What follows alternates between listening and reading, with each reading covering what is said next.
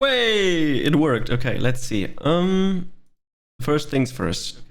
Gonna listen to my own voice.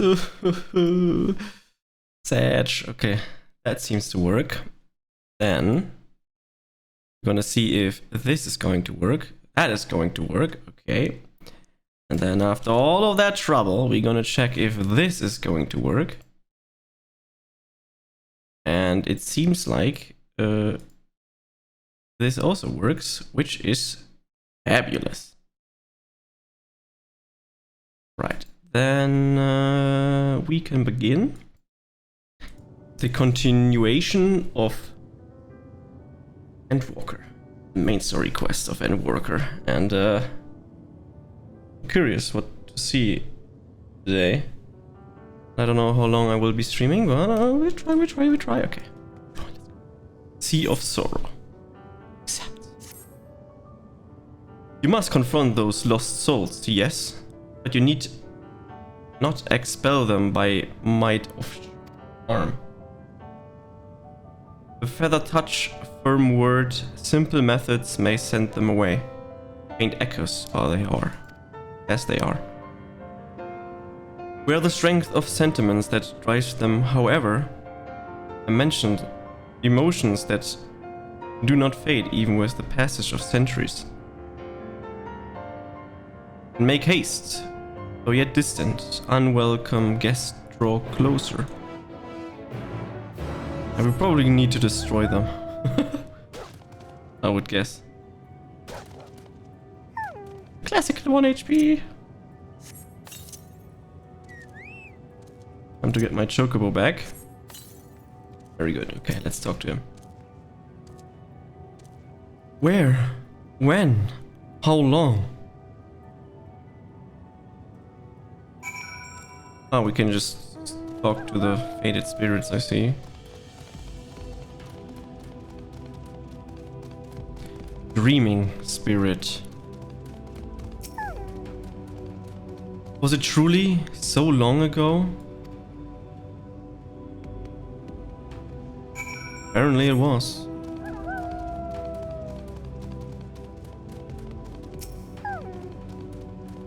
We were happy, at peace with the star. We nurtured it, helped it grow, our will, our creations.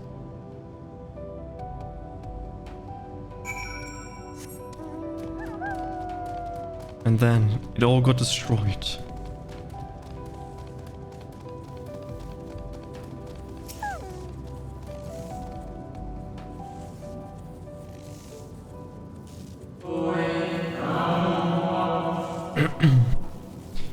We were the stars beating hard its life.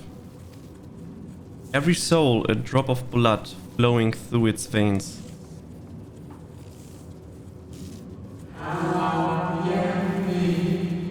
To live, to learn, to create, to make better. The star flourished as did we. Do you remember?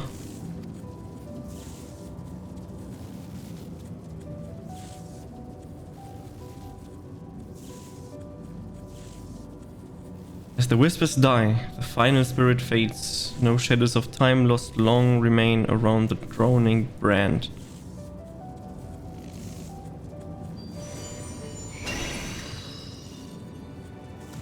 Dog!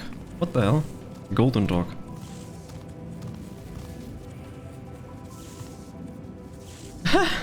Dude! An unusual lustrous dog is gazing at you with what seems to be fond anticipation.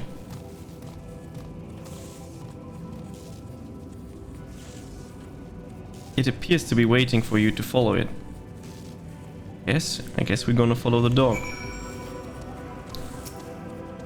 Follow the lustrous dog and try not to fall behind. Okay. Not too difficult, I guess. If it's not sprinting away like crazy out of a sudden.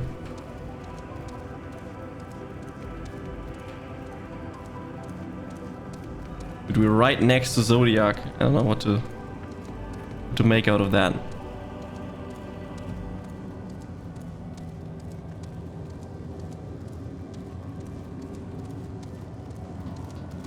But I would assume that the next big thing that we do is actually fight Zodiark.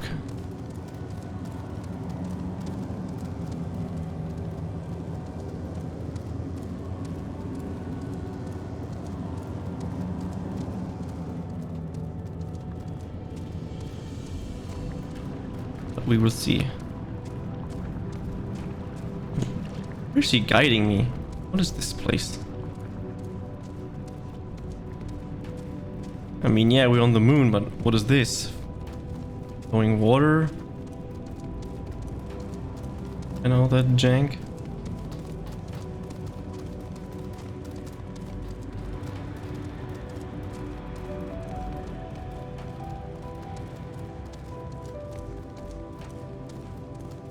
Oh, is he going to that guy?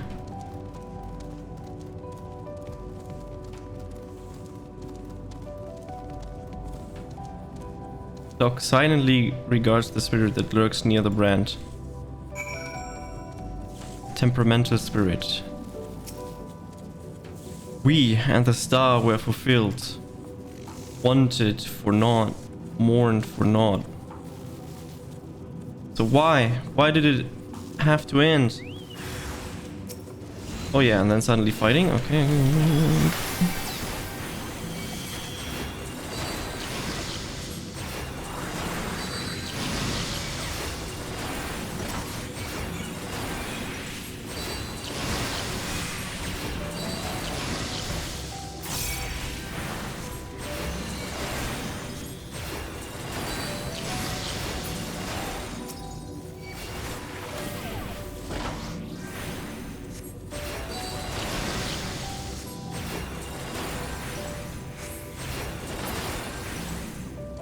Good job, Chocobo.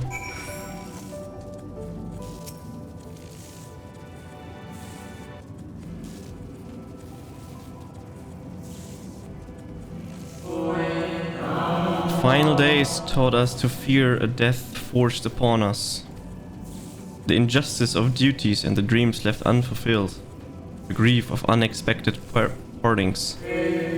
Swift as darkness, bold as ash. Such tragedy, yet no catharsis. Such truth, yet no consolation.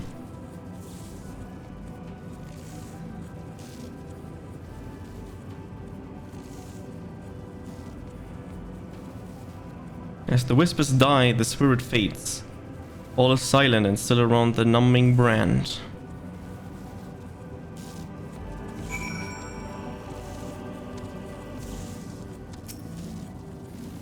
The lustrous dog is once again starting at your expectantly. And you were a... And who are you to deny it? Follow and try to not fall behind. No problem, we can follow this dog as long as I'm not triggering the monsters. I cannot just ignore them.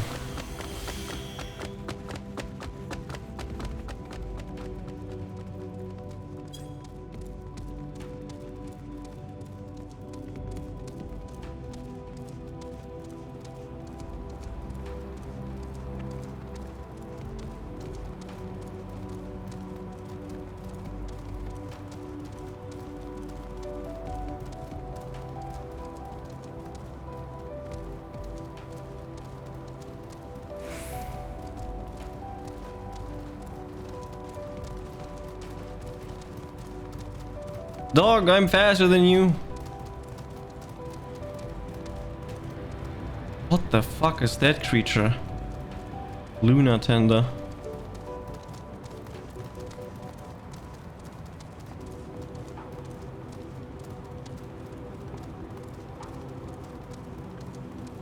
Ah, we're definitely going to that guy. You notice me? Dog silently... Stop it!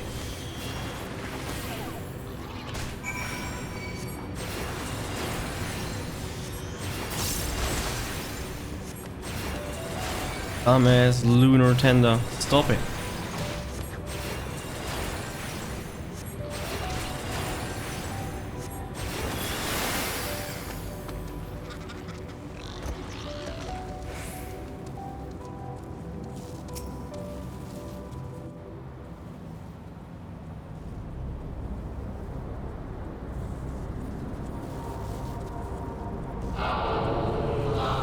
Our perfection came crumbling down, such overwhelming despair. In that moment we knew the end was nigh. The faintest glimmer of hope remained. We gave our lives that others may live. We gave ourselves to Zodiac.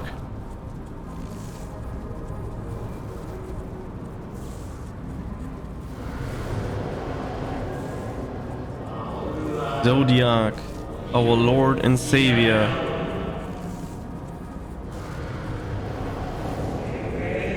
To forge our world anew.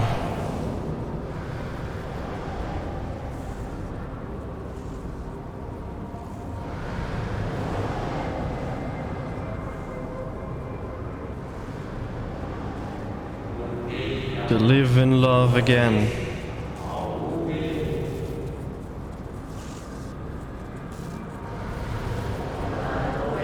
Become one with the star. Fill earth and heaven with life. Earth paradise where fear is distant memory.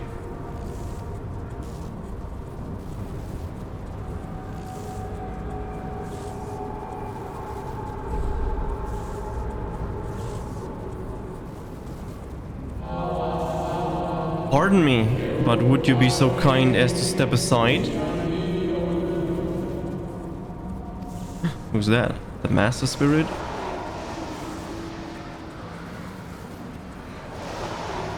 Oh, they're all leaving.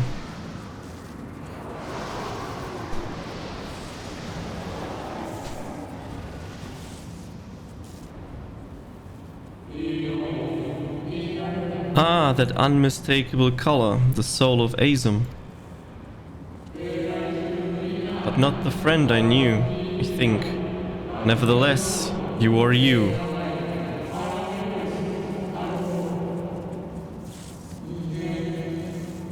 So Ahmed Selk meant for you to have it. Oh. Seem surprised. Why might that be?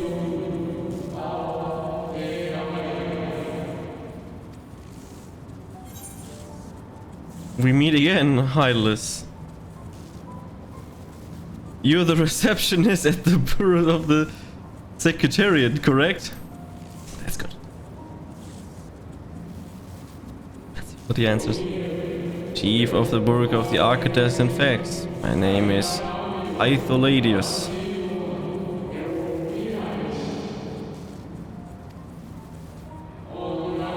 But how did you come to be familiar with our bureaucrats? I mean, I've been there.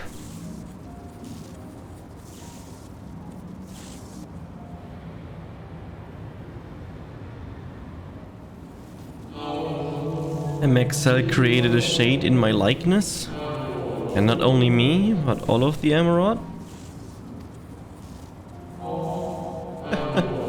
Oh, very like him.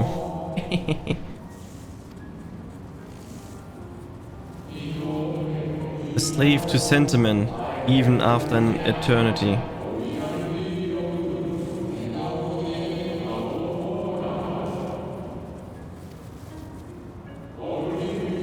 As you might have guessed, I'm different from the shade you met before. No mere approximations, but the original.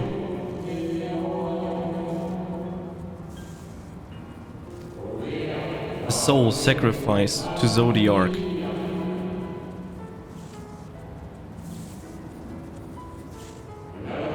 We remember in vivid detail the events leading to our purgatory. Plans and the plots for our resurrection, Island's intervention, and Zodiac's and the stars' final fate.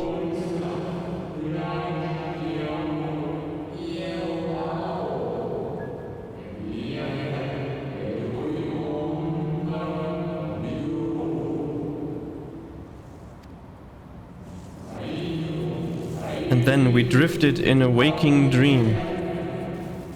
And our mind stepped in fog until you came. I know not what you and your friends intended for Zodiac or the future of the star. Nevertheless,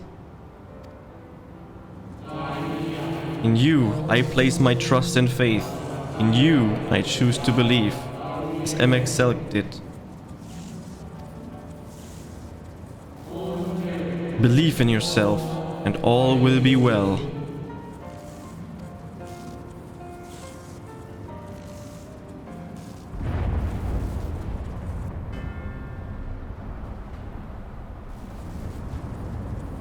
Oh, that seems to be broken even more.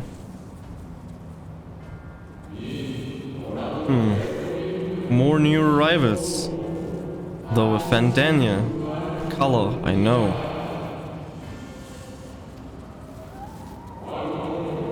And another, I do not, an unfamiliar, but fearsome being. They're here? What the fuck? I have kept you from your duty by way of apology. I will ensure that the shades hinder you no more. Protect the final brand.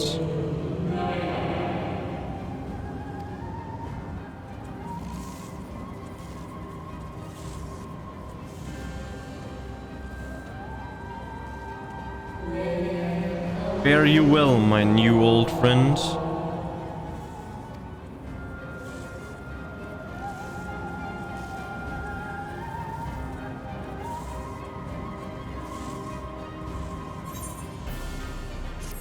Uh-oh. Fandaniel and Xenos are here. That's no good. To the moon! Indeed. First we go to the dog. Uh-oh. The dog growls. Agitated. We must protect the brand. Come on, boy! The dog nudges you with his nose. You get the feeling it wants you to hop on. We can ride it? Ride the dog. Let's go! With the powerful leap, the dog takes flight. We can fly! Let's go!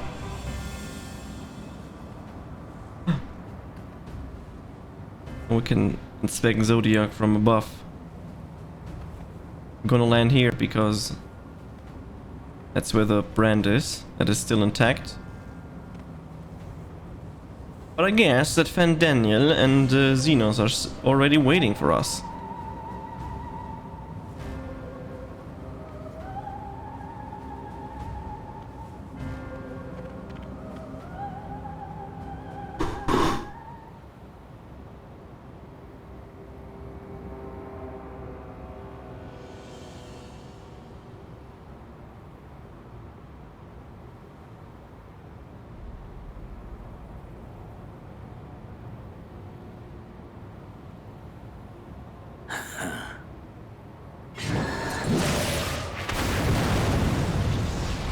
Oh fuck!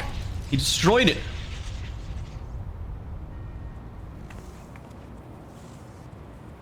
Now all brands are broken.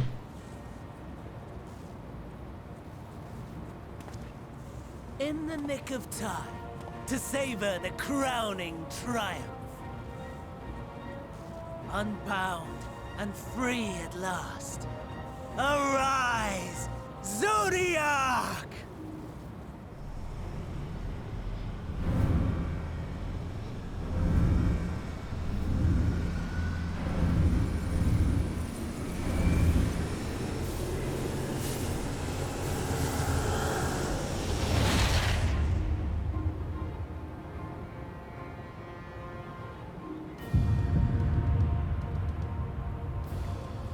Uh-oh. He's coming. Deprived of heart and will by the loss of dearest Elidibus. A creature of pure instinct, wanting for guidance.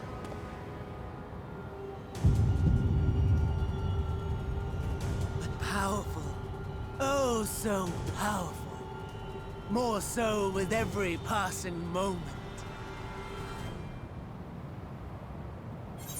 Oh yeah. Anticlimactic weight. Such potential, even in this incomplete state. Still the savior who delivered a world from certain doom. So, here we stand. You know my intent. Consume the god, then the world. Stoke your fury to a raging inferno, and dance among the ashes. Or perhaps you would face me here and now. A lesser but welcome amusement.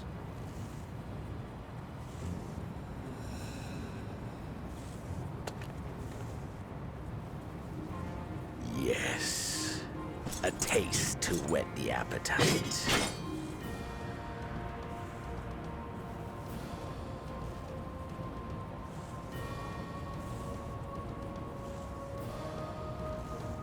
Sorry to spoil the moment, but might I ask that you postpone the slaughter until I've said my piece? I promise I will be brief.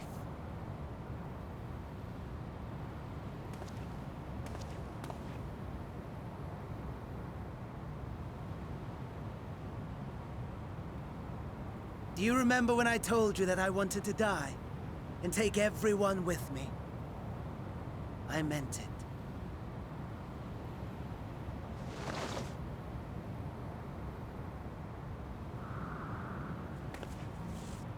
Oh!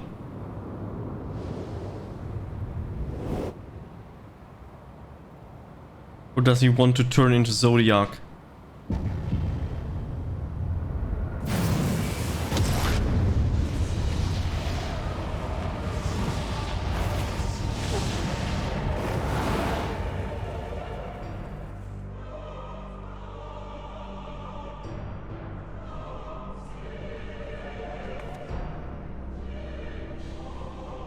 We are in fucking space, man.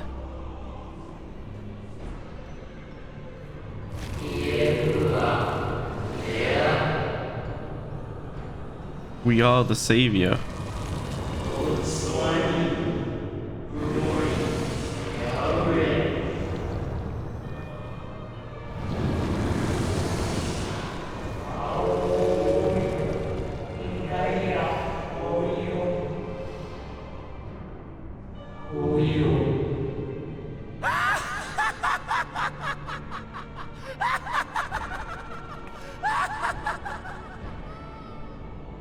Such lofty aspirations! And what sweet irony that the world's saviors will become the agents of its destruction!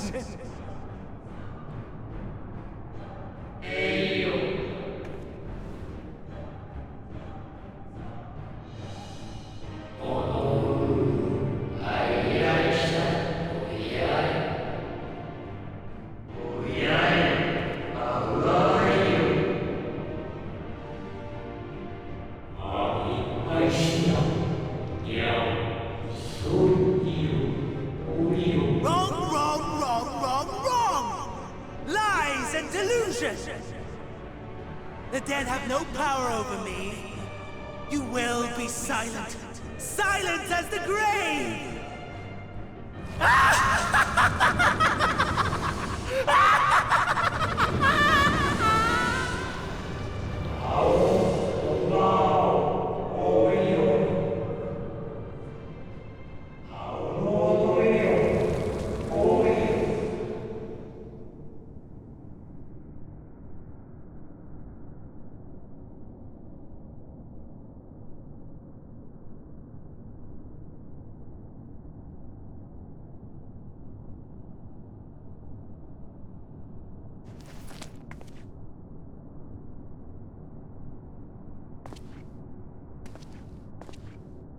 Believe and walk in faith. Let the light of your soul shine for all to see. Not quite the outcome you'd imagined, but a fitting one nonetheless. Don't you think so, Hades?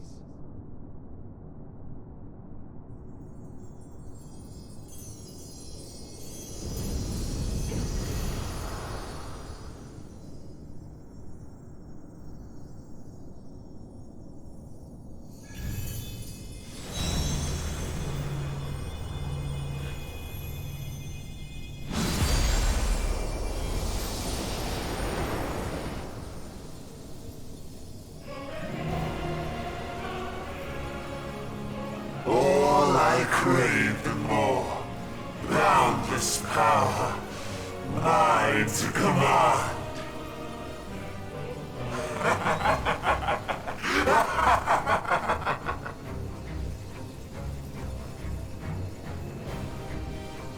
Oh shit! I had intended to pit my fractured divinity against Xenos.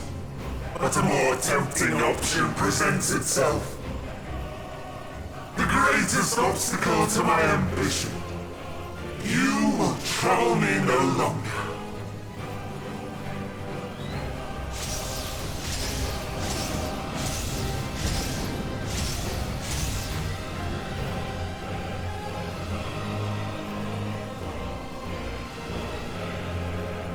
Okay, that escalated fairly quickly.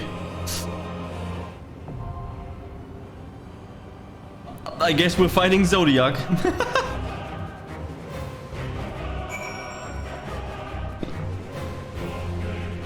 Okay, so you also want to fight, Luca, or not?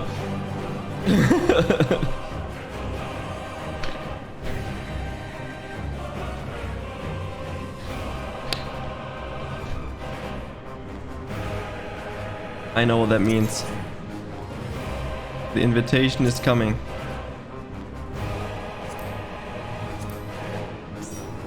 It's time to Reaper. It's time to the dark inside fighting freaking Zodiac. Just need to find a fight. Holy shit. It's happening! It's freaking happening!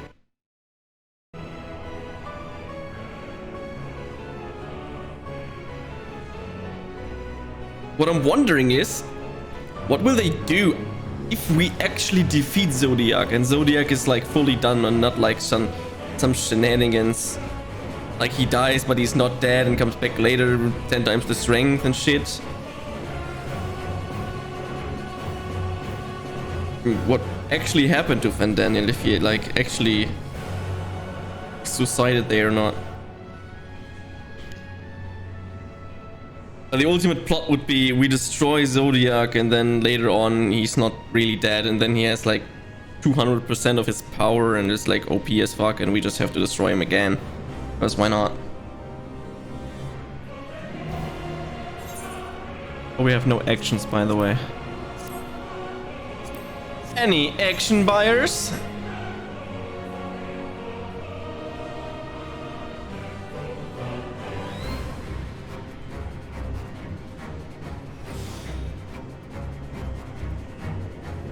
Very nice.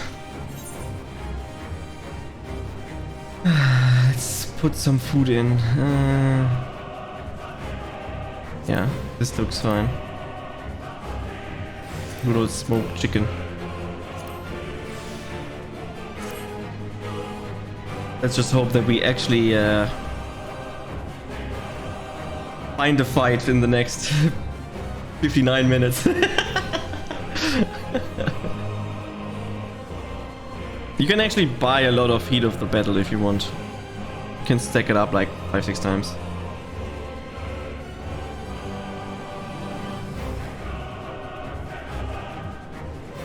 Dun, dun, dun, dun, dun.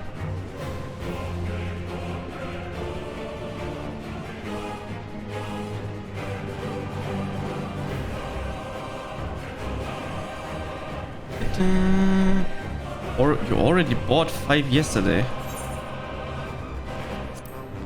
Oh.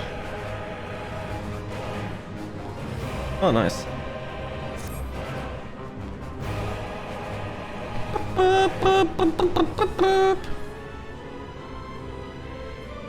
Ah, we are all DPS already. Okay. Only need healer and 2 tanks.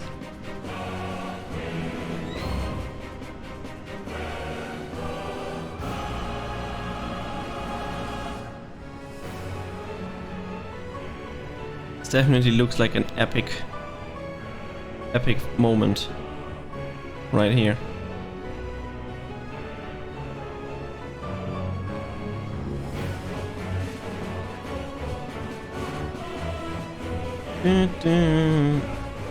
Feet are not really on the ground. Toxic.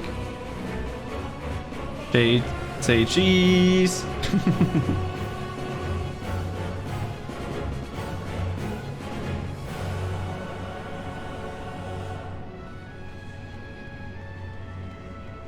Let's see how the outside looks like. Oh, okay, okay.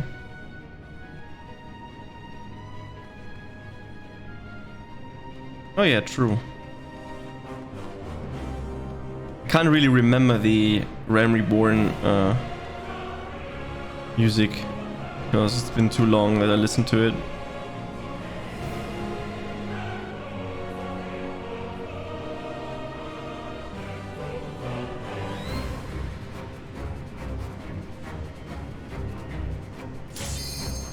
And here it goes.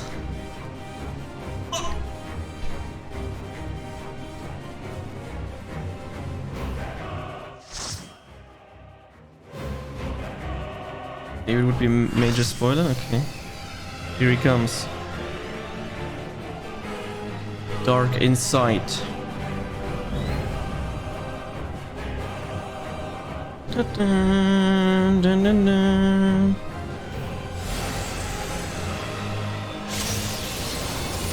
Look at my comrades. Establishing connection. All creation shall bend to my will.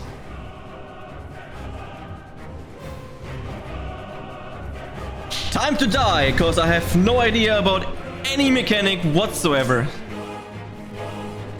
Let's say hey to the guys and let's begin. I guess this will be the main tank. Let's go. Come, and it will be beautiful.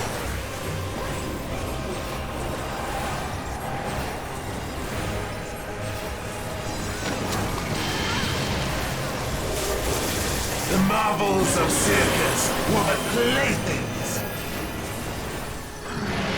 These guys are going to the right. Oh, what is this?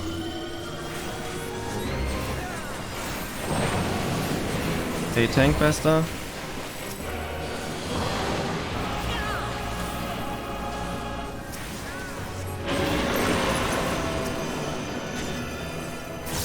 Okay. Laser thing on the left. Ah, it's only the front row. Alright, alright, alright.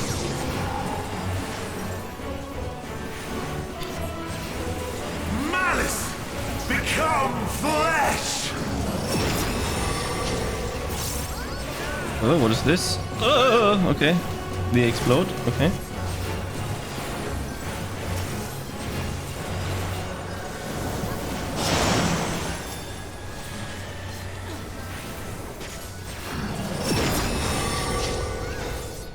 Hey, snakes. They're probably doing laser things, yeah. Laser.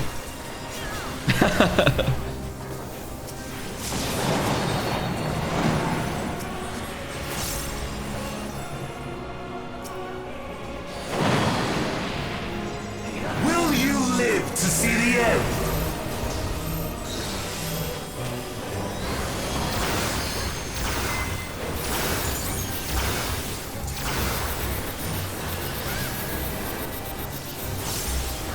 That was some escalation of healing. Ah, they do bing bing boom boom. Okay.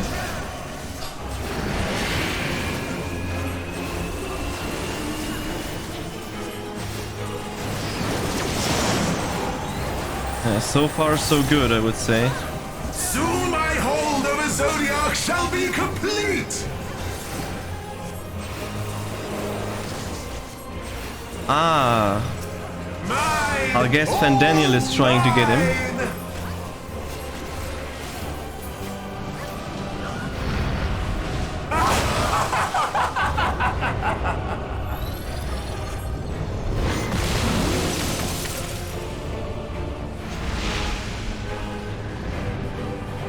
At last, I am become Zodiac. Ah, and Daniel jumped into it and then he's trying to become Zodiac. This makes sense. The natural order overturned.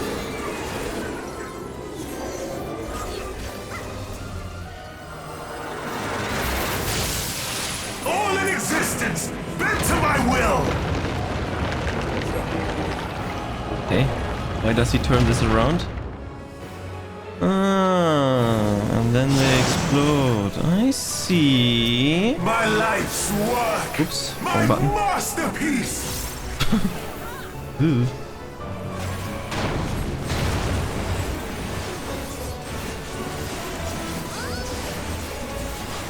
So many things that go. Oops.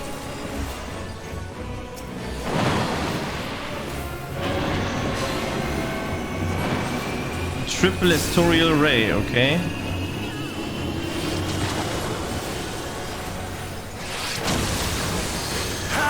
It didn't even hit me, what do you mean?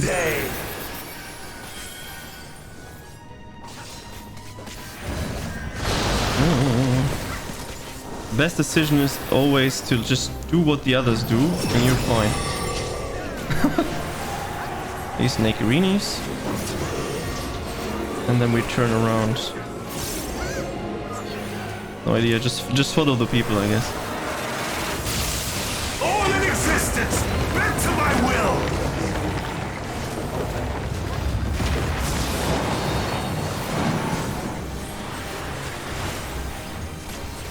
The great cataclysm, faithfully recreated. From broken skies fall tears of flame. All shall burn.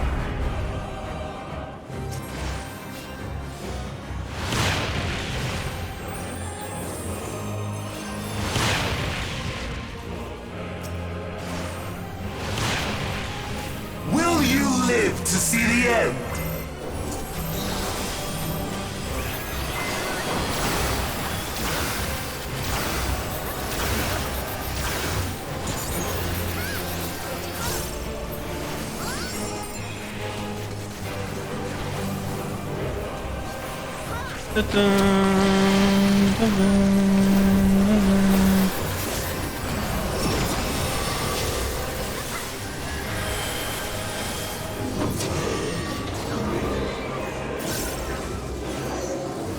Just go where everyone is going and we're good to go.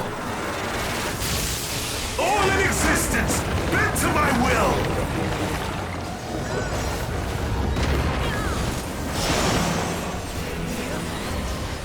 Will you live to see the end?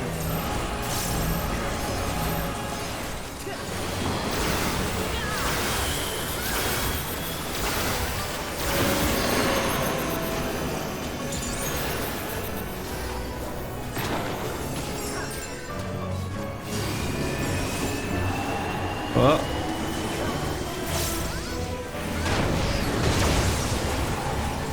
I have no need for restraint.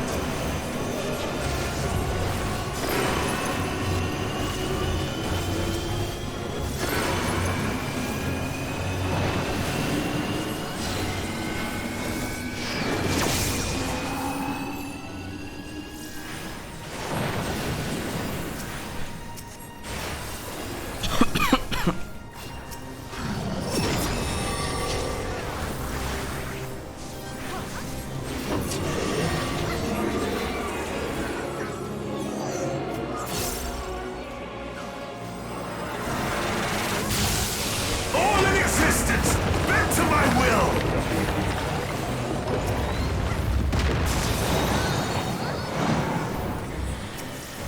Will you live to see the end?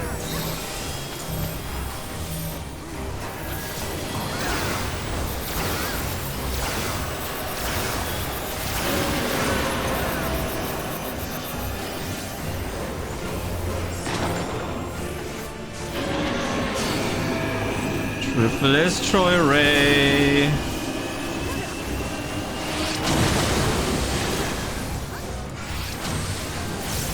And then we have the Tank Buster.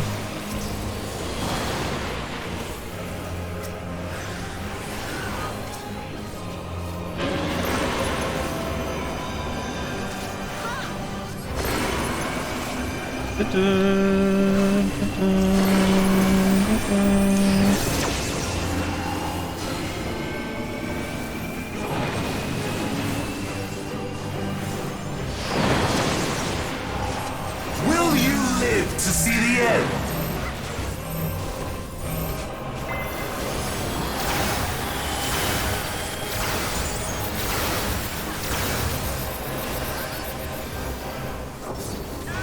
Limit Break enjoy us.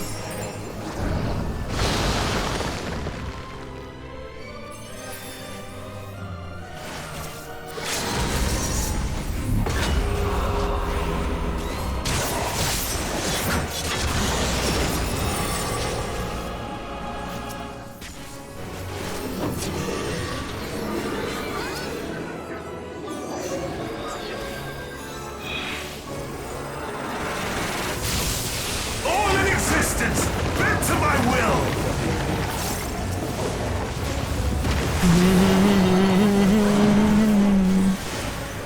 Will you live to see the end?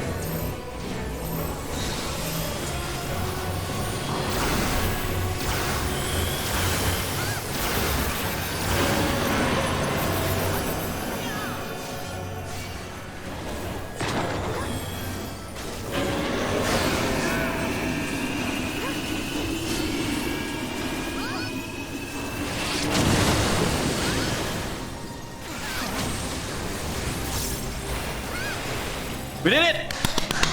GG! Is this the limit of your power? Is this how it ends? I guess he's not happy with about the power of Zodiac. Everything double. That's the spirit. GG.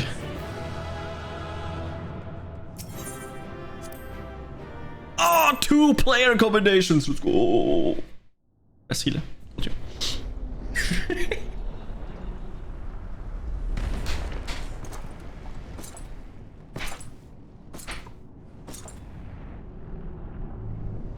Xenos. VS DPS. Well done, my preparations are complete and I stand ready to see Zodiac once more. Withdraw now from this place. The teleporter will deliver you to safety.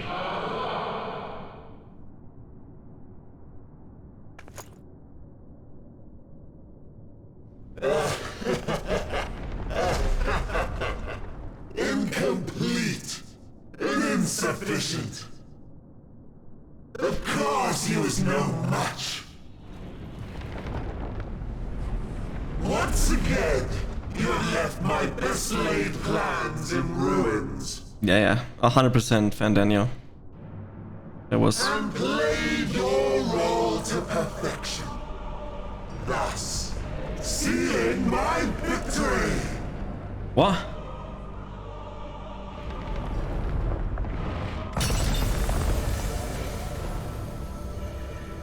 From the first, all I wanted was for you to kill Zodiac.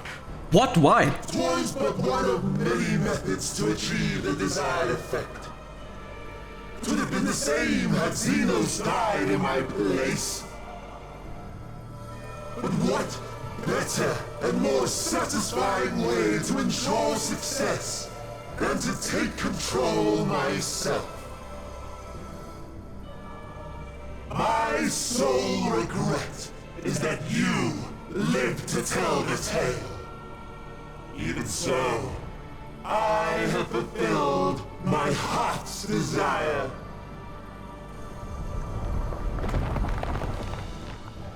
Let your murder mark the beginning of the end. The coming of the final days!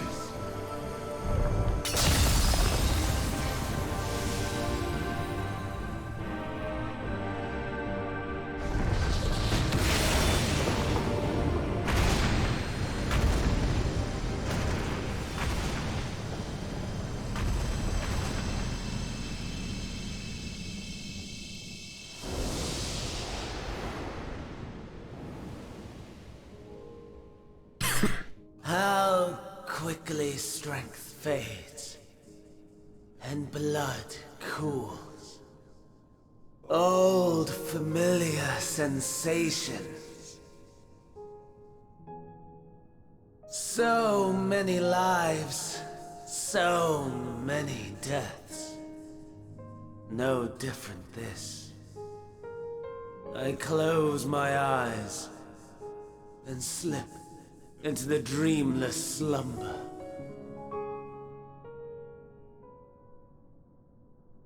A tired song and dance. Routine. Always I wake. But not this time. Nothing left unsaid. Nothing left undone. Inherit my hell. I intone with glee. The man I was would weep for what I have become. The all-consuming contempt.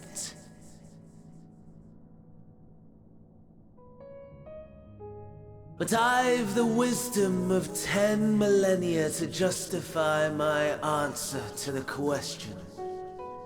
No value in their existence. Not a whit. For all that I looked. None that I did see. A final chance, then, for Heidelin and her faithful. In Cataclysm, prove me wrong. I sneer. All shall return to nothingness, as was your will, Emperor Zande. I, the star, and every living being, consigned to your oblivion.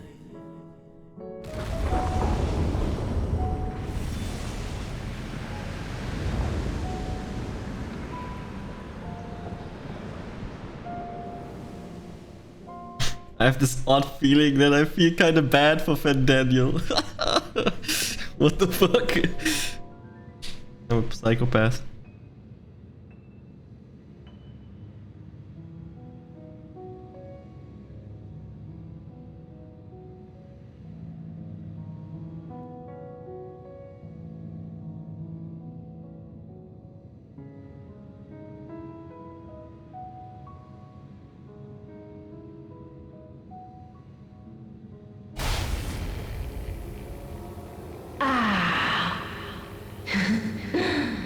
At last.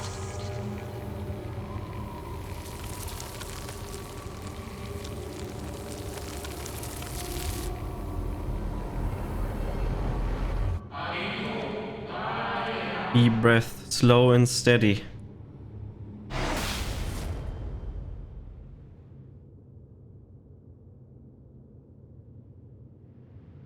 Why do I have a really bad feeling about something? You saw too, yes? The blue star below, thrown into turmoil.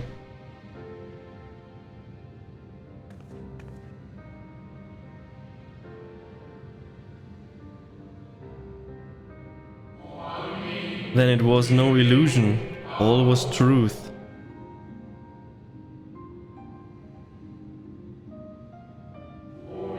With the death of Zodiac, the laws of natures over which he presided have begun to unravel. The final days are upon us.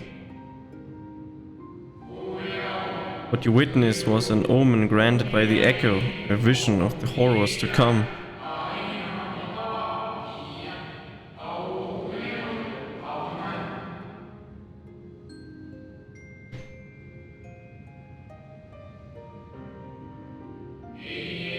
Time grows short.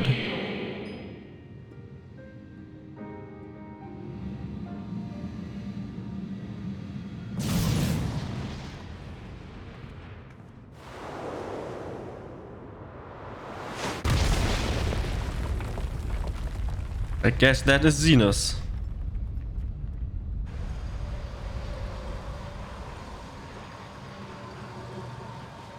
But on crack. Times 100.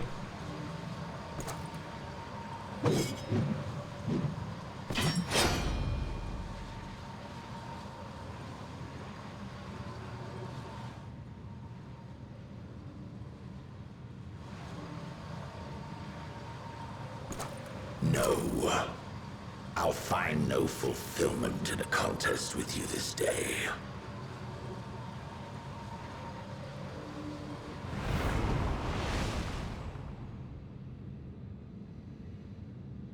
Slavering beasts gather at your gates, ravenous and eager. Already you turn to them and away from me.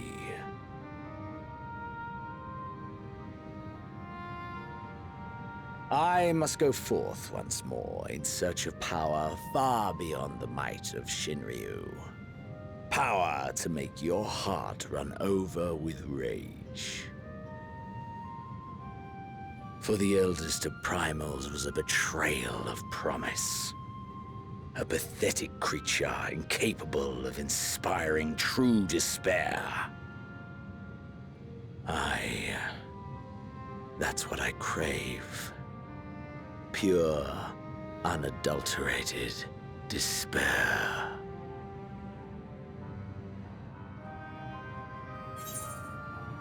Oh, we will win the day. We'll win the day. I will not fight for amusement. Enough.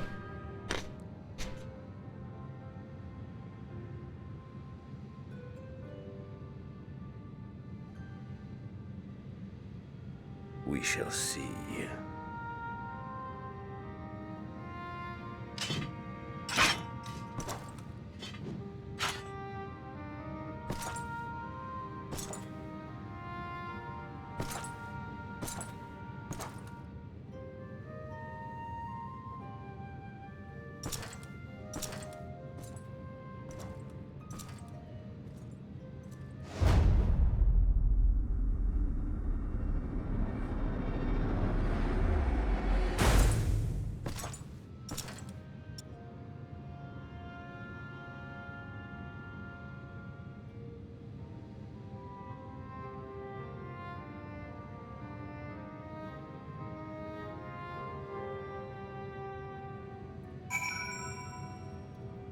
That was quite some experience, I would say.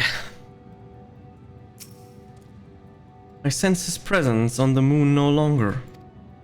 If you need to follow, then I beg you to stay and listen to what I have to tell you. Zodiac, the end of all things. Okay.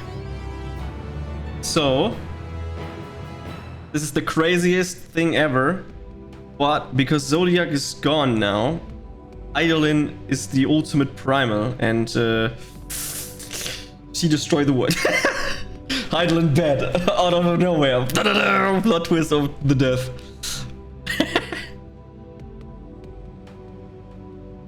No, let's go.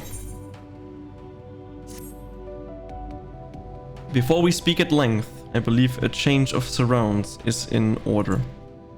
I have more than intelligence to share. You see, I sense other arriving not long ago. Though my communication with Eidolon have grown infrequent, I have learned enough from her to know these are your comrades. And as luck would have it, they have already reached my abode. Come, let us join them. Ah, the other are here.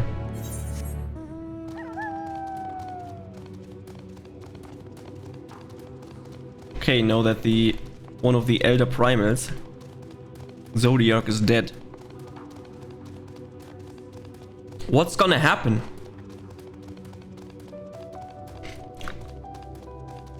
I have like a trillion question marks on in my head.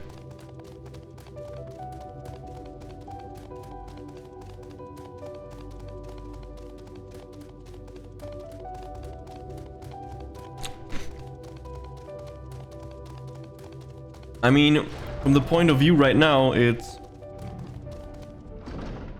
Because Xenos, world is happy.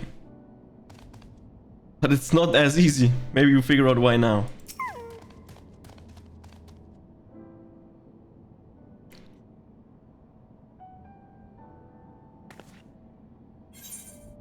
Thank goodness you are unharmed. We did what we could to subdue the tempered before making our way here. Not without casualties, unfortunately. Some few detonated explosives, killing themselves and others. And contingent healers had their hand full of tending to the injured and enthralled when we took our leave. Lest you wonder, Mistress Krill hath all been delivered unto their care. Serving as a conduit for Heidelin's power hath taken its toll, but she will recover in due course. As for Arfanaut and Alize, they insisted of remaining in Garlemont while we three rushed to your aid. It appears, however, that matters have already come to a conclusion.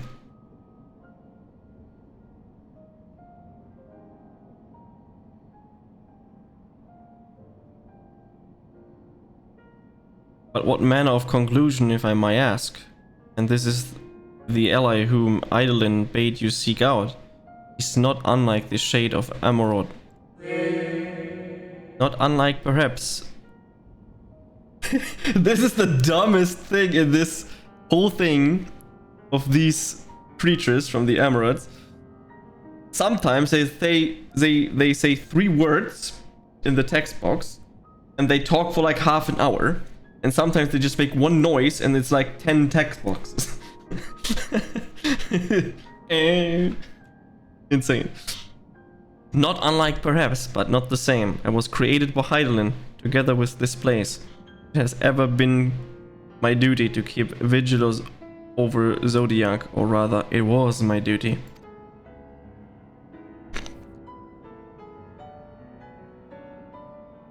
Yeah, so I was here, and then there was Zodiac, and I killed him. And then Xenos became absolutely crazy. And then the world is exploding and dying. And Zodiac is no more? Exactly. Apparently. And not without consequence, I'm afraid. For now, the delicate weave of the star, preserved by his presence, will begin to unravel. If you mean to avert the final days, you shall have need of... Are you alright?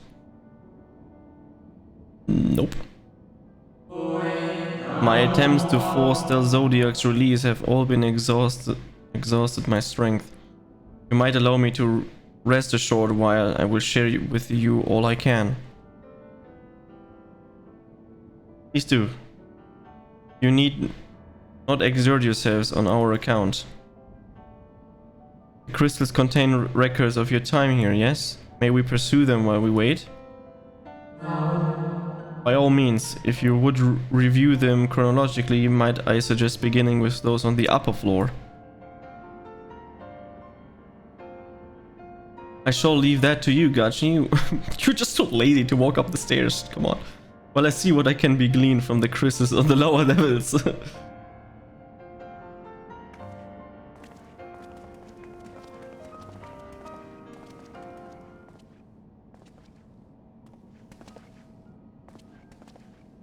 It wouldn't surprise me that he wants to tell us something so badly, but he has no power, and then when it comes and then he's a little bit rested, that he just dies or some shit, and he cannot explain us what's happening.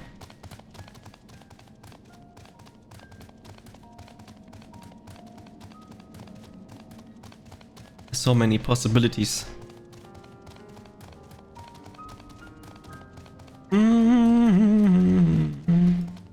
Only glowing crystal.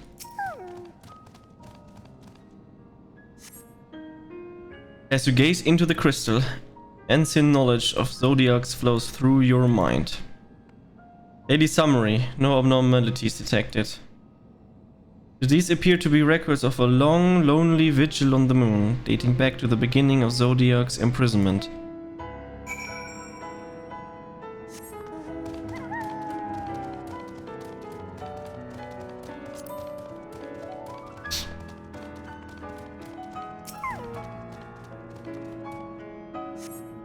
As you gaze into the crystal, knowledge of past calamities flows through your mind. The records describe how, with each rejoining, Zodiac's thirst for freedom grew, as did the strain on the brands. Maintaining Zodiac's imprisonment appears to tax Heidelins greatly. Or maybe that Zodiac is gone, she can finally unleash all her power, because she doesn't have to withdraw him the whole time. As you gaze into the crystal, knowledge of past rejoinings flows through your mind. The records describe the Watcher's efforts to prepare in the event Zodiac broke free from his prison. The records go on to describe the maintenance carried out regularly with the Loporids, though it is not clear who or what they are.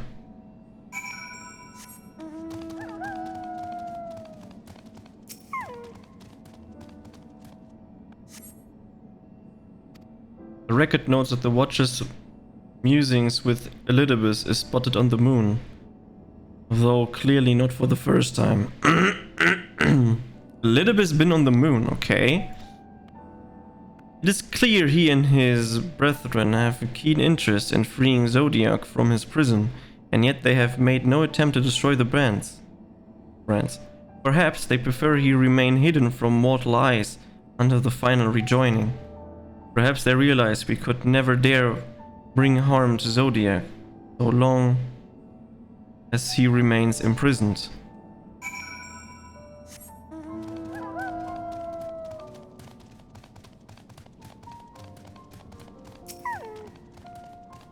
Did you learn anything of importance? Yeah, a little bit.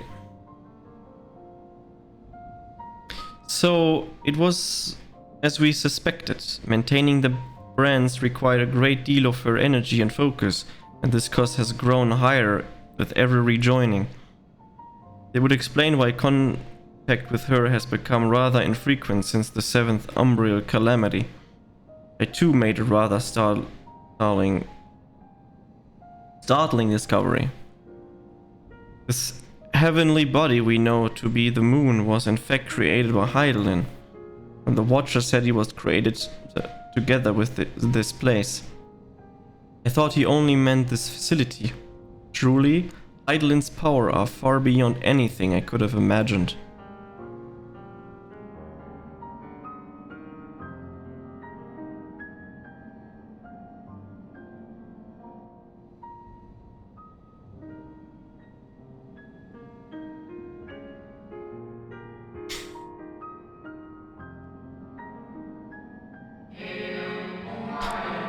I thank you for affording me this short reprieve.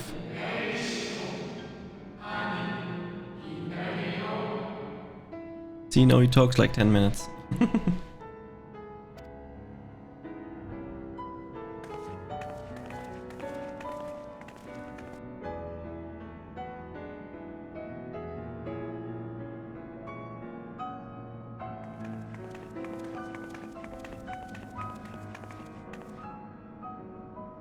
It is we who should thank you.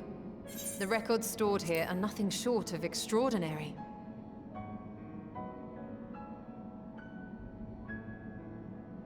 There is much we could learn of Zodiac and his imprisonment, but perhaps you could offer us more focused guidance. Pray, tell us of the calamity that came before and comes now again.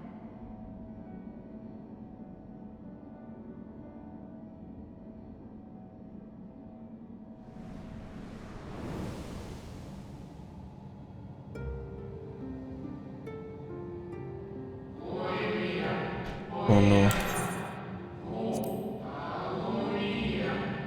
Long ago, before the great thundering, there was but a single word. Aetherius. Iris? The fuck is that? One day, from which the earth a terrible cry issued forth, acting a profound change in all manner of life. We were not exempt.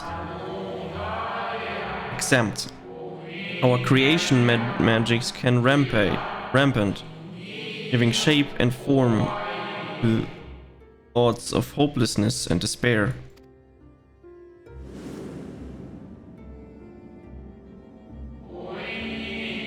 first the phenomenon was limited to a single region, but quickly, so very quickly, it spread and engulfed the whole of the star. Were the ancients ever able to deduce its source?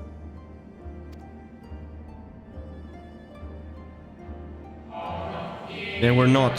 However, the convocation struck upon a method to predict where next the corruption would manifest.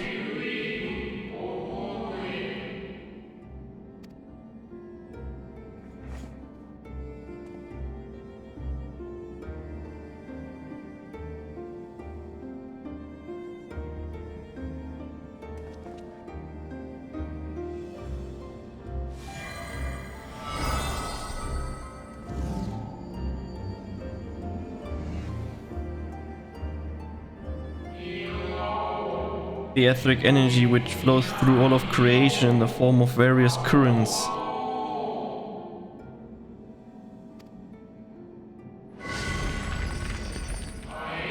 The currents which course through the land and seas. Courses. Those which flow through the very air.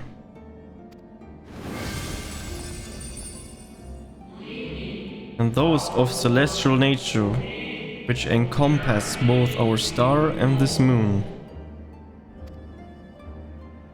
Celestial currents. I cannot say I am familiar with the concept. It's the flower thing. Nor would I expect you to be. Few scholars of our time knew of their existence.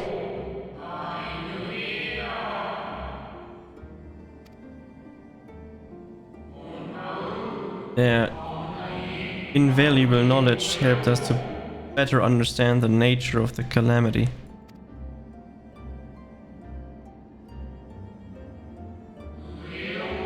Like the terrestrial one of earth and air, the celestial currents from a vast network, the ethereal distribution is not consistent. The convocation soon realized that the inciting incidents occurred in regions where the flow was weakest. Correlation without clear cause, ultimately. Nevertheless, in closer study, stagnancy of ether was observed in nearby currents.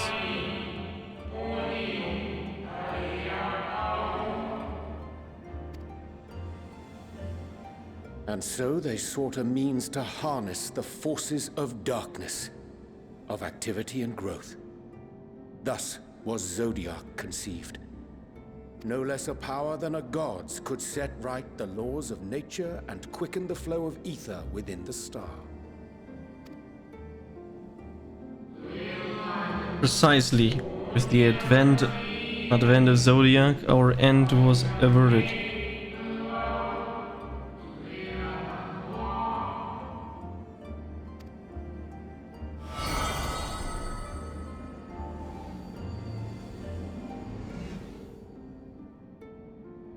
Emmett Selk claimed that those who summoned Hydaelyn did so because they saw Zodiac's power as a threat. Is that true?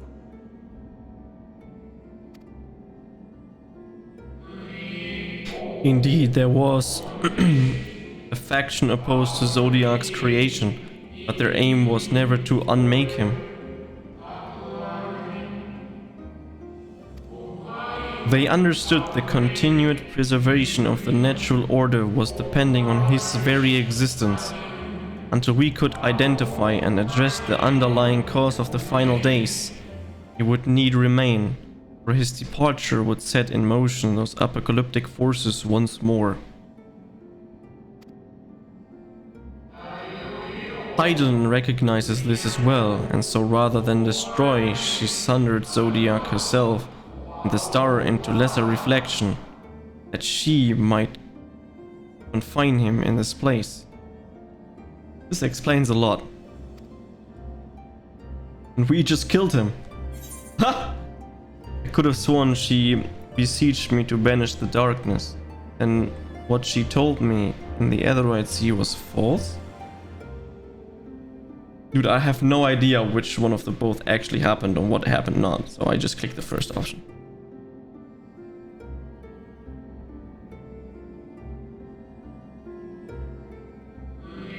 Perhaps she did, but as with all it beings, intent is not always in accord with spoken word.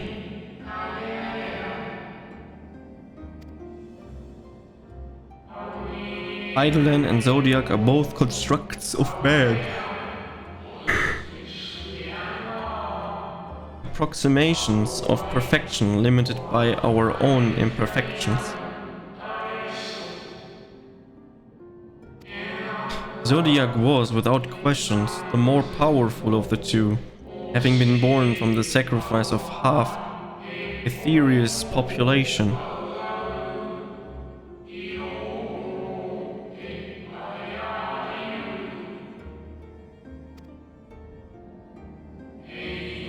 Thus was it necessary for Eidolon to commit herself fully to his defeat.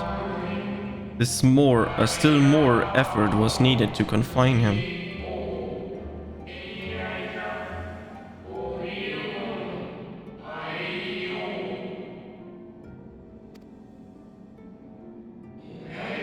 Maintaining the brands taxed her greatly. With what power she dared spare, she cried out to any who might listen, and offered her blessing to those who needed her help, her call. Who heeded her call. That makes more sense. Though it was likely within her power to do so, I believe she did not wish to speak of Aetherius and her history.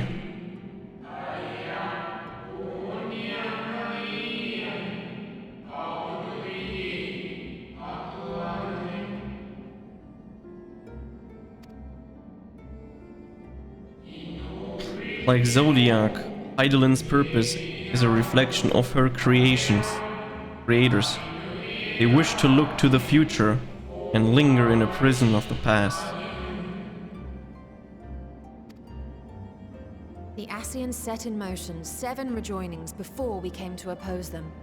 How many more worlds would have been lost had we not placed our faith in her? How many more souls living in the present would have been snuffed out for the sake of those long dead? Well, in light of recent events, I see no reason to doubt your words. And even if Eidolon is not a god in truth, if Minfilia believed that we should trust in her plans, then I choose to do just that. Which brings me to a rather important question. Let's suppose we try but fail to stop this second coming of the final days. Should the source fall, what will become of the other worlds? Good question. The nomenclature is more fitting than you know. I don't even know what that means. Okay.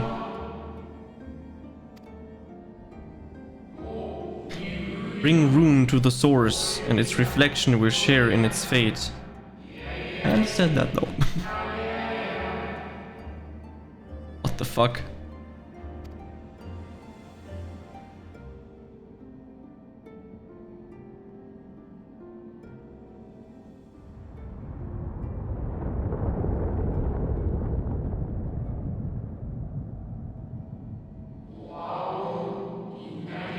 Ah, it is ready. This way, if you would be so kind.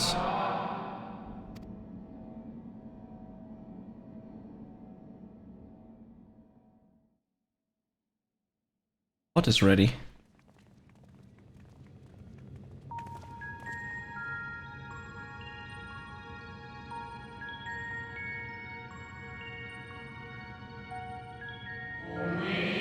Beautiful sight, is it not?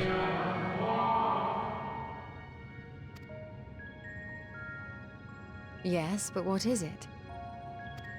Exactly. Eidolon knew better than any that her power was not absolute. Indeed, she has ever struggled to hold Zodiac and his faithful at bay.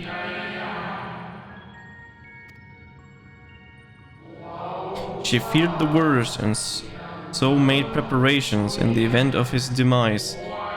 There would be a contingency. This moon is more than a prison. It's a vessel capable of bearing the people of Helios to safe harbor.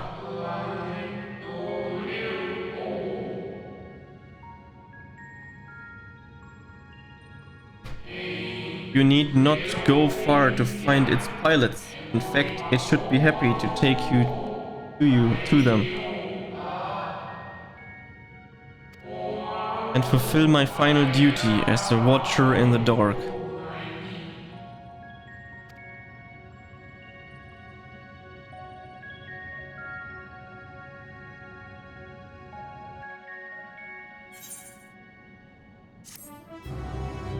This changes everything. Everything.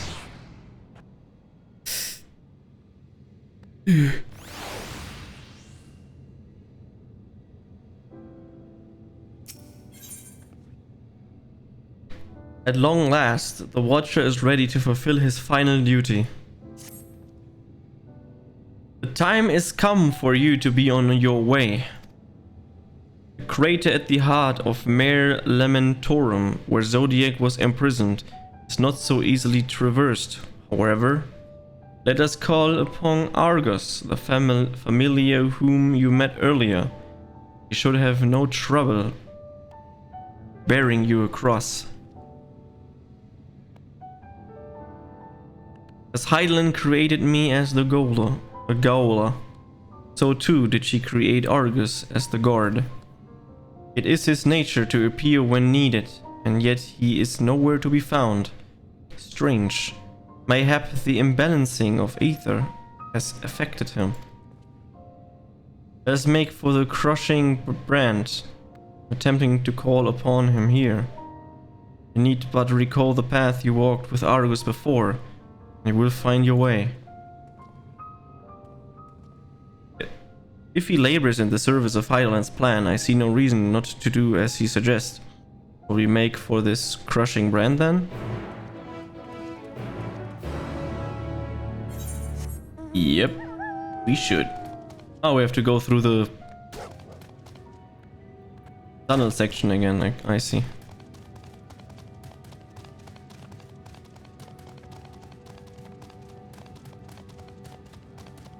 Damn, man. This is definitely some experience I'm experiencing here.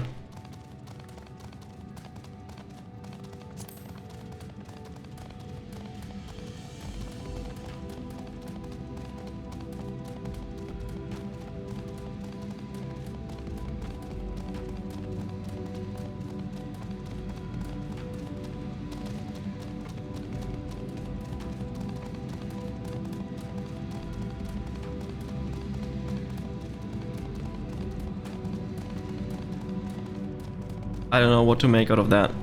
Not gonna lie.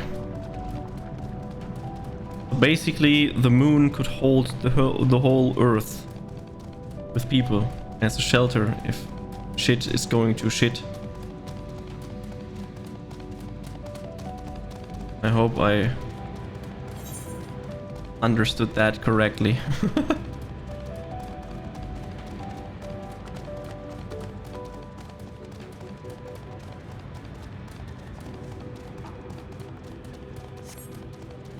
Genesis Rock.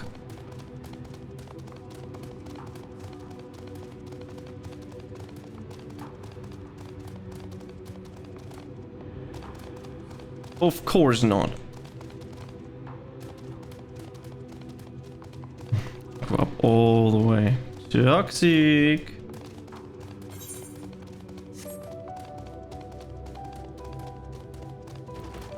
Oh, there he is.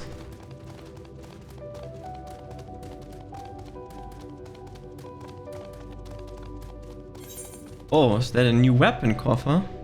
I just read.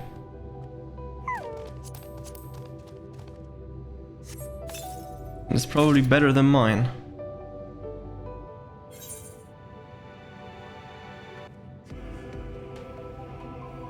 Tiny little tiny thing, but it's actually not better because I have materia in there. Unlucky! The place we seek is just ahead at the Chlorophorus Grot. You see, Argus cannot manifest without sufficient concentrations of ambient ether. You would be hard pressed to find a greater influence than inside his cavern. Follow me.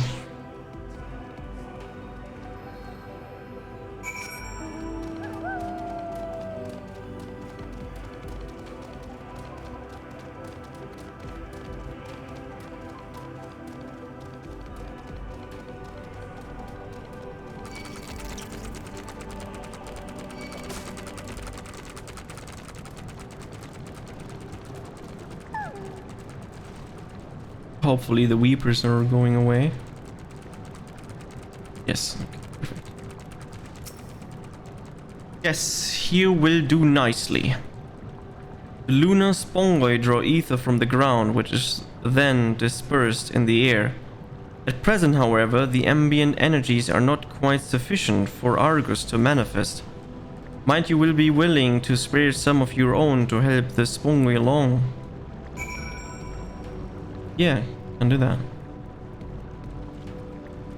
Spongoi. This is a sponge. That's why it's called spongoi.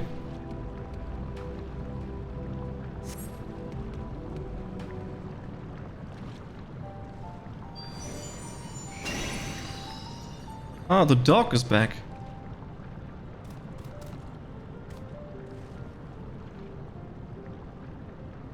Argus manifests in a flash. He seemed glad to see you again. A most fascinating creature of Hydaelyn's, would you not agree? Should the need arise, he is even be able to create reflection of himself on a whim. Though I assure you it was no reflection with accompanying you earlier to the brand. No, Argus was quite eager to be at your side then, as he is now, it seems. I cannot recall when last he showed such an affinity to anyone. Indeed, I thought him more likely to shy away from you and your companions. Perhaps it was more than a sense of duty that compelled him to aid you before.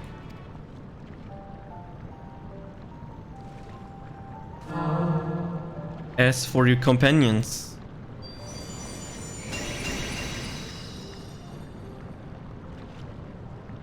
unexpected, but greatly appreciated.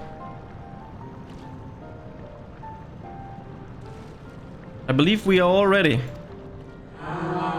Then let us return outside, that you may cross the chasm.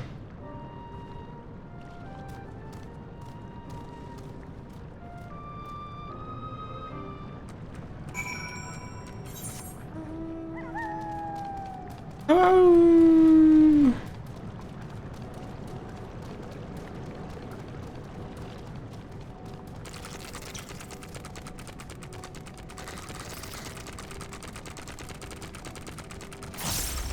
The stepping sounds.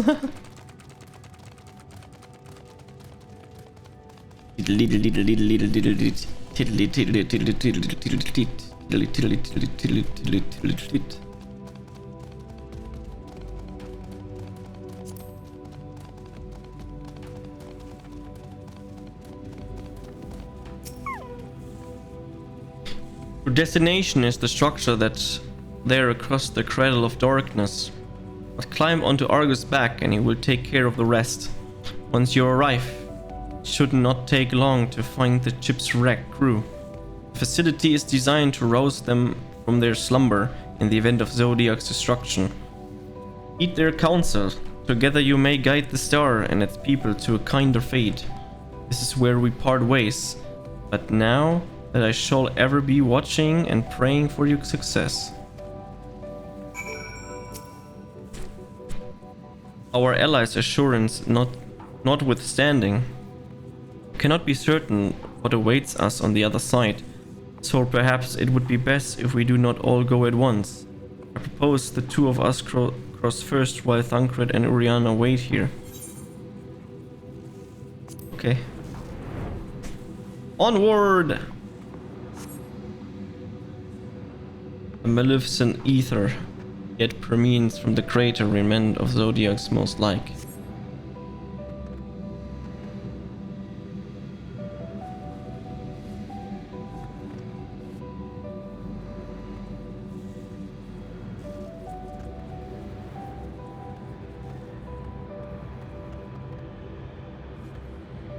Just a little further, there's a big entrance door. What the fuck?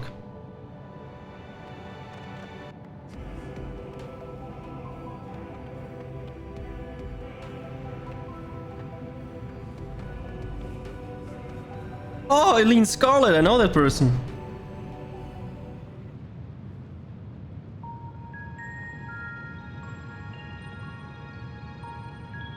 That person did propose Shadowbringers with me.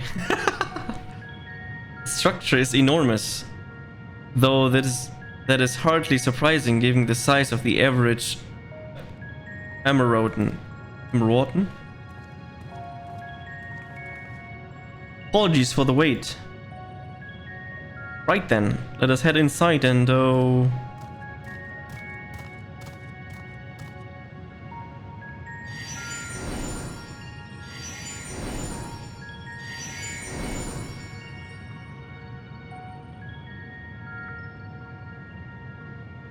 most intriguing, the means by which he conserves energy mayhap. Well, I certainly wouldn't want him to blink out of existence on our account, helpful as he's been.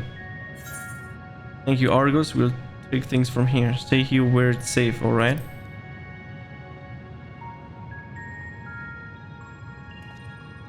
If Argus is to remain without, let us not keep him waiting over long.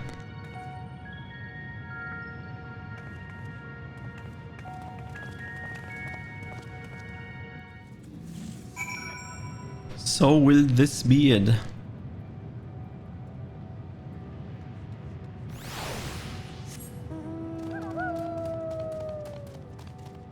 Ooh.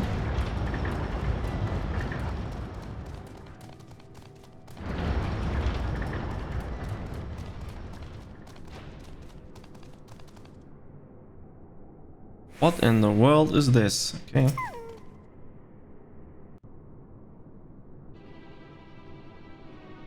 There's spooky music.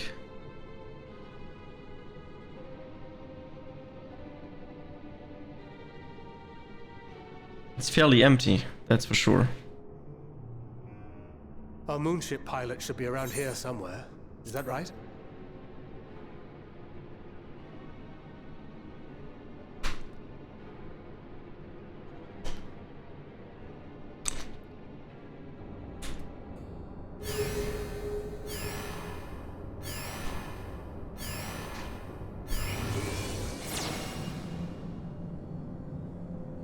Oh no. Cats. Bunny cats. It's a nice cat, by the way.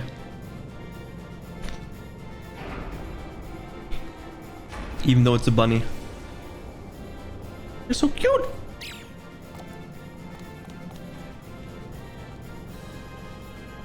This is a victory theme.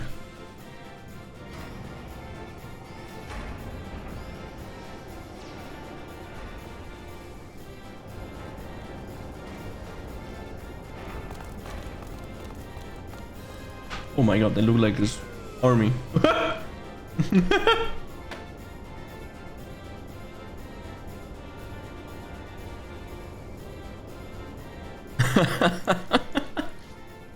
Oh, is that their leader? Look lively, everyone! I know, this 1243rd inspection is a mite ahead of schedule, but it is of the utmost importance, for Zodiac, alas, is no more. There's no more. As of now, our mighty moon has a new purpose, to bear the people of Aetheris to safety. Our time has come, my friends! They're happy that the world is going under. Let's go! Finally useful. We must be swifter than swift. There is much to do before our guests arrive. I expect your workstations to be immaculate. And don't forget to relay our signal to Aetheris. Questions? Yes? No? Maybe so? No? Then hop to it!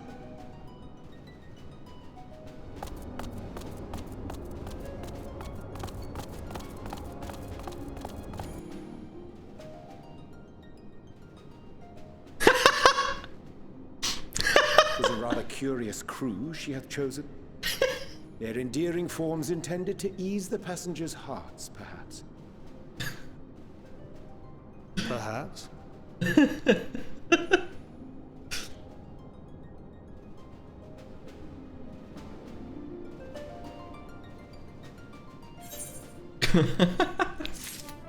Hilarious.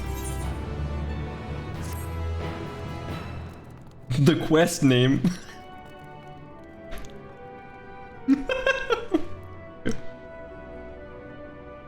They must be the Loperids mentioned in the Watchers' records. Not at all what I expected, but the Watchers did bid us heed their counsel. I assume the one who gave that rousing speech was their leader. So we might have to talk about in order to track them down. Come on then, let us be about. I'm all for bunnies. Shortcut! Ah! Is that an ether crystal? It is! Can I tune this? Please, please, please, please, please, please, please, please, please, please, please, please, please. Don't say deactivate or some crazy shit. Etherite! Yes! I can attune it. Let's go!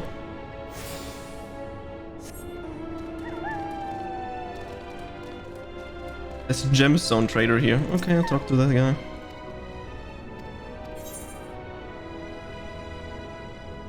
Okay.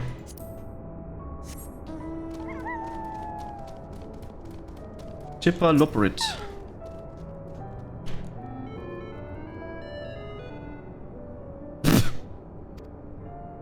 The leader of the crew, not me, I'm afraid. Singing Sway the name. I'm in charge of the construction of and maintaining of the atmospheric circulation system. Only the crispest, cleanest air for the people of Aetheris, and that's a promise.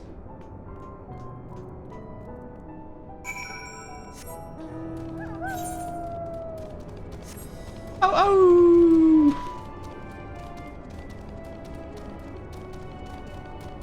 This old Final Fantasy music gives me, you know, nostalgia vibe. Lem lem lem lem lem lem lem leader, no. Sleep and way, my job is. Perhaps I'd better ask.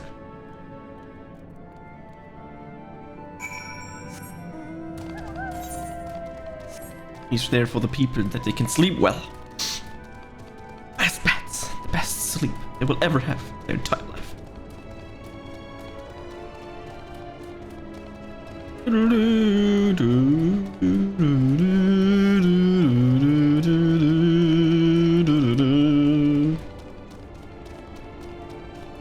Music is great.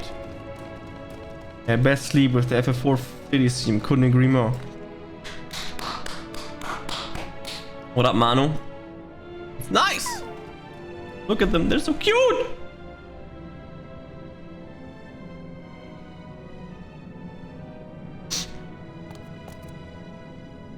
What? How in the... When did you get here? Who let you in? Why wasn't I told? Take me to your leader. Hum hum hum hum. We're the one giving orders. Haha, take the hum hum hum.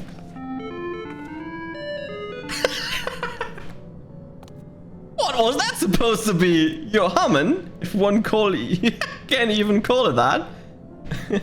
It trust the key off key. It should sound more like this.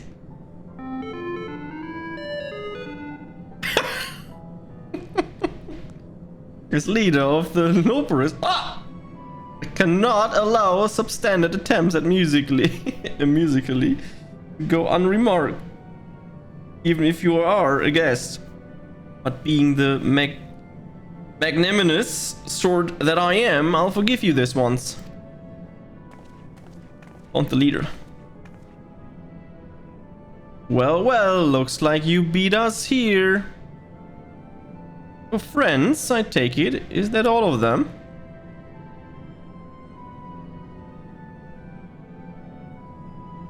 A group comprised entirely of children. What must their parents be thinking?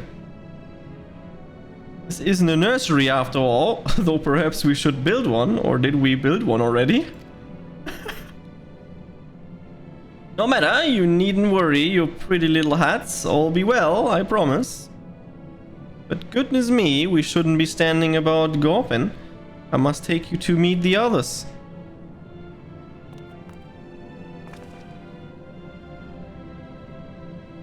If you could run along back towards the entrance, you will find a path that leads to the central platform of the upper floor. There's no wrong way to reach it, but it's the large glowing ball at the center if you should find yourself lost. I shall gather the others and meet you there. Well then, back to the upper floor it is. You just woke up. Damn, you slept long. Your 7 to 8 hour nap was fairly long, I would say.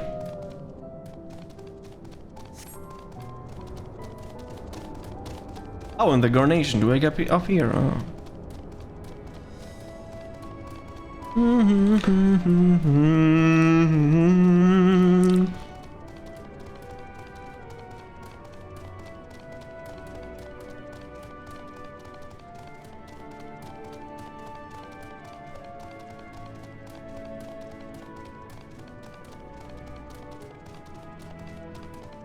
Was just the second 7 to 8 nap today. The casual, I sleep 23 hours a day.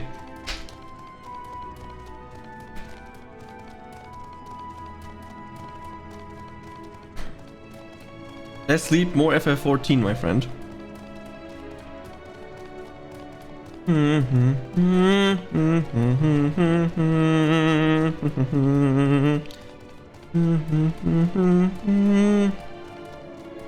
25 hours if you want to be correct. Valid point, valid point.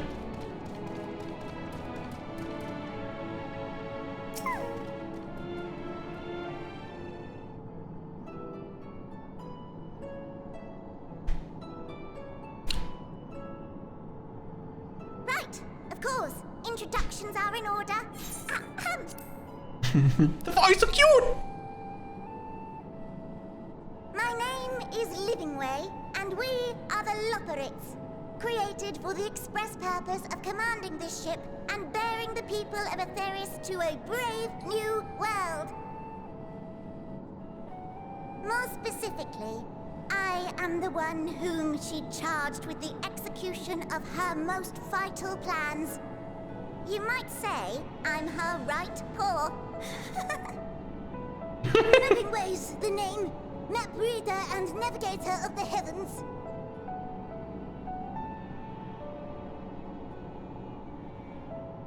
Pleasure to meet you all, but I'm still trying to make sense of this. Valid point. Confusion and bewilderment are completely understandable. Fear not, I shall walk you through it. The people of Aetheris, through no fault of your own, I'm sure, set in motion a series of events that, unfortunately, culminated in Zodiac's obliteration. Like it's nothing. Acutely aware of the imminent crisis, your parents sent you little ones on ahead while they began the necessary preparations.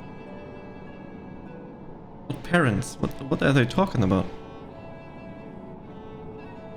Still not following? No? Very well, I shall elaborate further.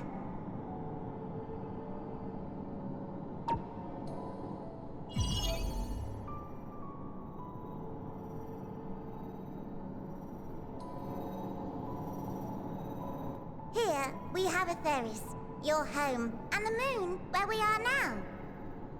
Without Zodiac around to keep things lively, so to speak, the celestial currents of the star have doubtless begun to degrade.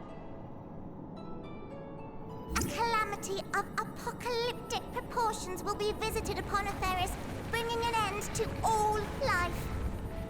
There is that. So too hath the Watcher claimed. By thine unperturbed countenance, I gather this eventuality was anticipated. The doom and gloom. Oh yes, quite expected. Okay. Imagine, if you will, that Atheris is a delicious carrot that I've forgotten to eat and left out in the midday sun. The most earnest wishes or prayers will not stop it from rotting to the core.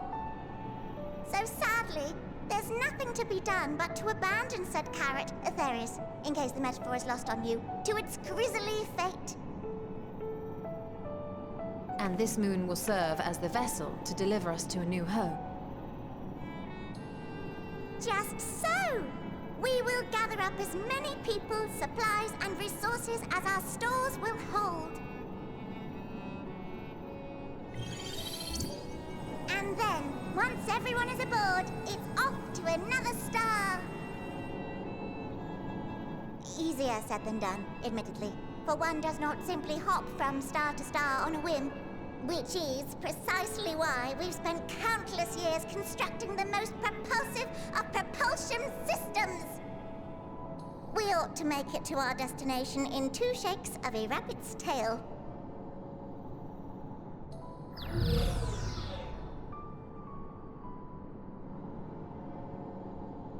Impressive technology. I dare say it is beyond anything we have ever seen. No need to shower us with praise. All we've done is faithfully carry out the instructions left to us by Hydaelyn.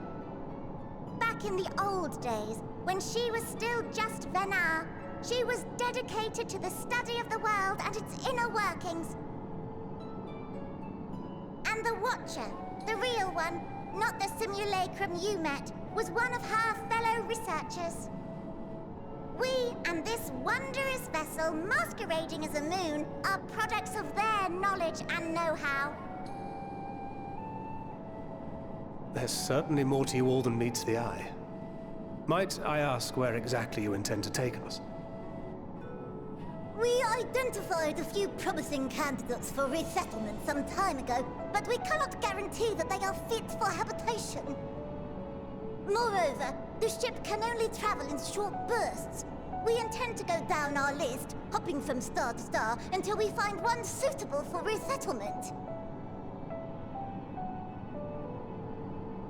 No need to worry, though.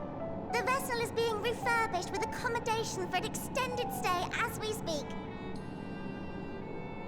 While we did have to rely upon outside help to determine what amenities were essential, I dare say we have risen to the challenge.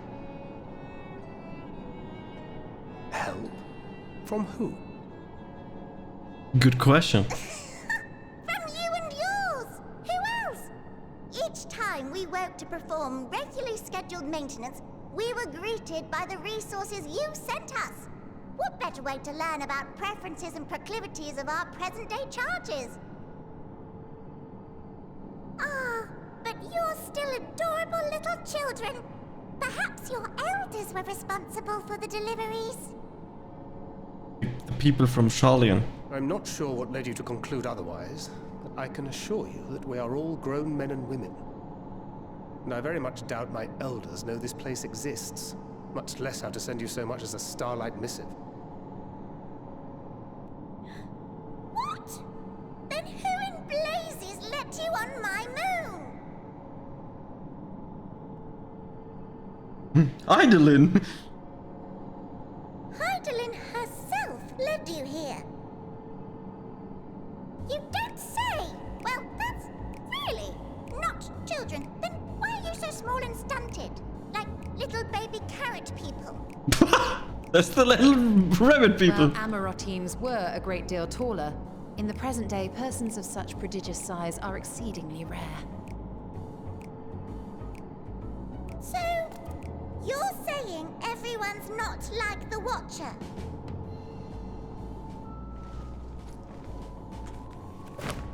Oh, confound it all! Someone could have at least scribbled a note about your profound miniaturization. That tome in thy possession. Oh, this? One of the first books sent to us. A compendium of the people of Aetheris, with a few blank pages at the back for minor corrections and updates as needed. The sum total of our knowledge of your kind is contained in these pages. I thought it was abridged and made small for our benefit, but this isn't a regular-sized book, is it?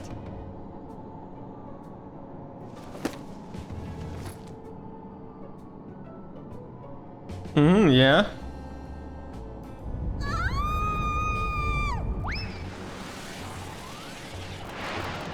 Panic!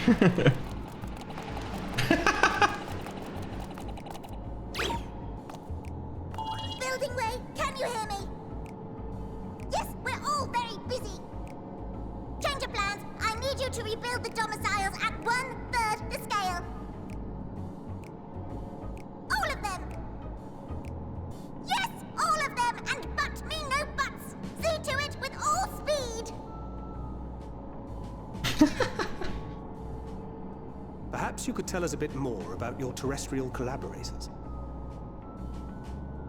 Yes, in due time. But first, I'd like to hear more about you, if it's all the same. I'd rather not risk any other complications due to outdated knowledge of our passengers-to-be.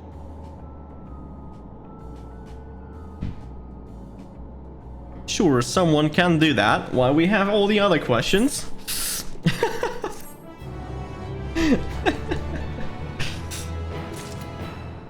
That's indeed very interesting. A taste of the moon. What the fuck is happening? What is happening? After all of this calamity thing, everyone dies. Everything is so tragic and weird. We just go into these guys and they're so funny. Right then. Now that you're here, we need you to teach us all you can about your people, and quickly. It won't be long before the final days are upon us. In all the terrible grandeur, so it is imperative that we be prepared to receive our passengers to be. If there's anything at all that may displease them, it must be addressed post haste. And address it we shall. Here at Best Ways Borough, we have assembled everything required to offer our guests the best way forward.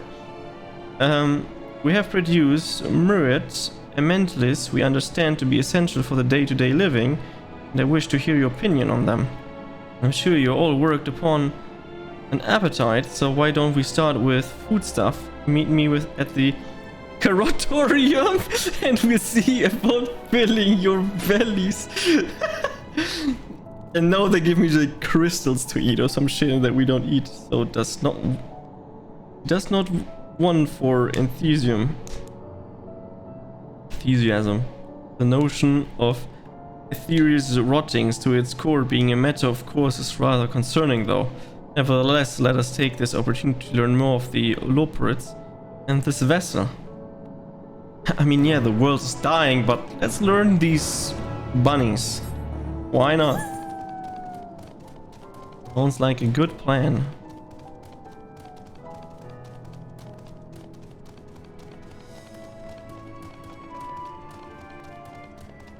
Learn from the bunnies, bunnies.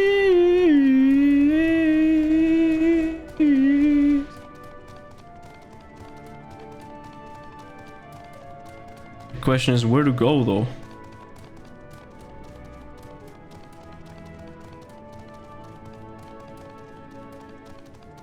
Probably down here, right? Yep. It's a long, long fall. That's huge as hell doors. What in the world is this area? The Carotorium. Well, they place a lot of carrots. Someone does a fade here.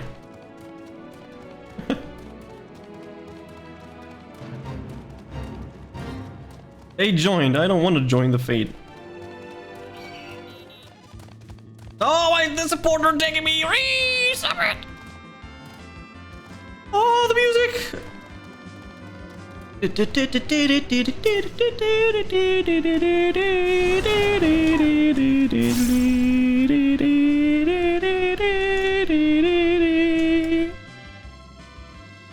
That's some banger music right there. Welcome to the Curatorium. Here we create prototypes of the various sundries required by our soon-to-be passengers. Allow me to introduce the head of foodstuff production. Cooking Way, pleasure to meet you all. Our work has involved no small amount of trial and error, but after many cycles of painstaking labor, I dare say we have created the finest cuisine our guests could ask for. I've learned all about the essential nutrients for a healthy and balanced diet from the reference materials we received.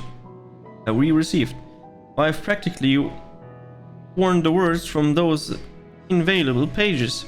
Naturally, we also considered ease of growth and production. We will not want for ingredients. I must insist you try some. We have fresh stock recently prepared on account of, well, because we just woke up and we all quite famished. Up along the platform here and you will find a storage until a unit full, bursting with delicate delights. Help yourself to anything you like. Okay, I guess time to eat.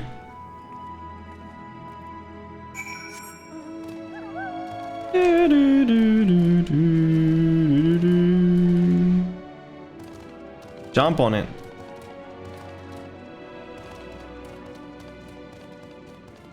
Can't wait that we're gonna eat something that we don't eat. You open the storage and find a rainbow-colored assortment of carrots. Which carrot will you choose? The unassuming orange, the particular-looking blue, the vibrant yellow nil, the ominous crimson one? Take a note to reconsider. I want the blue one. The blue variety is strangely supple to the touch and smells vaguely of mint. Excessively length and girthy only adds to the dubiousness of this so-called carrot. Yes, I want to eat it. It's great. Eat it. On second thought, you elect to simply take an obviously large carrot for now. Due to its bizarre qualities, it would be prudent to ask Cooking Way whether it's safe to eat first.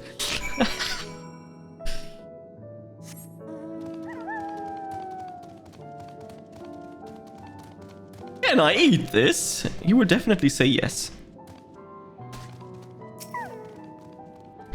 So, did any of the selections set your mouth off to watering? Yeah, this. Ah, yes, a fine choice. One of my personal favorites, actually. Please, dig in. I'm eager to hear what you think. With great trepidation, you take a bite out of the carrot. You're taken by surprise when blue juices burst forth from the carrot and trickle down your chin. As you take your second bite, you can feel your mental acidity sharpening. Your mind opens to the universe, and for a brief moment, the mysteries in existence are simple, transformative truth. But the revelation is fleeting. When you at the last finish the carrot, a sweet yet sour aftertaste lingers on your tongue, and the number 42 in your mind. This sounds suspiciously like getting drugged. You find your mind suddenly much sharper than usual.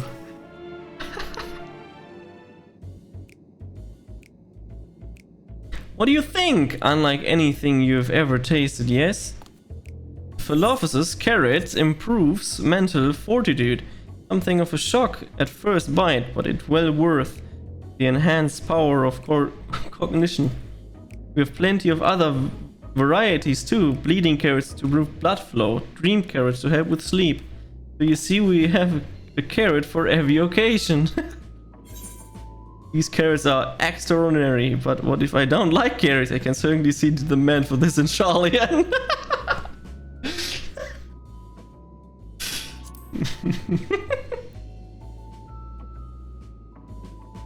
And why do you seem so disappointed? They're lacking someone we need to know. I take it to you that a wide assortment of carrots to choose from and not else.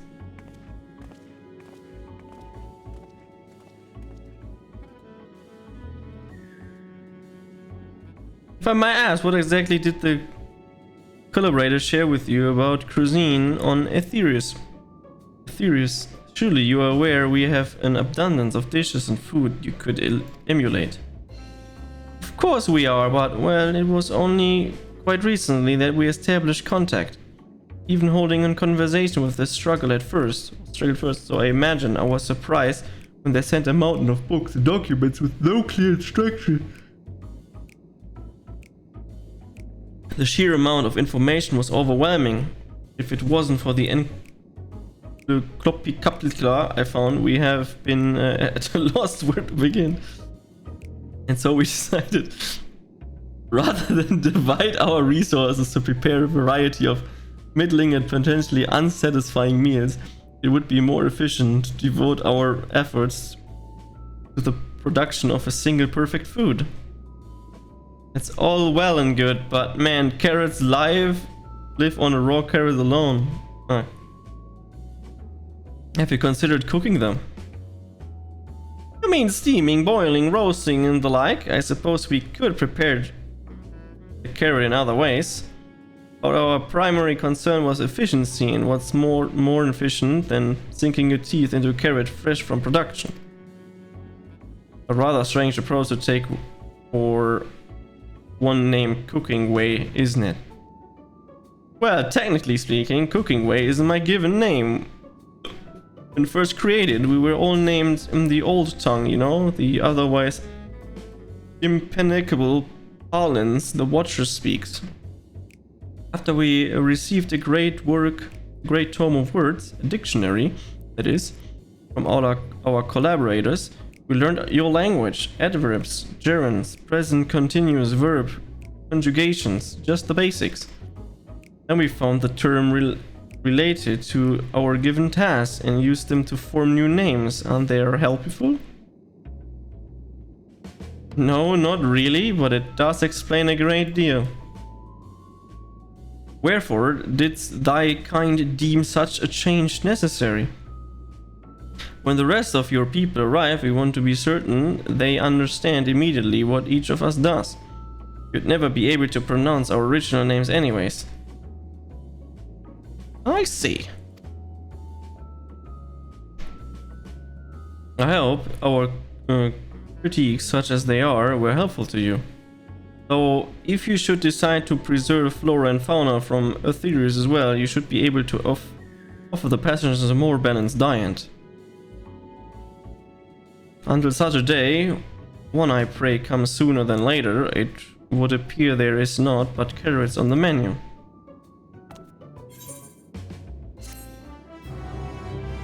What do you mean? The only carrots diet is good. Level up! Go! Aqua Whale! Reduces damage taken by a party member or self. It is what it is. Living is eager to show you more of the moon's wonders. I think we have had our fill of carrots for now. Let's move on to other necessities, shall we? Our clothing production is sure to impress this way. God. Getting a full tour of this area, I assume.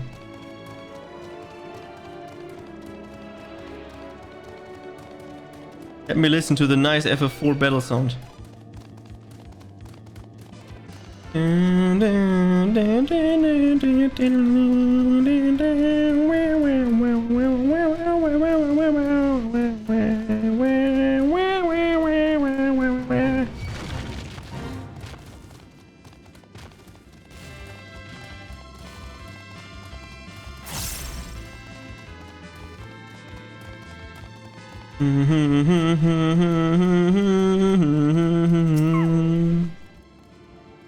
Here we are, the apparel production station. We've chosen to employ more traditional methods for this task.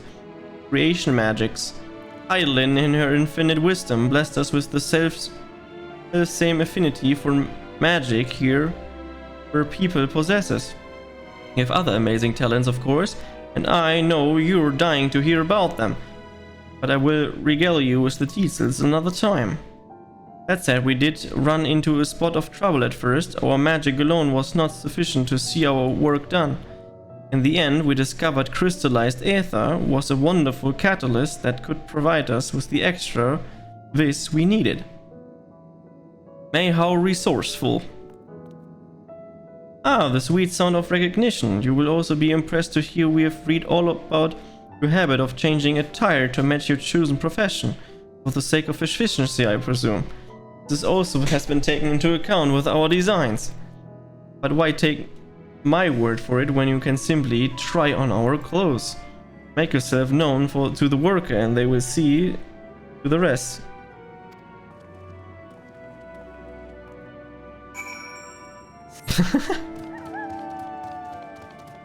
Whatever the fuck is happening.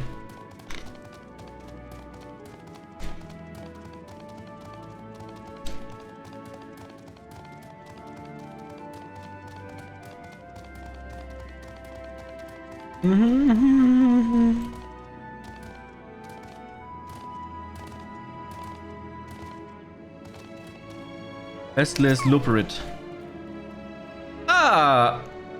It's you! One of the visitors from Aetheris. Goodness me. Mapping Way wasn't kidding, you really are smaller than the Watchers. Alright, here you're here to try on a set of clothes, yes? What do you have me fashion for you today? Outfit that embodies my bloodlust. Something simple yet functional. Fashionable and refinable assembly.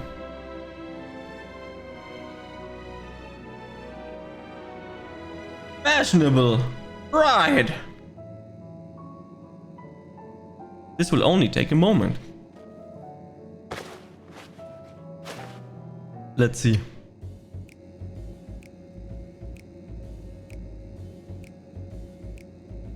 What the hell is that? There, we are all finished. A perfect fit, if I do say so myself. I'll be honest, I know nothing of fashion, let alone fashion on Aetheris. But I'd wager no one down there has ever worn anything like this fine assembly. Perhaps you can start a new trend. Of course. You like that? Speechless out there, I thought you may not like it. If you're mind to try something else, why not speak with my fellow artisans? I'm sure they'd be happy to oblige. You must continue wearing the garment in order to progress. Which inspector normal origin you move too far away, look to your map. Okay. Give a restless room to restore a prologue and a garment change.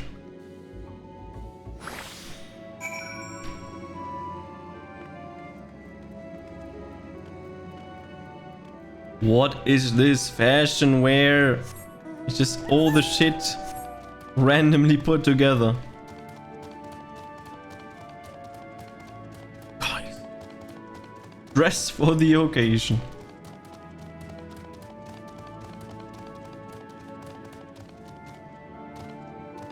Yeah, dressed terribly.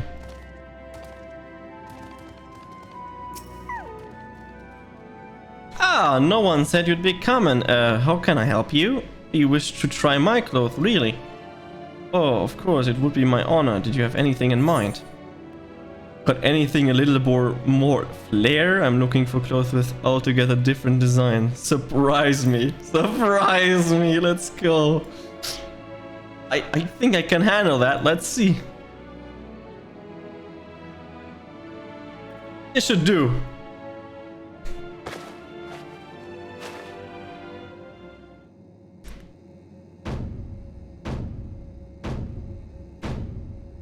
What in the world is that?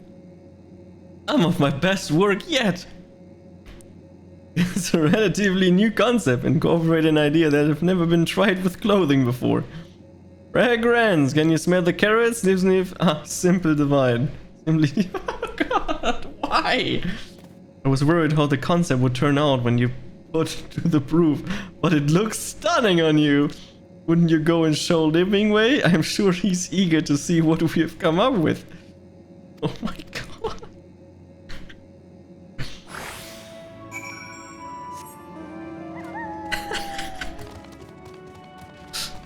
What the fuck is this weird?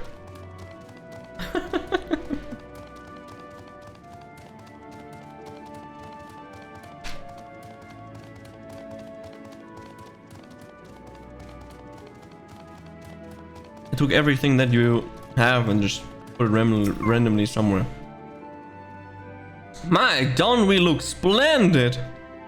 The result of much trial and error, and I know quality work when I see it. You needn't speak. I can see your adoration for the moon and we love Purse in your eyes. No doubt your friends feel the same, having sampled our creations.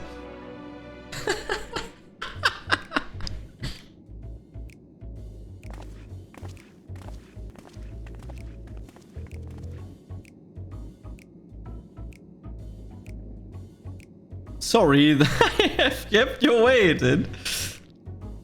They insist we sample all of their concept ere we returned. It doesn't look too bad though. Verily, this is an ensemble most becoming.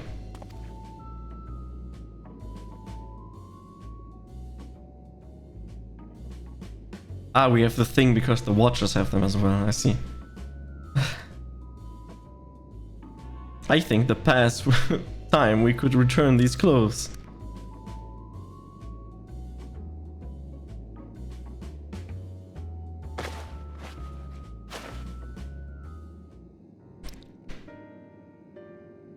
I was so confident our garment would meet with your approval. Whatever are we doing wrong? The Watcher taught us that in his time everyone wore the same robes. To do otherwise was against social etiquette. We thought we could appeal to modern taste by tailoring the robes to specific professions, but... Please, you mustn't be so hard on yourself. Should we restore to evacuation the people of Etheris, they will most certainly have need of your attire.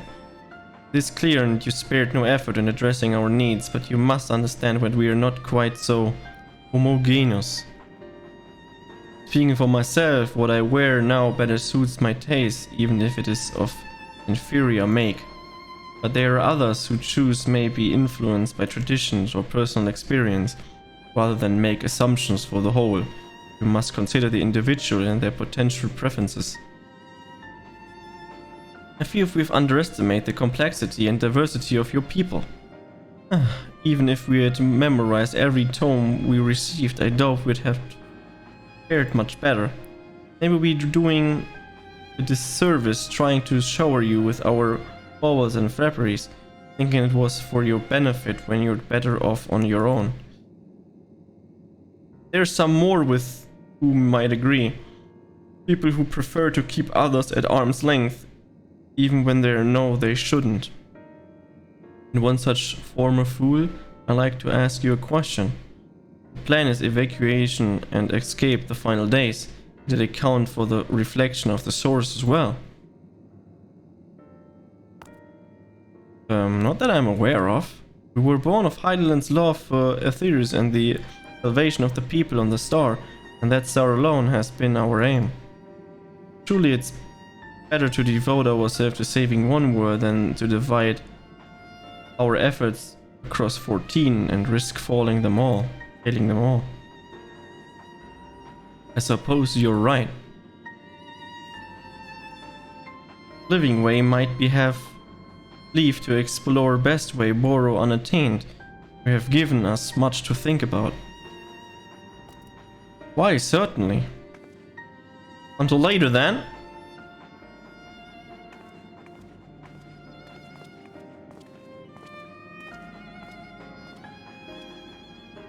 If I may, I should like to accompany thee a while longer. Really? I mean, you're more than welcome to. They were actually something I wish to speak with you about. Let's be off then, shall we?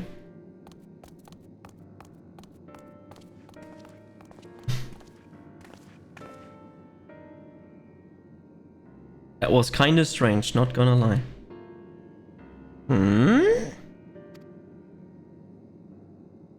What does he want?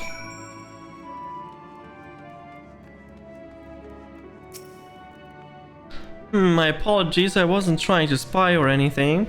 Everyone been here talking about the villagers come from Ether, and I wanted to see what all the fuss was about. I was excited at first, but now I'm worried. What if the people that Ether refuse to come? What if we can't save them? It's clear we made a mess of things. Oh, but wait, you still haven't visited the domiciles. Once you see them, you understand how wonderful the moon truly is. I'm surely of it. I'll be waiting for you by the teleporter near the entrance. Oh, and the name is Growing Way. By the way, see you soon. Growing Ways, because he is growing his ways. Now the area best ways also makes sense. What's right here?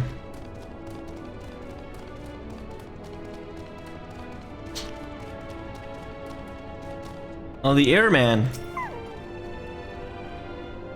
You're here, you're really here. Thank you so much. Sorry, what should I call you? Gachi Brigade? Crikey, even your names are amazing. Gachi will be using this teleport to enter the residential area. Whenever you're ready. This thing has a residential area? Ready in the teleporter. Oh, he can speak. Let's go.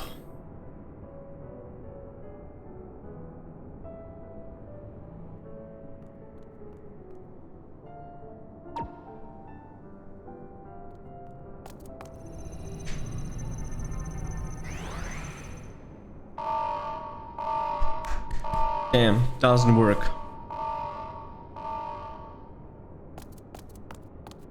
Huh? Access to living quarters restricted due to reconstruction. Then where is it? Oh no! Where did he send me?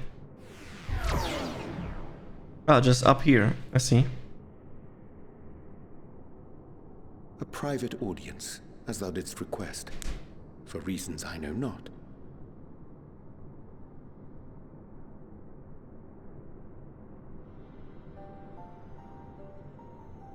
Just a precaution. I'd rather I didn't have to ask the question at all, but I take my responsibilities very, very seriously.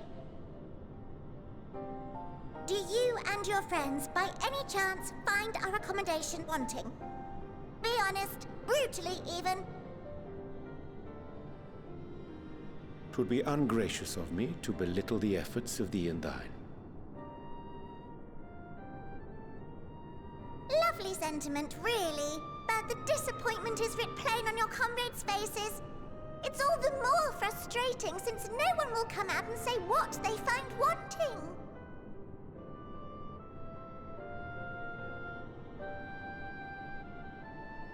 If there are faults in our work, we need to know. We can, we will do better. But time is not on our side. The final days will wait for no one. If your people are to be saved, we must take quick and decisive action. This vessel must serve as a home for as many passengers as possible, for far longer than we may like. Which brings me to my request. Our collaborators on Atheris are doing what they can to prepare for the voyage. Would you be willing to go and lend them a hand? Having seen the moon for yourself, you could speak to its many splendors, learn what else they might require, and assuage whatever concerns they have. Wherefore wouldst thou entrust me with such a task? How to put it? You're the only one who appears not to be wholly unsatisfied with our work. Oh, quite good at pretending that's the case, at least. Calm, collected, tactful to a fault. Very particular with your words, too. You understand that, in the face of great danger, one cannot pursue perfection at the expense of practicality. The difficult choices must often be made for the greater good.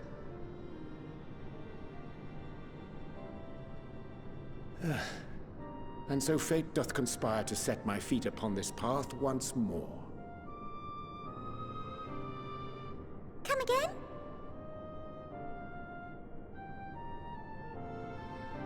Ah, idle musings. 'Tis no trifle, thou dost ask. Yet full well do I understand the urgency and necessity.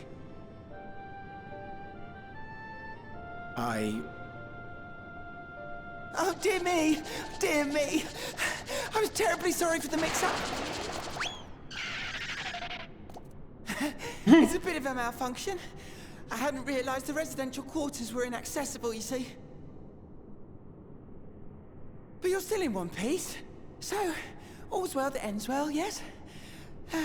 Won't happen again, I promise.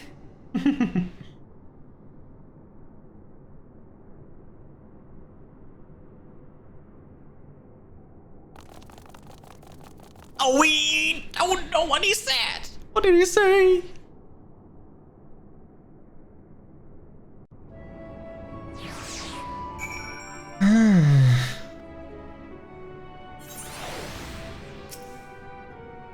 Gosh, that was embarrassing. I promise to be more careful from now on. Since the residential quarters are closed for now, I've rerouted the teleport to allow travel between floors instead. Hopefully it proves useful in the meantime. Shame you couldn't see it though. You really would like it. Would have liked it. Probably. Now travel between the upper and lower floors via the teleporter. Cool. Growing way is keen the recent minimap before him. It may not seem like it, but we've been planning for this far longer than I'd care to admit. Each time we woke up, we had to have long discussions about how to save as many as we can. But let everyone had an opinion on this or that. But the one thing we all agreed upon was that the people of Earth wouldn't take their action to save themselves until it was far too late. That's why we are striving to make the moon a vibrant, magical place there's been Hop the chance to visit, rather than waiting for the flames of oblivion to get them off their tails and forces them to accept our invitation. The residential quarters may not be up to necessary standards just yet, but there are plenty of other places worth seeing. You already had a look around Karatorium, but wait until you see what's waiting for you at the east and end of the borough. Follow me.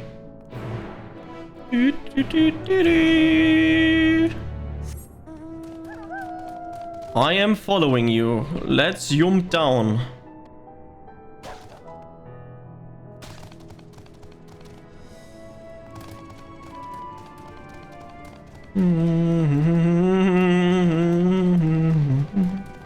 These people, man. There's guiding way, and then there's growing way, and then there's the other way. Good, you're here. Through this door is the greatest end's veil. It's the name as such because it's the veil to end all veils. The most beautiful forest you'll ever see. We understand the people of Earth enjoy taking leisure walks through natural spaces and the like. I'm sure you'll enjoy it. How about we start with a nice stroll to the fountain this way? We're just... Probably... It's just fucking carrot trees.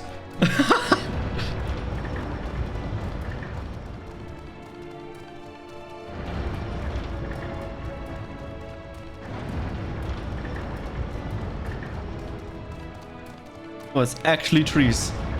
I'm surprised. Never mind. Whatever the hell this is.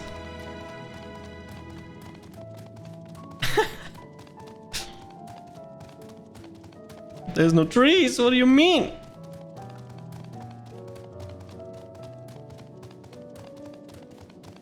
I like running through industrial things. It's great. Calms your mind.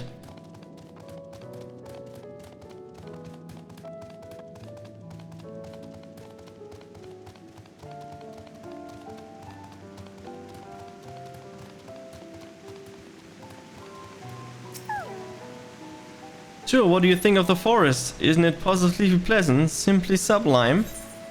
I couldn't see the forest or the trees. I didn't see any. Wait, you mean the crystal out there, right?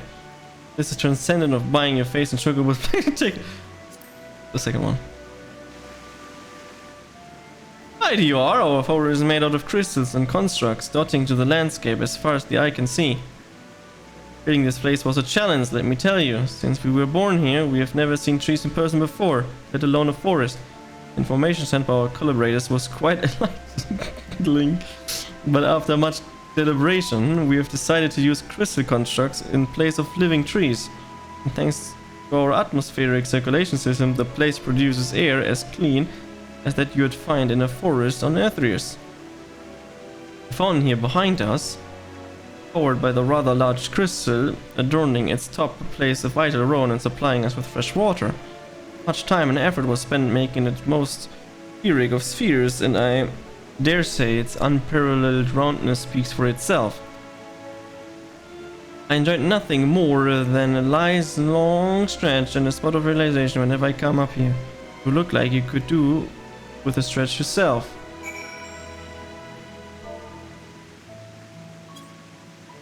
If I could write correctly, stretch. Yeah, stretch was good. That's the spirit. I feel more relaxed simply watching you. I sighed with the many years spent building this place. It's not too big to much to ask. Already been in a dream of mine to take a walk through this forest with someone from Earthreus. Could be, baby. You will? Oh, we still be equivalent whiskers.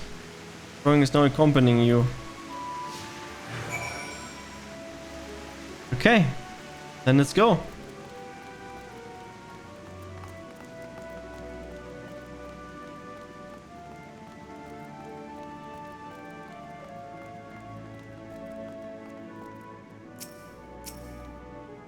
I was thinking, Gachi, that it could be more helpful to you by teaching you a little about Moon and what it is we do.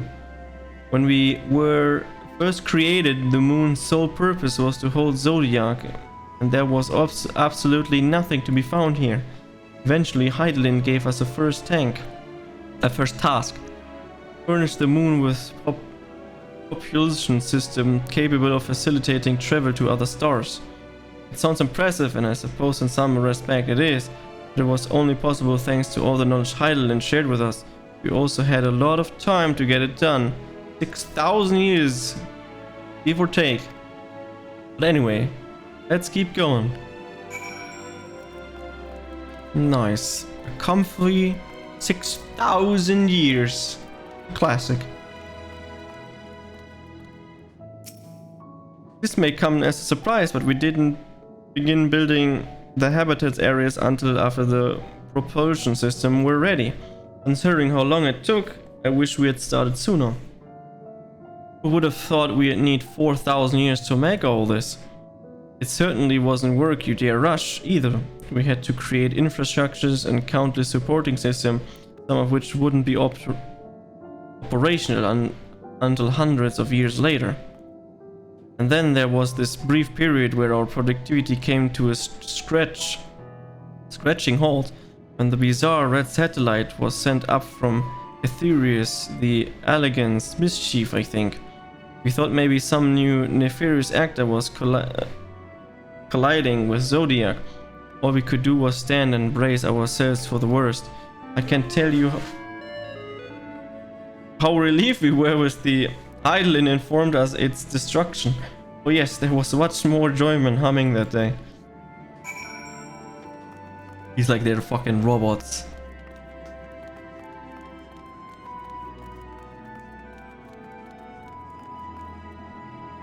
AI-generated robots. Say, do you notice anything particular about the tree tops? I mean, apart from the fact that they're massive crystalline, not trees. I'll give you a hint, it's the golden rings emanating from the glowing spheres, along with the devices fixed near the ceiling. They fulfill a role similar to our sun, and do so better even. The sun and similar celestial objects in the great expanse radiate energy that is harmful to your body. Those rings shield you from that energy while allowing you to bathe in the perfect amount of sunlight, or rather a close approximation of it. Pretty impressive, wouldn't you say? Oh, and if you look closely, you'll see different types of trees. Have you ever saw slightly different curvature? Yes, indeed, this forest truly is the greatest.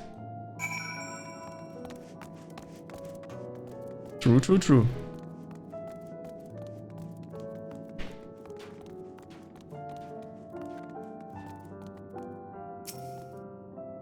There was something else I wanted to tell you about. Right. The trust potion system and habitated facilities were completed around 2000 years ago, and with that the most important feature were fit for purpose. Which was all well and good, except we still knew absolutely nothing about the present day people Earthers. Why not go and visit Earthers yourself, you might ask? Strictly forbidden. Where our technology and knowledge on the moon true purpose exploited for evil ends. The results could be disastrous. Then there were a few more rejoinings, and it became increasingly difficult to converse with Eidolon. Fearful we might lose the ability to communicate with her altogether, we besieged her to find people on Earth that we could trust to help. We were quite fortunate everything worked out as it did.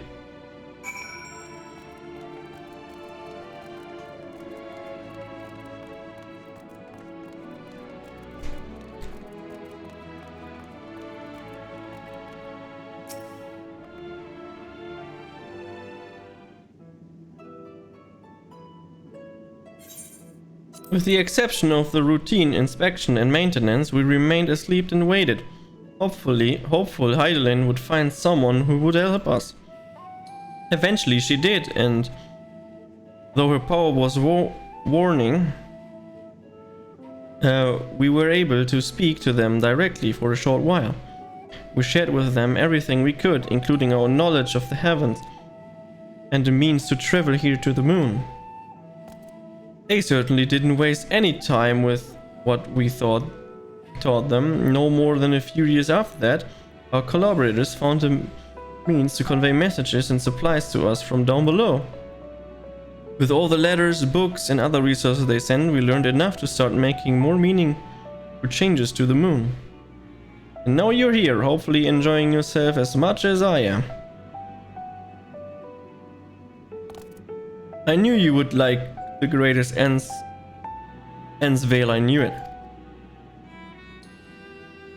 Thank you again for coming here. By the way, I know it was just a walk through the forest, but it meant a lot to me. There you are. I take you have already received the grand tour. A shame we miss it. Growing way, I've been looking all over for you.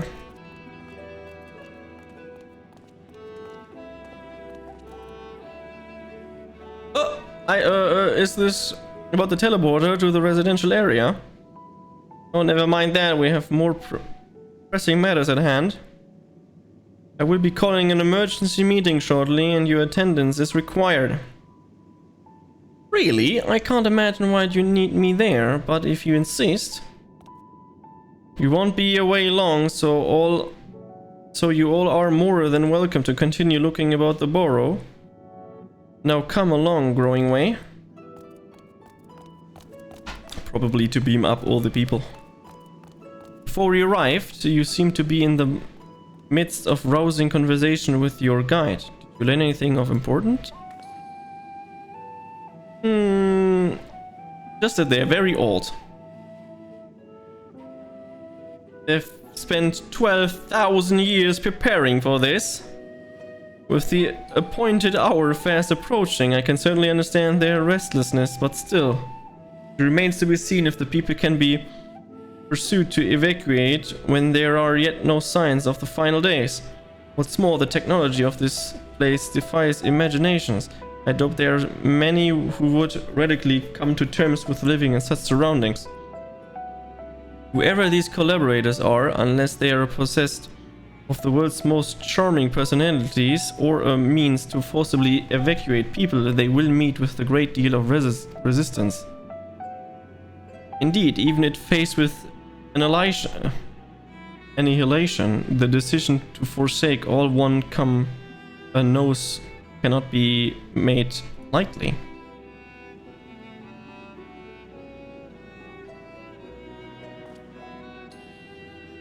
Forgive me, friends, but I must beg you leave. You leave. There is another matter which you yet begs for mine attention. Of course, we can accompany you if you like. Nay, that will not be necessary if you will excuse me. He's on that emergency meeting. 100%.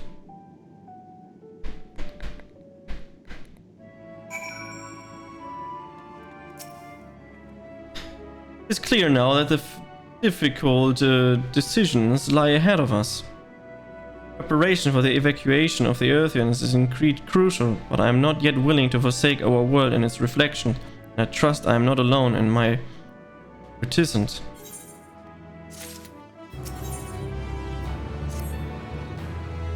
Did Oriander seem strange to you? More so than usual, I mean. I know he has a penchant for keeping his own counsel, but he'd be lying if I said I wasn't worried. Would you go and see if he's alright? Stola and I would remain here and see what else we can learn about the final days. If you hurry, perhaps you can catch up to him. Then we do that. Yes, he is strange because he is doing something with them.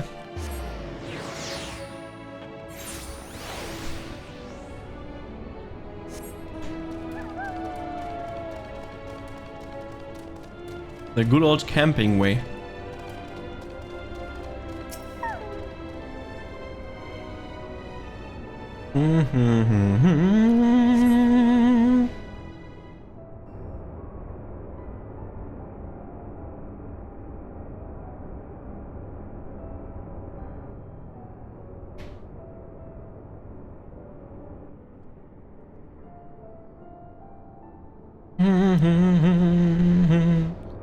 Appears to be heading towards the entrance of the Best Ways Borough.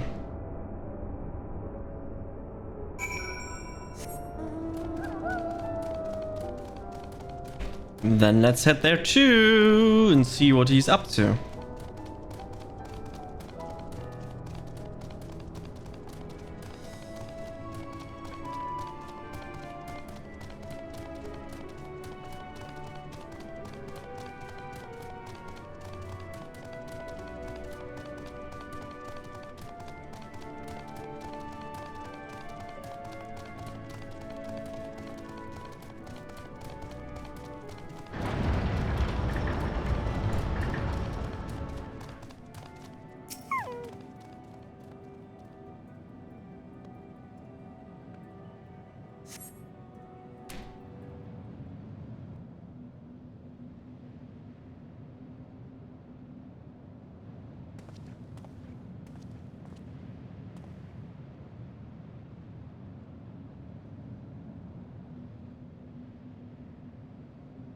Alright, ventures off into the Mare Limited for reasons unknown. You must tread carefully, else he might sense your presence.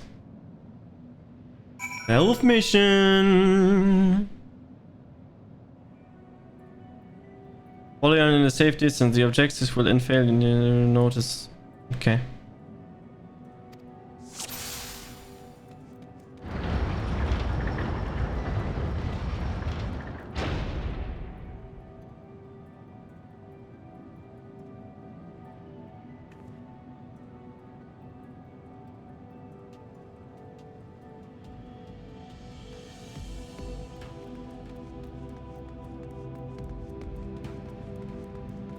The classic hiding behind stone.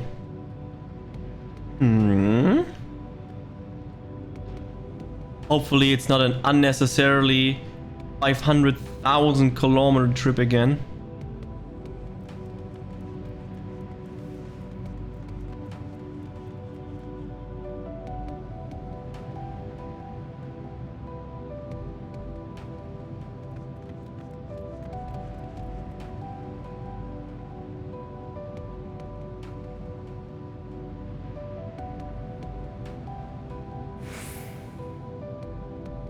Who's there?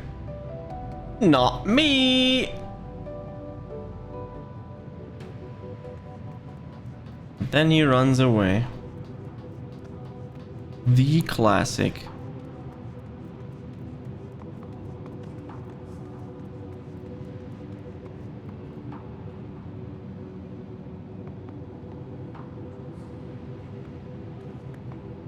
It was so obvious that he's gonna stop there. So obvious.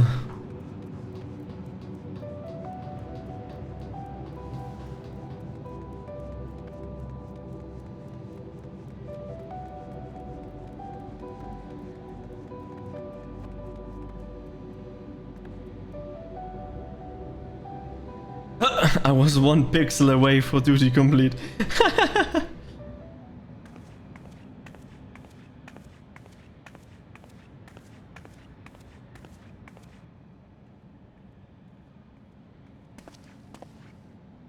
Thine arrival is timely as ever. Nice.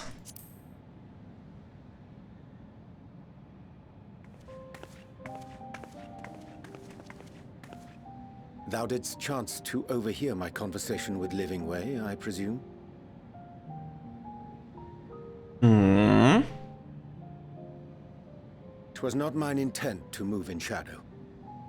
Nevertheless, I have been asked to do that and more yet again. Is it so plain that these strangers could intuit it at a glance? My capacity for silence and secrecy and duplicity. And Grahatir did contrive to deliver the first at the price of his own life. I was complicit in the scheme. A sacrifice averted for a mercy. Would that I could say the same for Menphilia. One life for one world. And by that bloody bargain brokered by my hand were the scions robbed of a dear comrade, and Flamine her beloved daughter.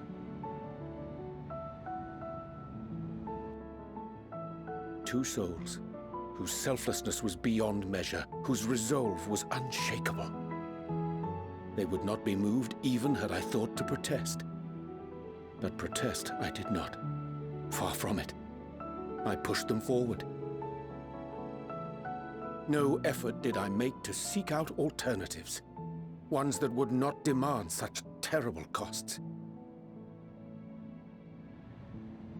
That resignation weigheth heavy on my mind, as does the memory of another lost to mine inaction.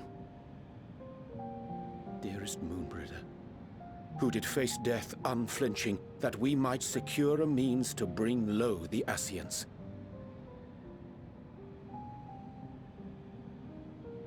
In her hour of need, I did naught. Dutiful disciple of Louisoix, ever looking to the greater good. Had I shut mine eyes and bid her live instead, mayhap she would be with us today.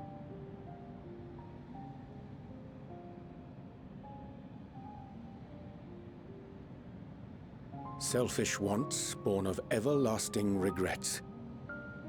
Most days I put them from my mind, but could think of naught else when asked to swallow the same bitter draught. Subterfuge and sacrifice. Mayhap the right moral choice, but one I regard with great trepidation.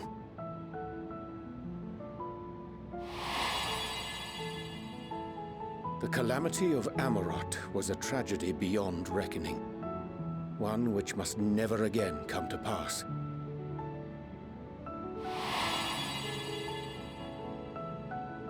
The thus must we struggle. Haunted by ghosts of those we have lost, clinging to those we pray we can yet save. But what of those we cannot? How do we make peace with the dreadful algebra of necessity?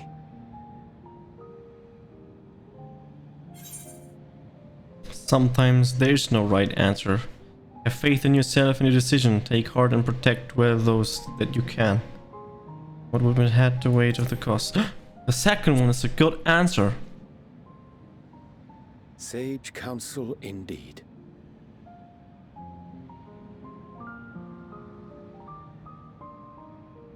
I see. Wisdom as befits a great worm. Curious that he should think thee in need of such encouragement. Strange. Scarcely can I remember when last we spoke alone, and so candidly.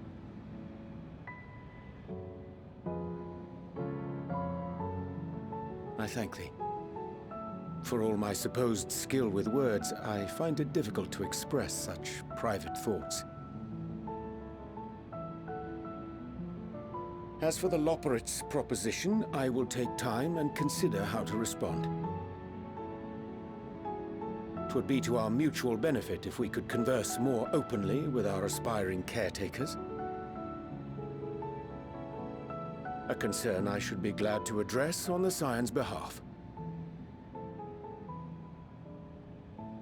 To dispense with all pretense and bare one's heart to another is a frightening thing indeed. But we cannot move forward ere we take that bold first step. A lesson I have learned many times before. And today.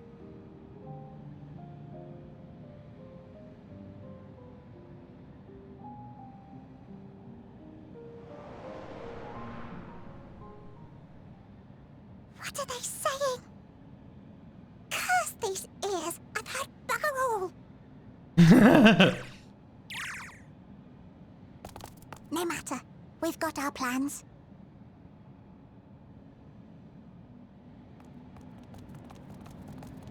That looks suspicious. What plans? Why did she look so...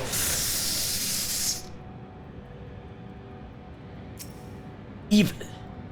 In truth, my reason for traveling hither was to effect a plan of mine own. A plan which may pave a way forward for us all. May, I say, for there is no guarantee of success. 'Tis the reason I set out alone, that failure, should it come, would be mine to bear alone. Yet thou standest before me with the proffered hand and open heart. 'Twas be remiss of me to refuse the amity, and so I asked, wouldst thou join in mine endeavors? Yeah, I will. I thank thee for accompanying me.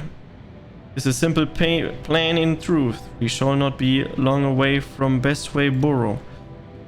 Difficult decision must need be made in the coming days, but I nevertheless believe we are all of one mind in our desire to save the people of Earthiers. To make clear our resolves to the Loporites, I would offer them a gift, but its making doth require a most singular ingredient.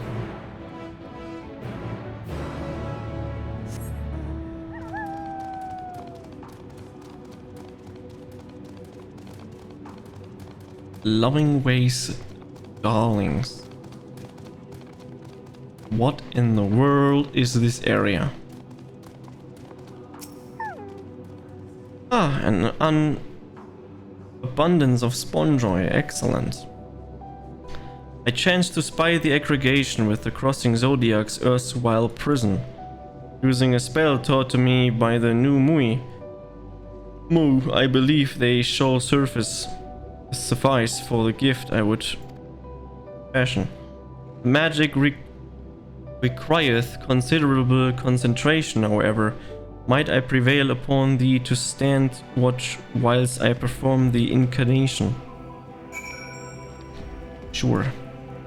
Ah, fighting. Absolutely amazing. Let's use a Chocobo.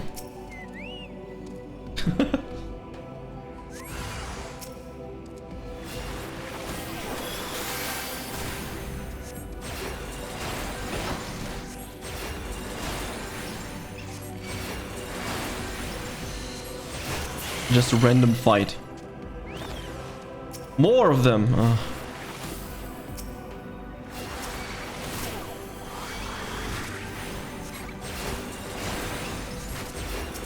That's a sick crit. Oh, they're weak. Oh, they're stronger.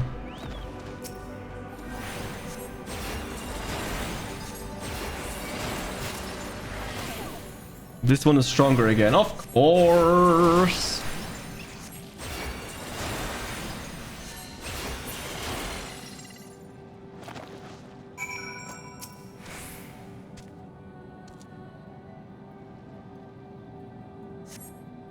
Surveying the nearby area, you have seen no sign of potential threat. This would be a good opportunity to see how Orange is faring. Problem. Speak with him. Remains fixated on his work.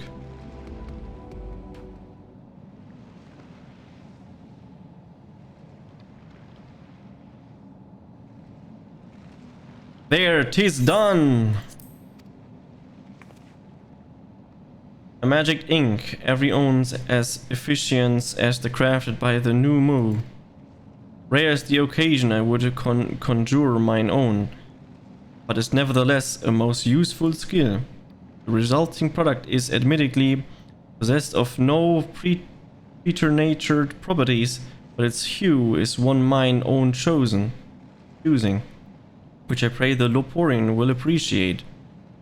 Gachi Orange, oh thank goodness, I thought you had been eaten or had been perhaps fallen into a crater.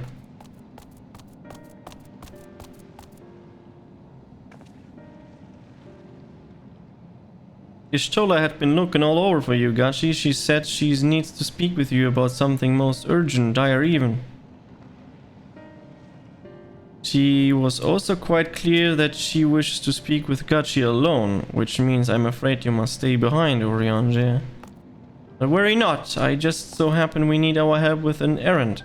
Delivering a package from the Watcher's Palace. Best was borrowed. It's quite large and heavy, perhaps even too heavy for we poor Loporits, and we would be so grateful if you could lend us a hand. That is suspicious. How about an extra pair of hands before I go and meet you? That's convenient, suspiciously convenient. Yeah, that's very sus. No, won't be necessary, or your help should more than suffice. I'm sure you don't want to risk getting on Yshtola's bad side by keeping her waiting. She seems prickly, no off with you. Worry not, Gachi, I shan't be long. No, that's sus, don't do it.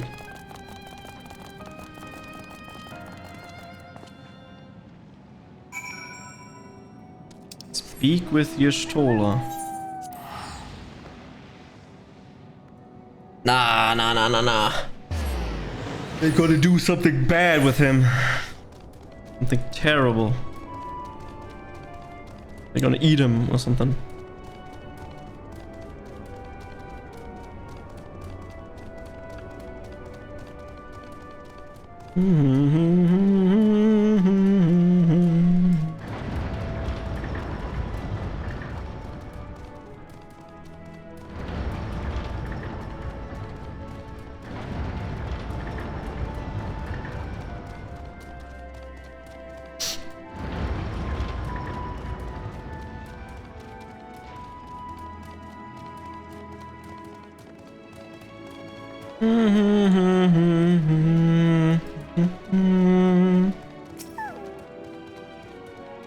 Gachi, we thought you would be away for far longer. A dire emergency? I said no such thing. But as you are here, I could use assistance with one smaller matter. Running Way, a companion of Growing's Way, apparently has much to tell us of the final days. Problem, however, that he is determined to live upon on his name, refusing to stay still long enough for us to hold a conversation. Is there any way he's likely to stop and rest, or perhaps there's a way to slow him down? What's the rush? I was thinking we could wait here, maybe enough a cold mug of carrot juice and well, if it's really that important, you can try using these balls. Most flash, not to be confused with the other thing. Running's way, the other notable feature is to encasion chatter, so you'll have no trouble finding him in a crowd, and when you do, try lobbing your balls at him. Sounds weird. Good, but it's proved effective. He was here in Greatest Ensvale when last I saw him. Let us split up and find him. Just throw balls at him. Yeah. Sounds sus.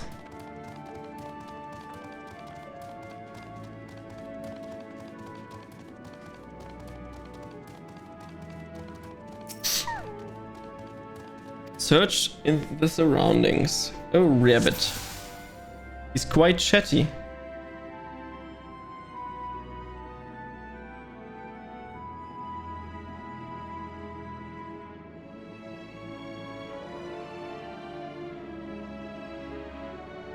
That's him. He's sprinting.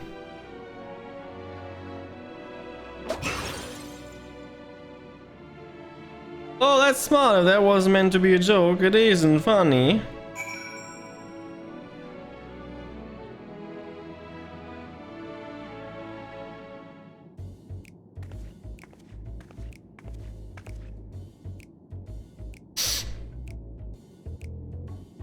Yes, I'm running away. Do you mind explaining why you hit me in the face with your balls of mouse flesh?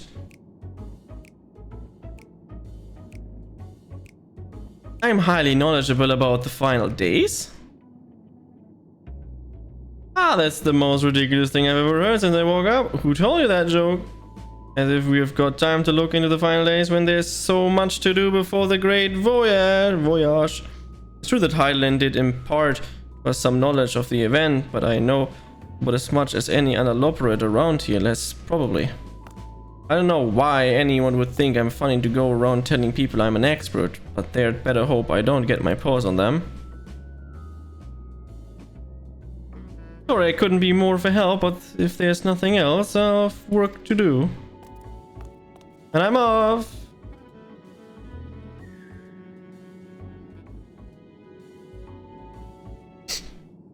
They are kind of weird, not gonna lie.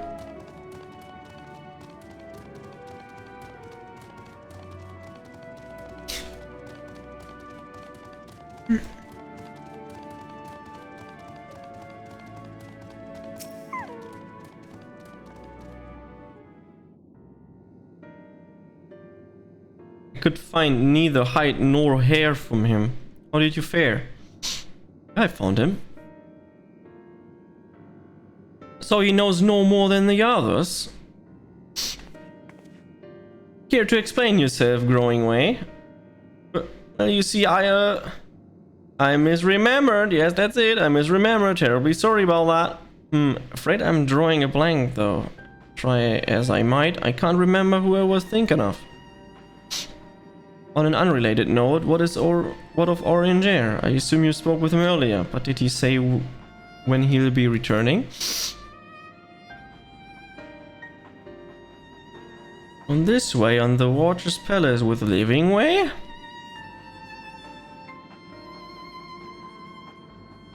Between growing Way's sudden lapse of memory and our lack of our leads, maybe our time would be better spent lending Orange Air a hand. What? No, hold on a moment. Well, coming back to me, yes, I remember. Information you're looking for is in the archives. Yes, that's where you'll find all sort of knowledge, including the pertaining of the final days. Yeah, I'm not buying that one. Oh, charade, fake news. Heart of the matter. Well, what to do? I promised Living Way would help, but... No, I promised I'd have, so that's what I will do. The archives are on the second floor on the main plaza of the East Wing. Follow me. I suspect that Loperers are up to do something. But there's an ought to be learned of the final days. I think we better play along for now at least. Okay. If that's the case, then that's the case. We're gonna play along. Mopping way und bouncy way.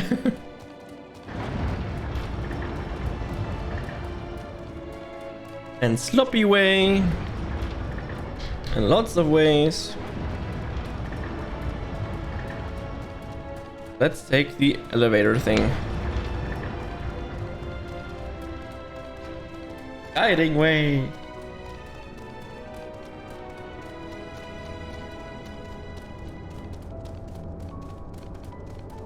Knocking way has the other quest for us. Okay, let's use the teleporter. Proceed to the upper floors.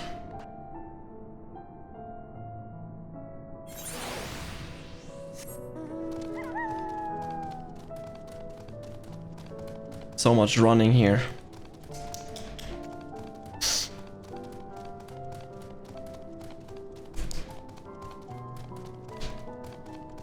This isn't even a door that opens, but they don't know. But I know.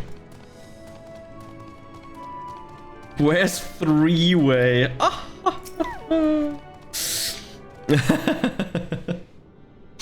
Valid question.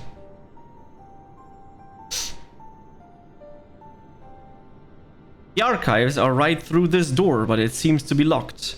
I guess we'll just have to go and find whoever has the key. Drawing way, enough. If you have naught else to tell us of the final days, you need only say so. You can ill afford to be wasting time here, so you well know. Did you yourselves not tell us what we must act quickly? Yes, we did, but the moon was the perfect paradise for the people of Earth, and we were running out of time to make everything ready for their arrival. We'd hoped you'd see the wonders we have to offer, but you found nothing but faults and flaws in our work. Only one you have saw our potential, so you others must be kept there. So that's Living Ways game. Run us about in circles and failing that, lock us away so we can't put the plan at risk. Everyone except Orianger. He understands what is at stake, what must be done. I fear you've misjudged us, Growing Way. Never have we ever decried the notion of using the moon as a means of escape. That said, my heart breaks at the thought of abandoning Aethers and her reflection to their doom. There's a way to avert the final days. I wish to find it. We all do. We may fail, but our efforts would not be at the expense of our plans. But why would you take the risk? There's no room for ifs and maybes now. The people of Earth will escape here in the moon, they'll be safe, and we'll finally get to see all their happy, smiling faces. I'm sorry, but we can't let you leave. We just can't. They're fighting us! Do what you must, but not try to hurt them. I'll be back in a moment. Don't do anything rush while I'm gone.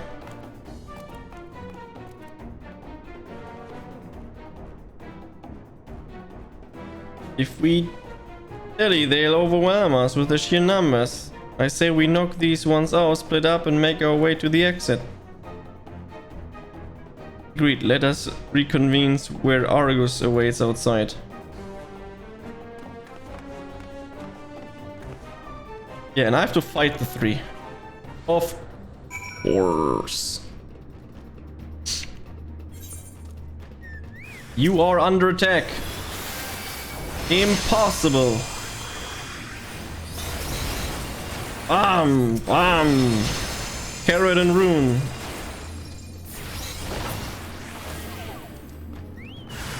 Reinforcements have arrived.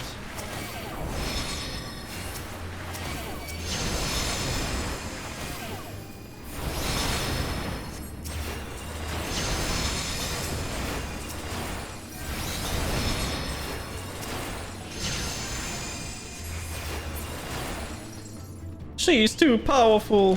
Another one. Ah, growing way. Poor guy getting destroyed. Fire and moonstone.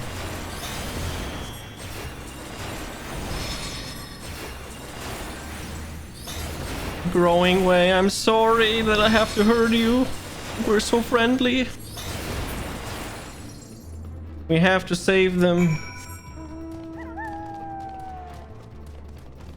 Let's run out. Go, go, go.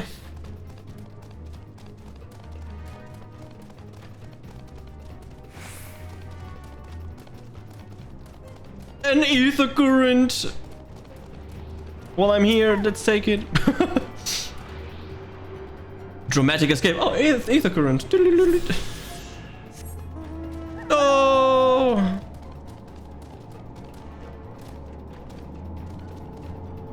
Can't run there. Toxic.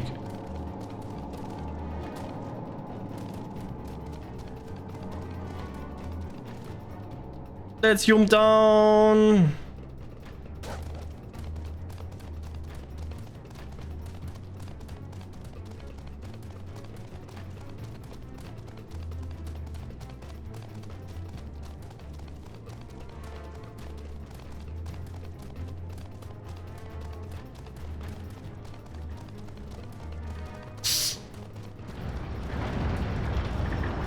First the door opens, and when I'm getting closer, the door closes again. Logic.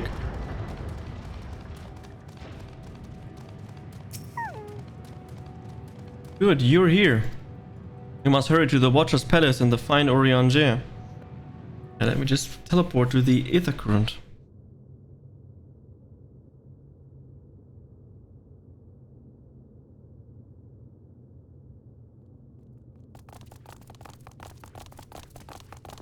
And what, pray tell, do we seek at the Watcher's Palace? Not bad. Question. Oh, come off it, friend. You know full well why we're here. The time has come for you to return to Aetheris and help your brethren prepare for their journey here and beyond. Forgive me, Living Way, but I cannot in good conscience proceed with this plan. Huh? But what about the final days? The death and the doom? Oh, we have to hurry before it's too late!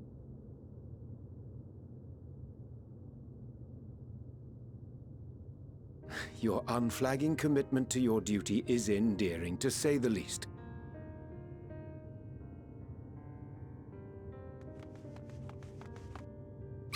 Oh, bugger!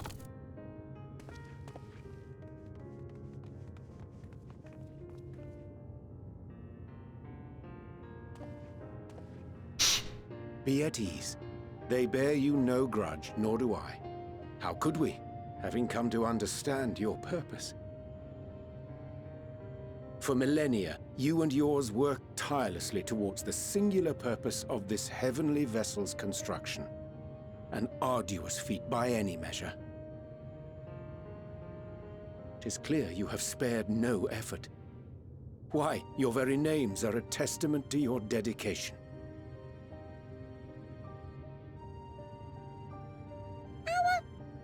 Our names? I'm not sure I understand what you're getting at. Names are an expression of the self. A declaration of one's hopes and aspirations.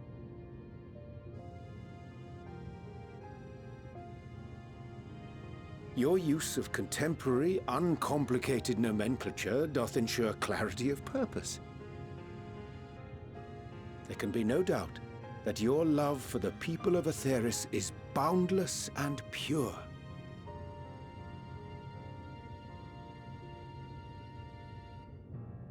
Yes! Yes!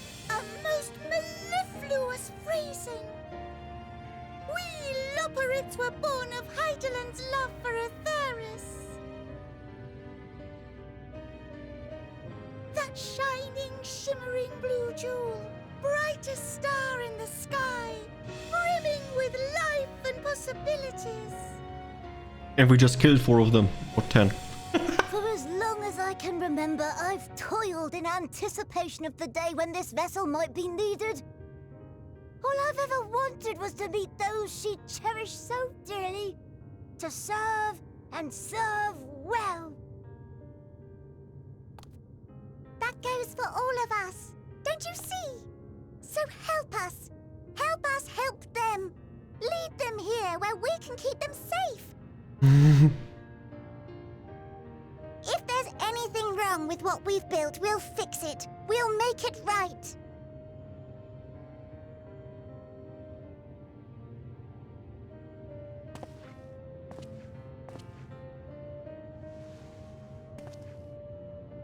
Your works want not for repair.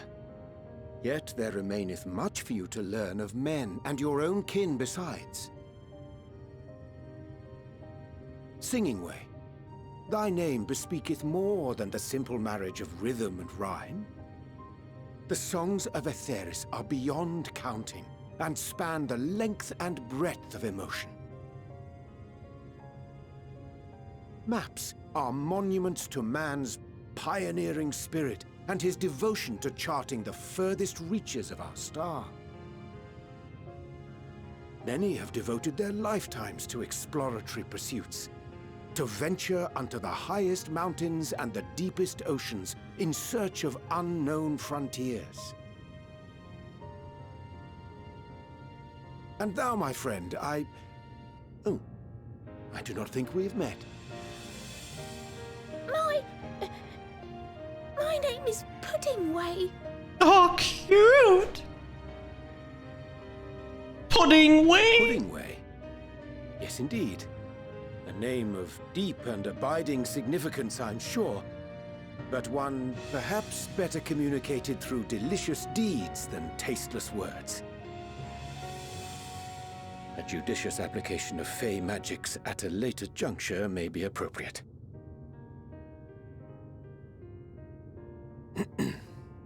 And Living Way. 'Tis no easy feat to convey the significance of thy moniker. When I was a bookish boy, a dear friend of mine was fond of peppering me with questions as I read, to my occasional annoyance. One day, I posed to her a question of mine own. What doth it mean to live? After much contemplation, she proffered this answer. The anticipation of a half-read story's conclusion. The hope today's mistake may serve as tomorrow's lesson. The wish that a new acquaintance may one day call thee friend.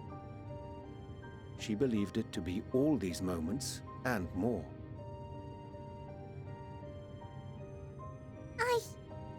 I want to understand, but... I, too, still labor to find mine own answer.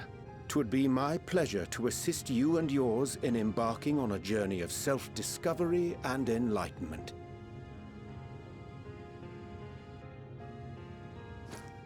For thee.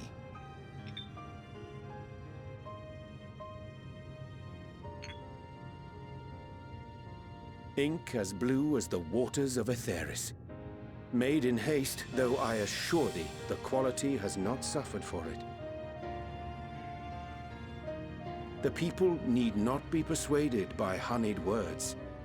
Nay, I have faith they shall do what is right in due course. Until they do, I beg your patience, friends. And with that ink, let us fill the empty pages of Living Way's compendium. An open exchange of ideas will surely afford you all a better understanding of modern man, and with it, ideas for improvements and renovations. But more importantly, it shall empower us to together find a way forward.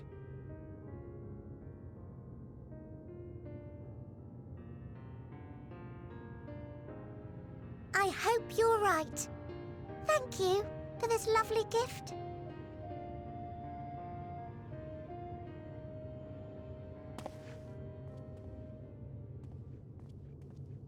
There you have it.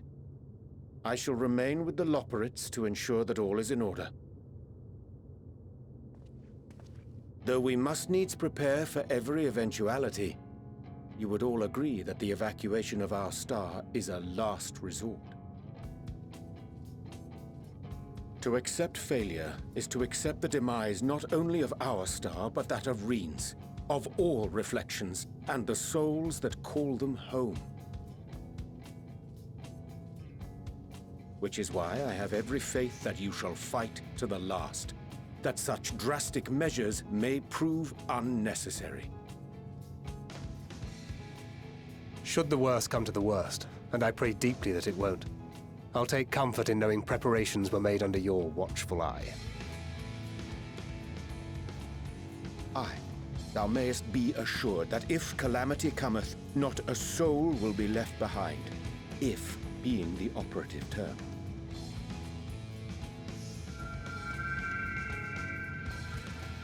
And another emotion is flowing. That flower, how came it in your possession?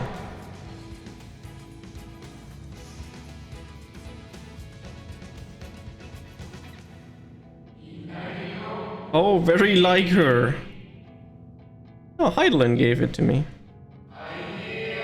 Guided by its light, you may come to know her true intentions, intentions which remain a mystery even to us.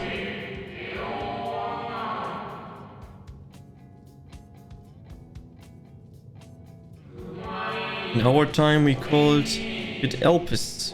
Would do well to remember the name.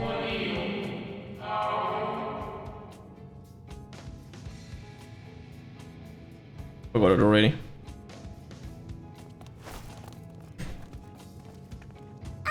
I hate to interrupt, but I feel like I need to make amends for all the secrecy.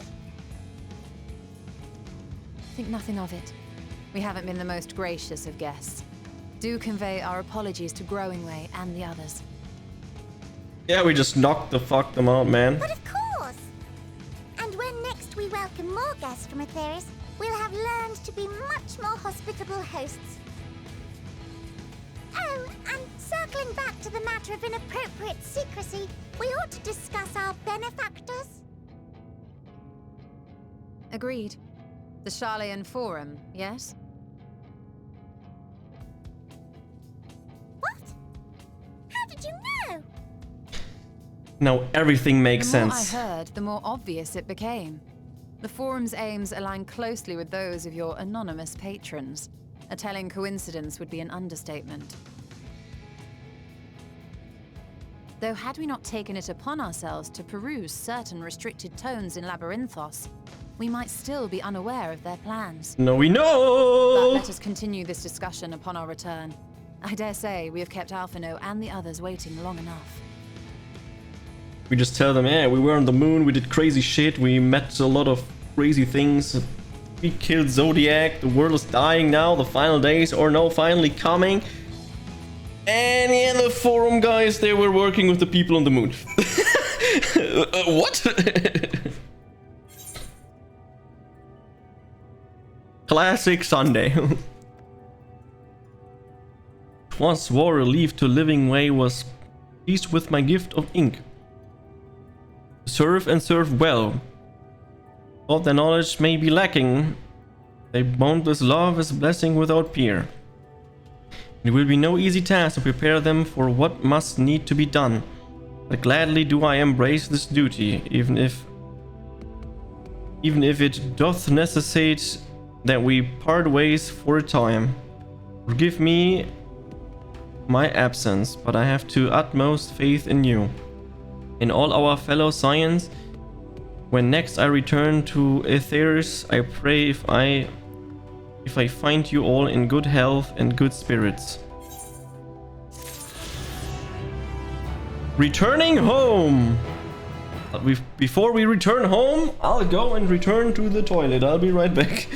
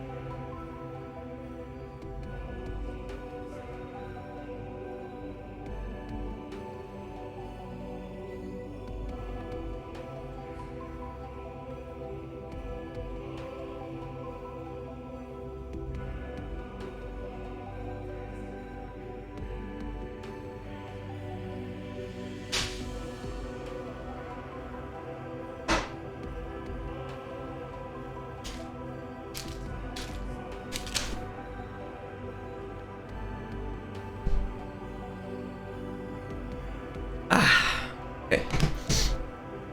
I am the back. My question still stands. Why this tool sometimes doesn't really work? Let's see.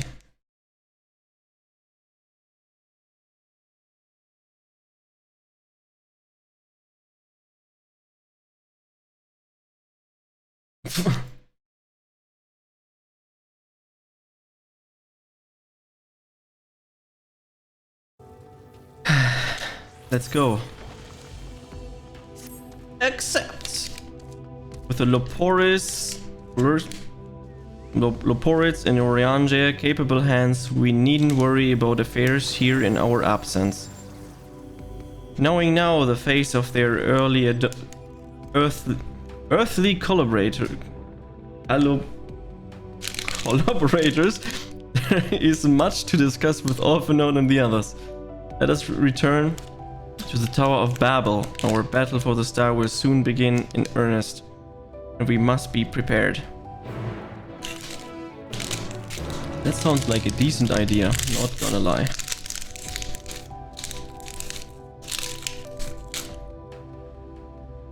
But before we do that, I'm gonna eat my beefy.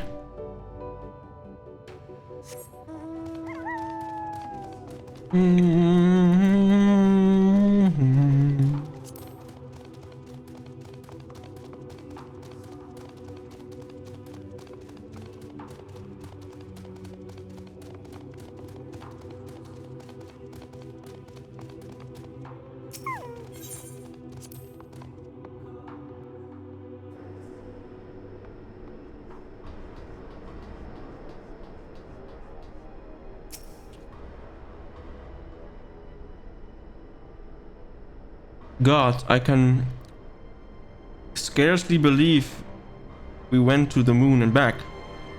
But we'll have to reflect that on the others, on that later.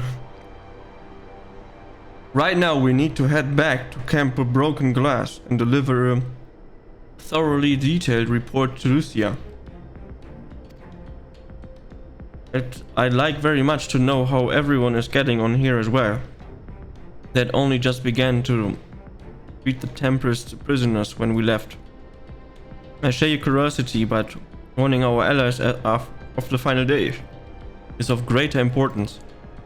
Speak not only of the contingent, of course. The heads of states of every nation must know what we have learned. We know not when or where or in what manner the final days will begin to manifest. And so we must see that everyone is prepared. Agreed though, we might wish to stress the importance of discretion, lest the public be sent into a panic. Not that anyone in a position of responsibility should need to be told as much, but it bears repeating. Anyways, first things first. Camp Broken Glass.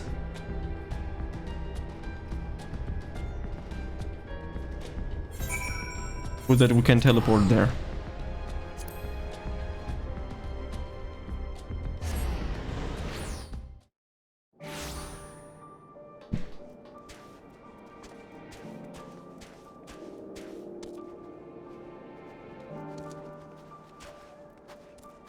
That's the wrong symbol.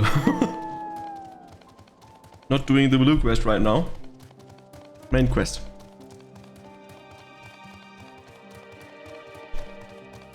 Lucia.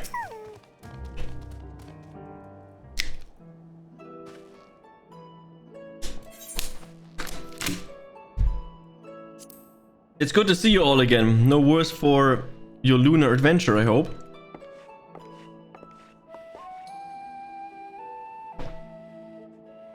We've done what we can for now, and believe me, we intended to tell you all about.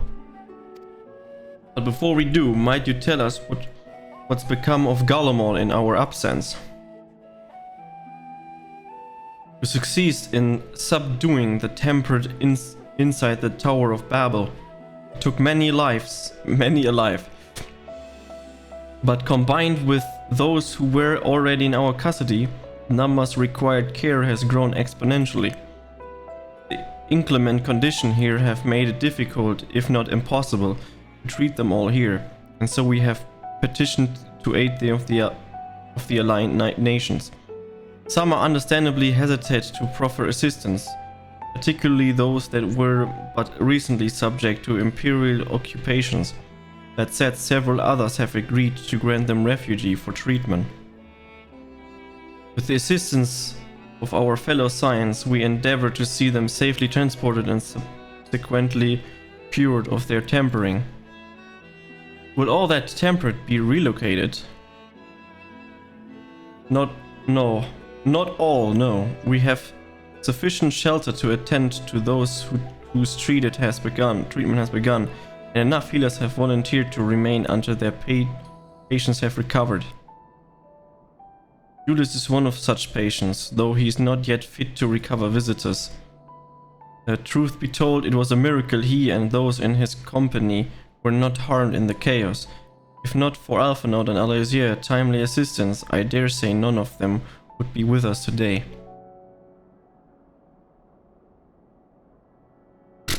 In light of recent developments, have the Alliance leader come to any decision regarding Garlemald?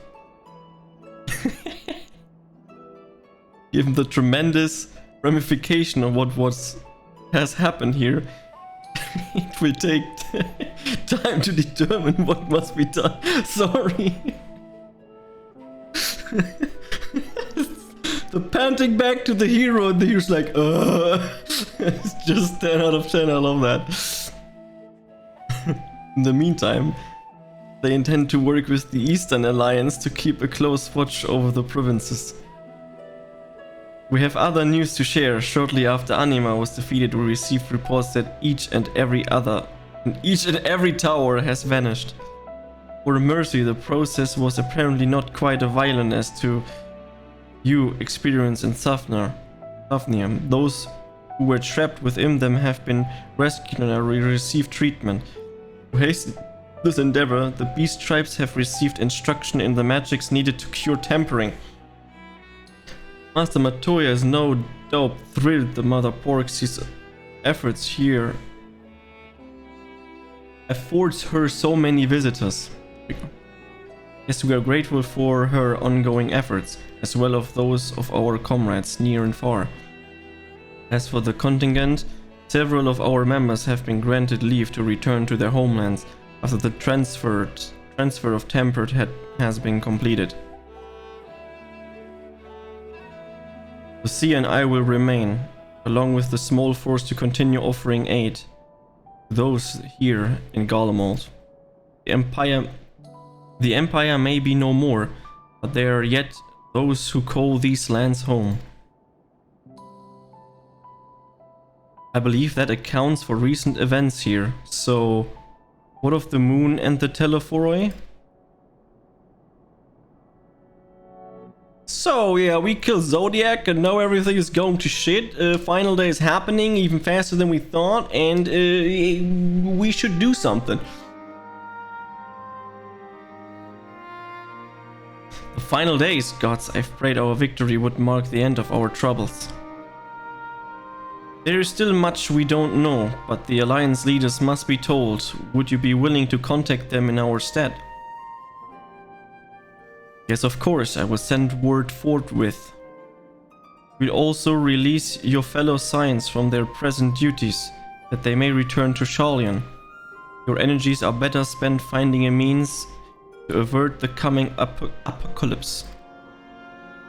Speaking of your fellow Science, you will be happy to hear that Mistress Krill, though still on the mend, has been moved to the Baldestian Annex and given into Tartarus' care. Thank you. I look forward to seeing them both upon our return. Let's be on our way then. One last thing, if I may. After your confrontation with Zodiac, you said Xenos took his leave, and in all likelihood, he has returned here to Garlemald. I have a mind to dispatch scouts to try and assert his whereabouts, but first wish to ask to believe there is a merit in doing so. If they found him, they would not likely live to tell the tale. If you're expecting to trail this destruction to follow, you won't find one. Admirable but futile endeavor. Yep, they are going to absolutely get wrecked. Don't look for them. I suppose you're right. To dispatch good soldiers in pursuit of such a beast would be to send them to their deaths. Pray forget I entertained the notion. When on the subject of Xenos, the 10th Legion has made an official proclamation. It denounced the Crown Prince and condemned his role in the Empire's downfall. His very title has become a source of shame among his former subjects, and its continued use serves only the interrelations with foreign nations. For this reason, he has been declared as Xenos, Viator Galvus, outcast and enemy of Garlemald.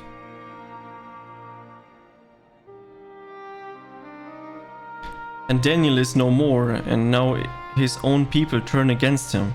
It seems he's not, but his bloodlust to keep him company. Better than any army to see it stated. At any rate, I will not keep you longer. I pray you safe. Passage back to Sharlayan.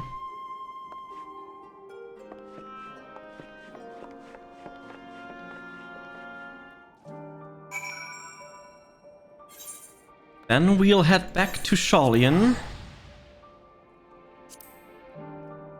And then we can finally confront the Forum, because we already know everything they want to do, and that they want to know, and they know, and they do, and they know, and they do, and they know do.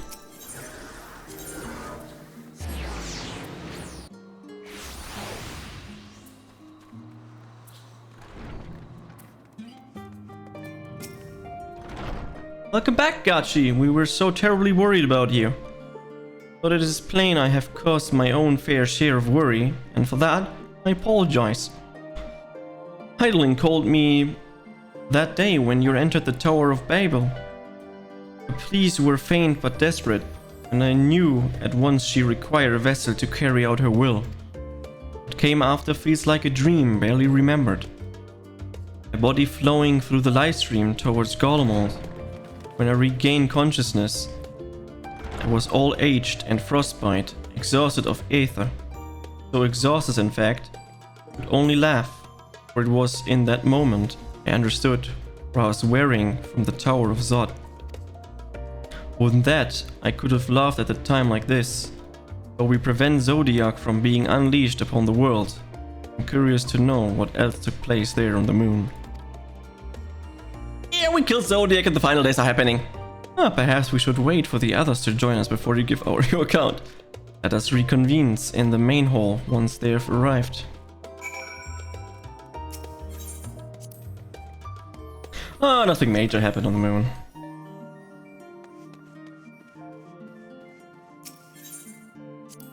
Wait for the comrades to arrive. Always waiting.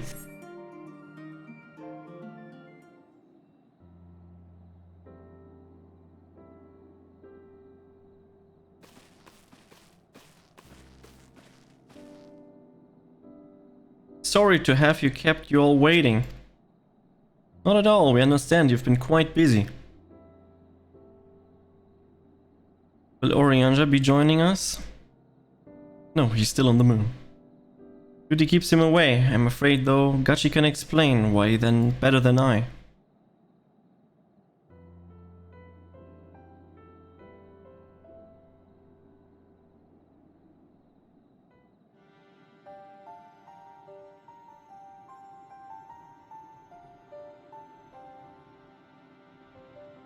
Final days, as befell Amurad,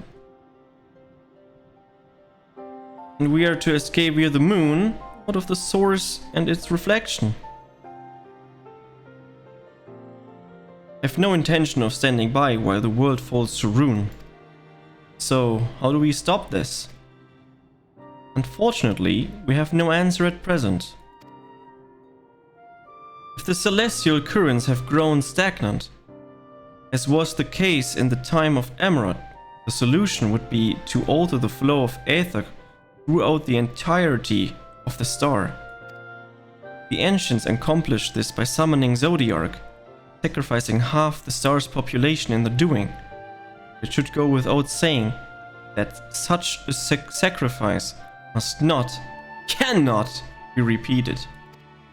Which leaves us with the daunting task of identifying the underlying catalyst of the final days, a feat which even the Emeraunters could not accomplish.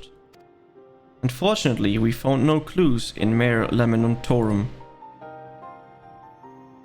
There's still much we do not know about the catastrophe itself, let alone what may have caused it.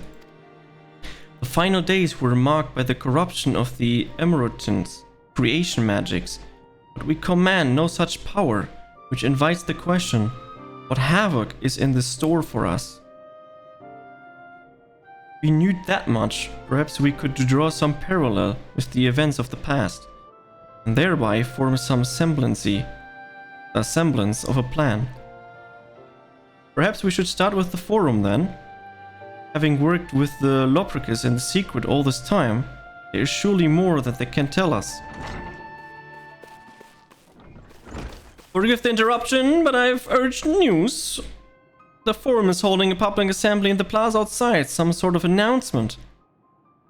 What's further up to now? There's only one way to find out. Let's go and see what they say. We are now traveling to the moon. Probably.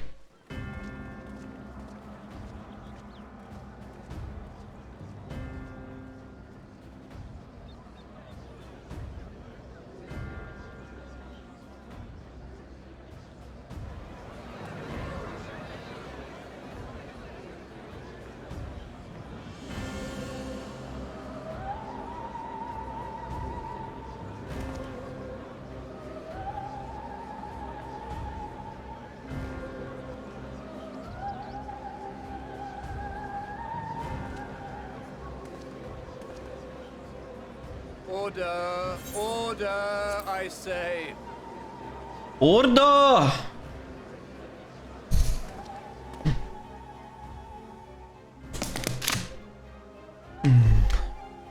I thank you all for gathering here on such short notice. This day we must speak of grave affairs and their implications for the future of Sharlayan, nay, of this very star. Said affairs concern all citizens, and so we have called for a public assembly.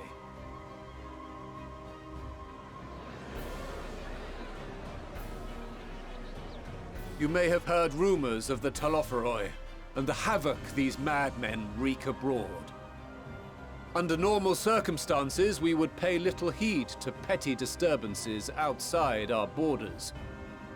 The final days, however, are another matter altogether. For we dare not ignore these prophetic words of Eld. The Endbearers will come, ushering chaos and calamity. The final days descend and devour the very star.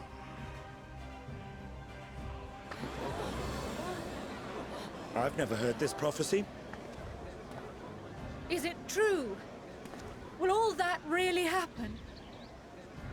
Calm yourselves. The time has come to speak of the Forum's most sacred duties. But first...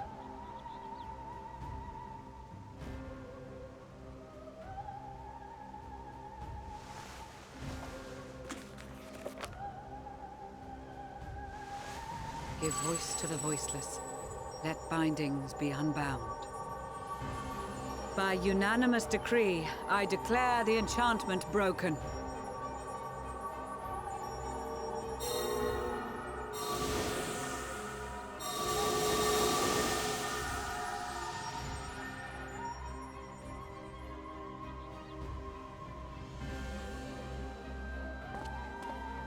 Master Leveilleur, if you would. Very well.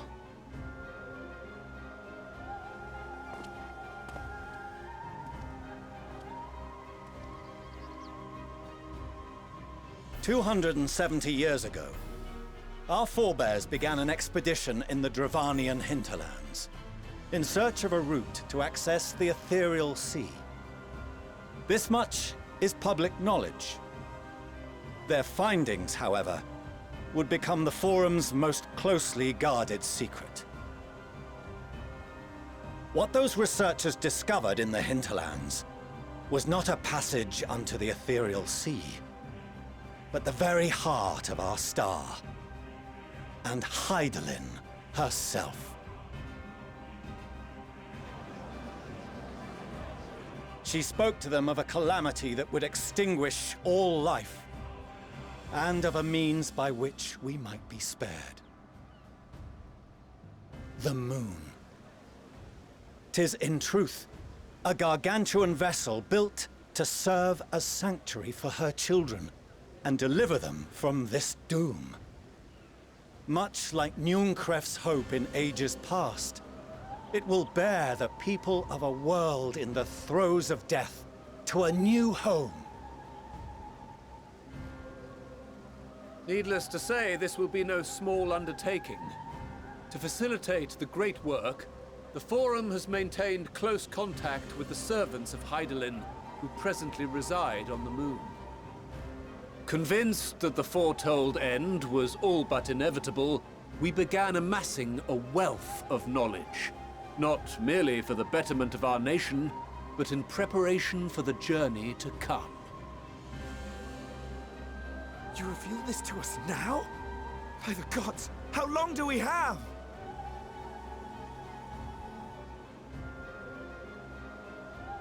While we cannot say with certainty, we believe the hour to be nigh.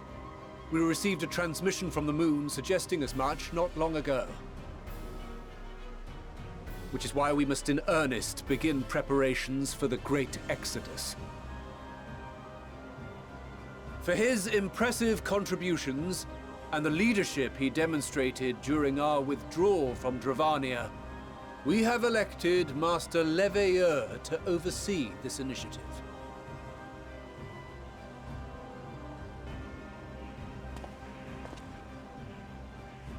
Fellow scribes and scholars, my countrymen, we face a threat of unprecedented scale.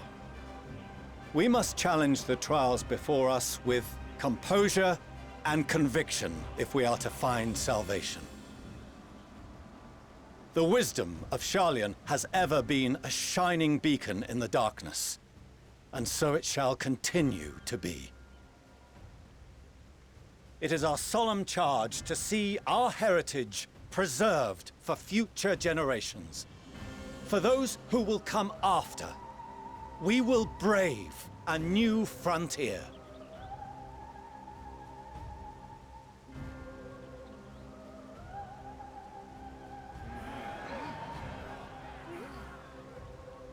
Administrative edicts will be relayed to all major institutions ere long. In the meantime, carry on with your duties. With that, I hereby call this assembly to a close.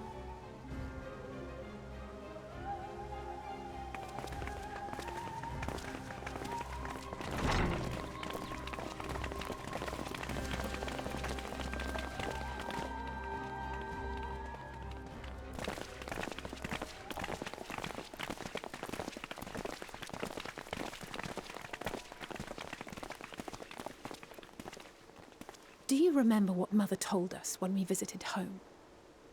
That it wasn't until after we were born that Father seemed to lose himself in his work. If that great work of his was the evacuation of this star, then... Yes. It wasn't for his benefit.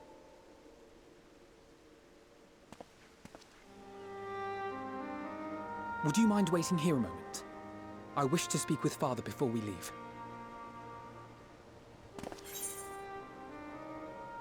Take your time. Thank you. I shan't be long.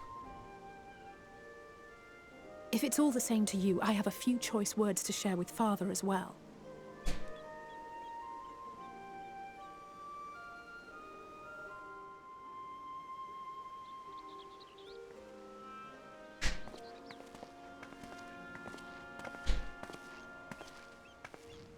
So, come to call us cowards and bid us join your fruitless battle against the inevitable. Nay, we do not object to the Forum's proposal. On the contrary, those who wish to flee have every right to do so. Urianger is cooperating with your associates on the moon to ensure that all is ready should evacuation be our only recourse. Then whatever your business, I suggest you be brief. Though we cannot boast the boundless wisdom of Sharlayan, we have first-hand knowledge of foreign cultures and have conversed with no small number of peoples. These experiences have taught us fundamental truths that cannot be recorded in any tome nor charted on any map. The beating heart of this planet is its people, many of whom would give anything, even their lives, to protect the lands they love. Many may choose to join you in the end. But what of those unwilling or unable, for whom escape will never be an option? What would you have them do?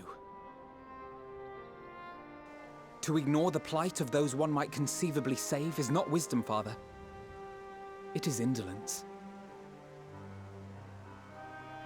This is why we choose to fight. We'll not ask for your understanding, Father.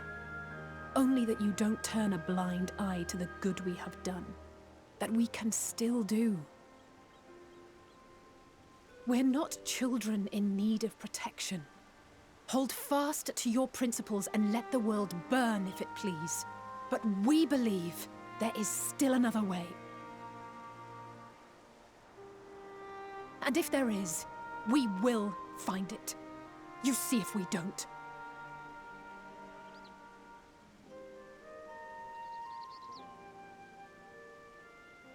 Do as you will. Just stay out of our way.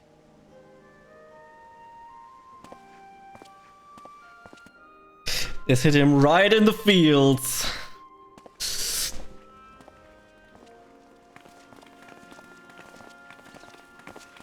Were he not so consumed with self-righteousness, he might tell you how proud he is of you both.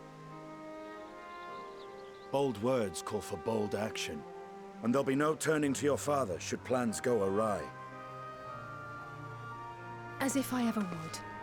So long as there are those who wish to stay and fight for this star, we have to do what we can to help them.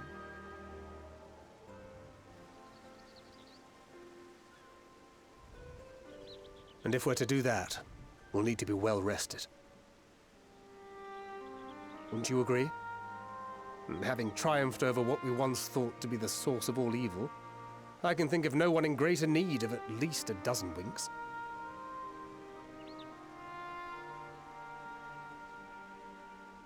Yeah. Shall we then? To the Annex. To prepare for tomorrow. The best thing? Sleep. Always sleeping and eating. Eating and sleeping.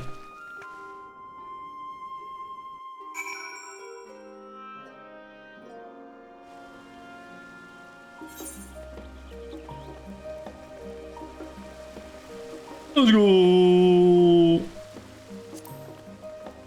Crazy, man. Crazy, crazy, crazy. It's the most important thing ever. The world is going under. The final days are approaching. What are we doing? Don't waste time. Time to make a sandwich. Cryo tells me the forum made a rather momentous announcement. So there's to be great exodus, is there? A reminder of my narrow escape from the Isles of Val. The realization, the running, the mixture of the relief and regret after. Why me? I asked myself. Why me? Why us? Why now? Why wonder? There's no use spreading over the cosmic morality of lack of thereof. We're here and we'll get through this together. And who knows, maybe my luck will rub and grant everyone a narrow escape. There's no harm in praying for as much. Oh, but enough of my rambling. I'm sure you're exhausted. Your chambers await. Let's go.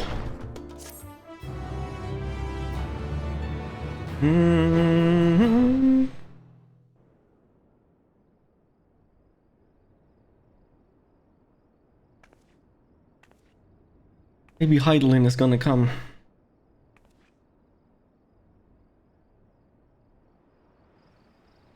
We had a similar cutscene in Shadowbringers as well.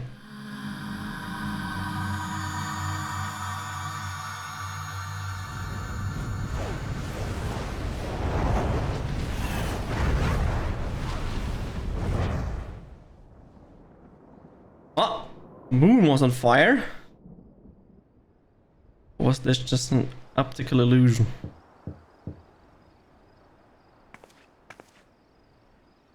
A visitor is coming, knocking at your door. Whoever could it be?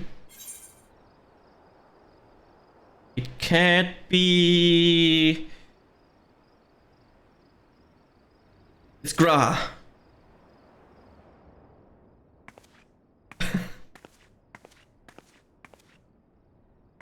And it will probably not be.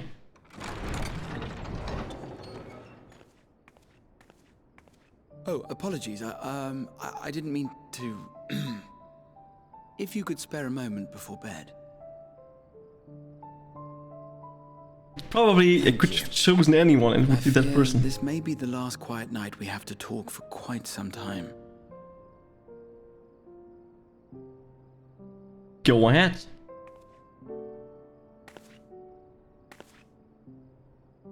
I am troubled of late. Unwarranted concerns, perhaps. I hope. Nevertheless, I feel compelled to share them with you. Though you have bested your enemies thus far, Xenos and even Zodiac, your victories have come at a considerable cost to yourself. No one is without their limits, and you are no exception. I worry the added weight of the final days will prove more than you can bear. It is surely too much for any one woman. But you needn't bear it alone. Let me share your burden. My, carrying capacity pales in comparison to yours, but I could still help. Shoulder the occasional satchel from your ever-growing mountain of, baggage. You have already done so much to help relieve me of mine own encumbrances. 'Tis only fair that I repay you in kind.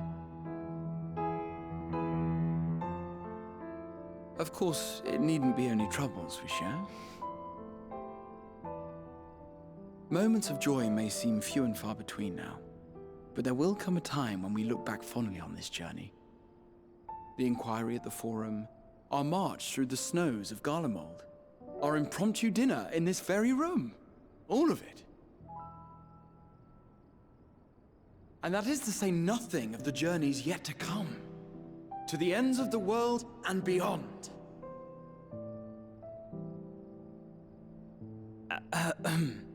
But tomorrow will be no less busy than today, and I've kept you from your rest long enough.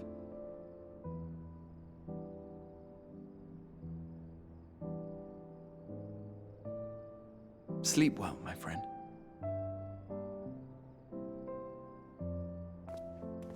Sleep well, Graham.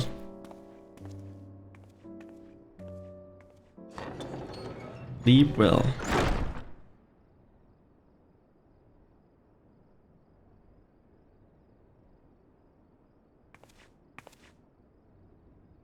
I walk to the window, then someone else is knocking. Ding, ding, ding.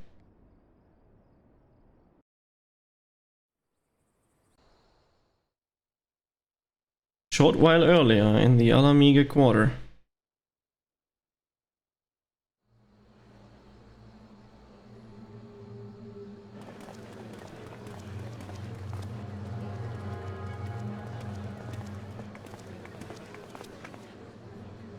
Thank the gods that tower is gone.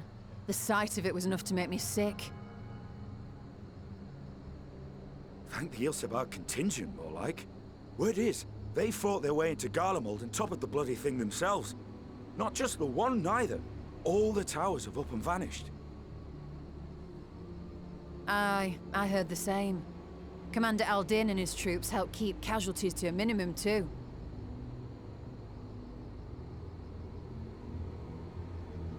But is it true? They brought back tempered Garlean soldiers?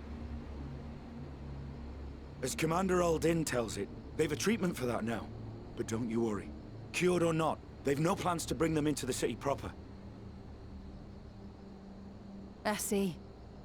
Well, that's a relief then. 2 seconds later, they bring it in the city. I know we've brothers and sisters among the lot, but I can't say I'm eager to welcome them home.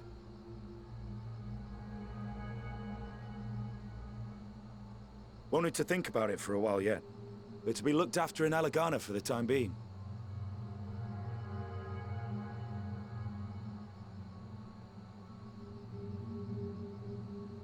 Who this?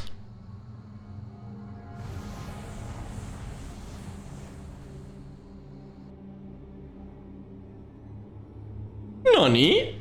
Meanwhile in Ishgard. Is this how the final days begin? Strange creatures having magical powers, wandering around all of the towns, doing crazy shit.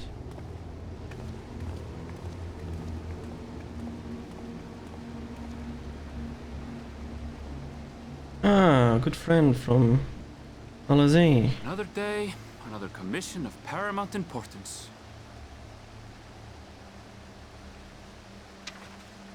Oh, what have we here?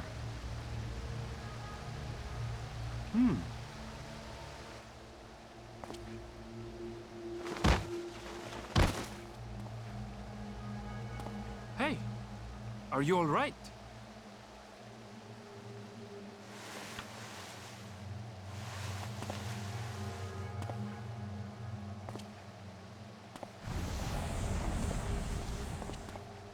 Was that?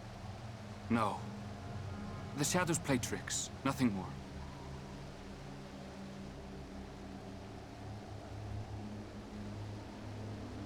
The towers are gone, and the Garlean threat is abated.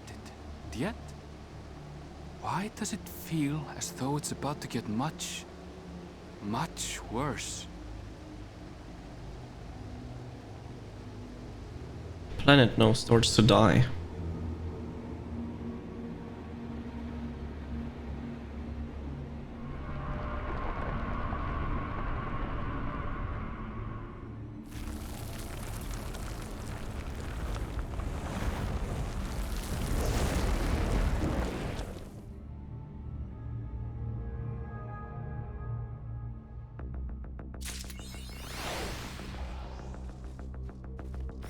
It's interesting music, and this is probably the thing that we have learned in the lesson thing. It starts getting painted over, and if you want to fix this, they're all gonna be gone. Sky's aflame. But Gachi, I was about to call you for you. I'm afraid we have received another call for assistance. This one comes from Rats Adhan. The others have assembled in the main hall to discuss the situation. You must join them at once. Okay.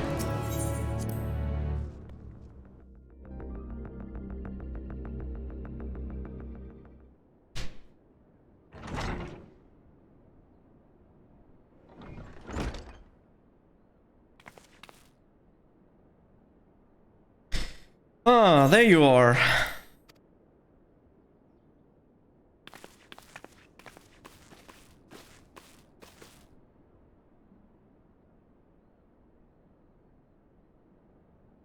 Our worst fears have come to pass, but moments ago we received grim tidings from our contact in Rats Adhan. Wild beasts have appeared out of nowhere, claiming one victim after the next. What's more, they say the very sky burns above them.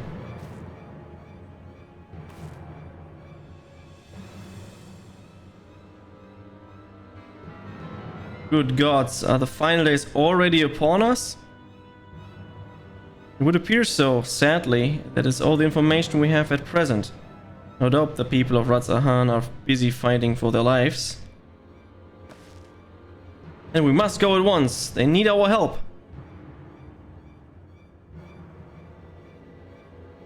Agreed, Quill. You'd best remain here with Tataru and gather what knowledge you can. You're in no condition for a long journey, I imagine.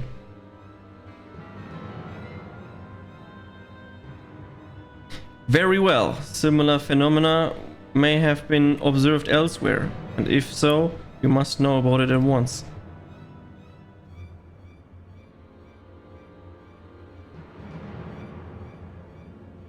Be safe out there, yes? Let us make first for Yildimar. We must prepare ourselves for what may lie ahead.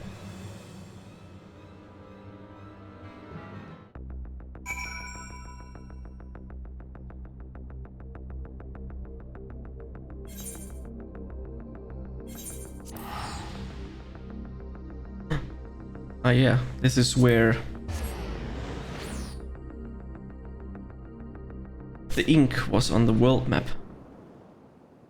And lo, vile beasts did rise.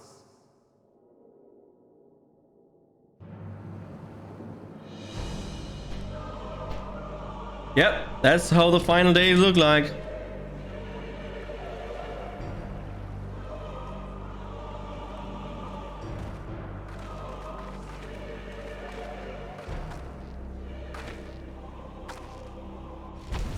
Leaving naught in their wake but blood and ash. Sun scorches earth and boils seas. And our sins ascend unto the heavens. Three dooms to unmake all we were.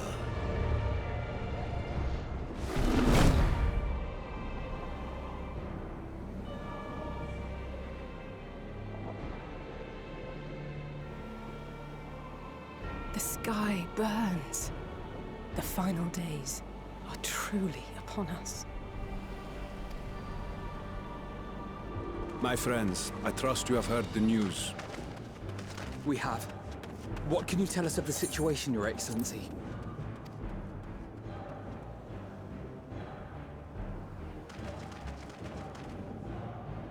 Last night, the Isle was rocked by tremors, and the earth itself cried out.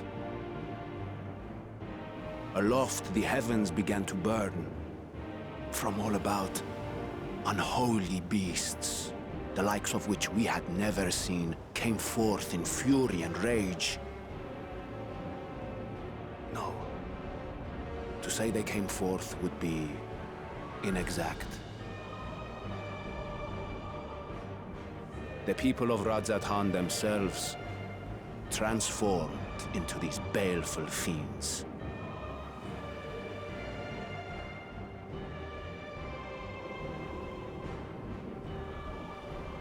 Though the phenomenon was observed throughout our lands, the first creature, the largest and most dreadful of the lot, wrought havoc upon us here in our fair city. Though they bear superficial resemblance to divinities of legend, they are ungodly abominations. The people decry them as blasphemies. The Large One's rampage has since taken it to the northern reaches of the island. I mean to dispatch our radiant host in an attempt to quell the threat. And what of Vritra? Vritra too makes for the north of his own accord, and yet he knows the blasphemy and its minions were but yesterday his beloved people. I pray his boundless compassion and mercy does not deter him from taking unenviable but necessary action.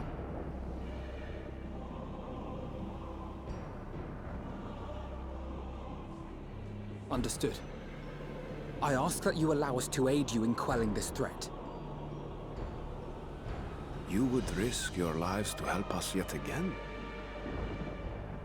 I have no words to express my gratitude. Our regiments approach the north from several directions, with a number of units set to depart from the docks of Jedlimad. They will make landfall in an area of dense jungle, where one can expect to encounter dangers even beyond the fell beasts we hunt. I leave you to your preparation. You will find me at the docks when you are ready to depart.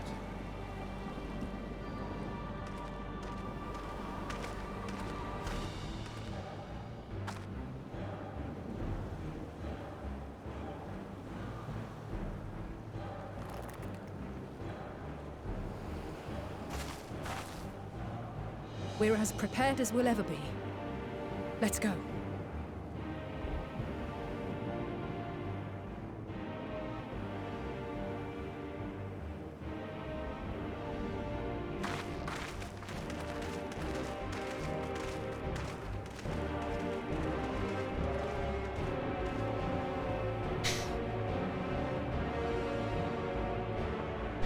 Let it begin.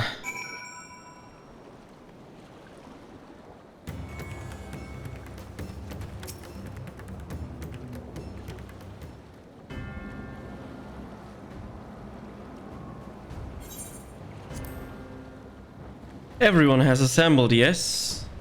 I thank you for lending us your aid in our battle against the blasphemy. Let us review our plan of attack. I would have you board this boat and circle around the north side of the island. There you will find a dense jungle we call Venispati. It is a sacred wood, home to many temples and a number of villages.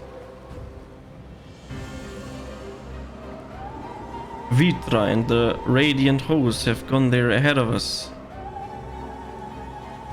I ask that you join them and do all in your power to destroy this blasphemy.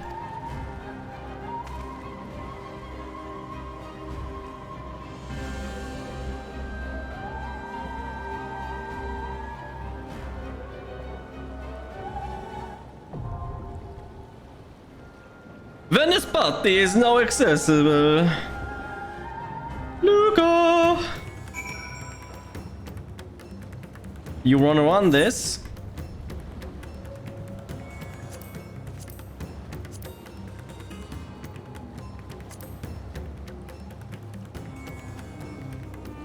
Or are you busy? Nonetheless, we have to do it. I have been called. It is time for the next dungeon.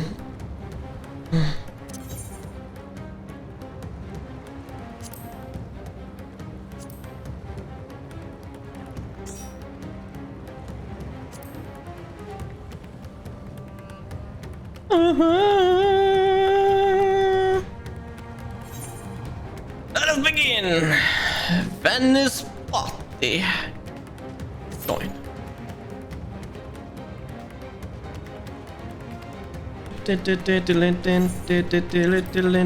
Let's eat some food. Some lemon muffins. Because they need to get rid. I need to get rid of this. Here we go.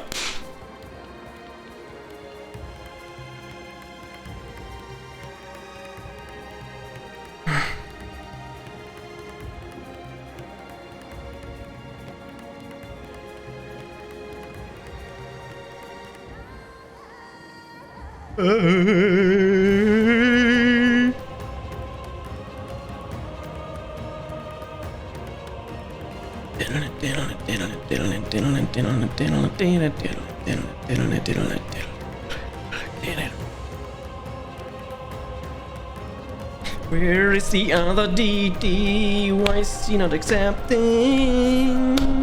Fuck. No, we need another tank.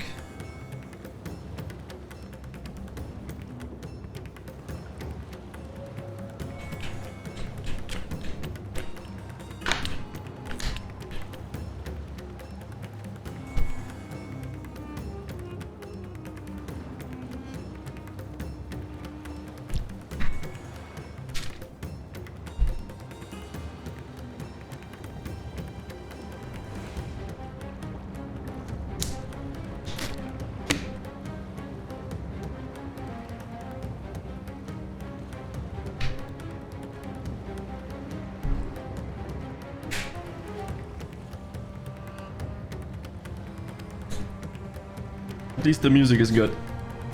Vibing, you know. There we go. We can enter.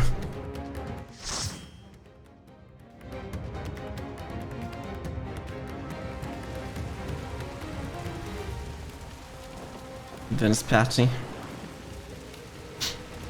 Oh no! Run! Ooh. Blech.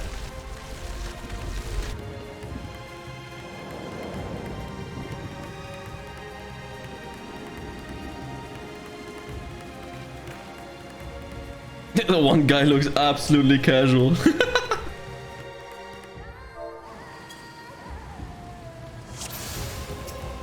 His name. Hida. That's a nice name, not gonna lie. Uh-oh, I know what he's going to do.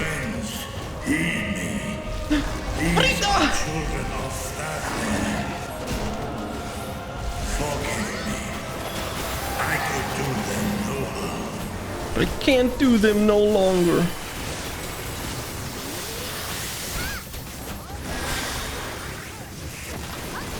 Let's go!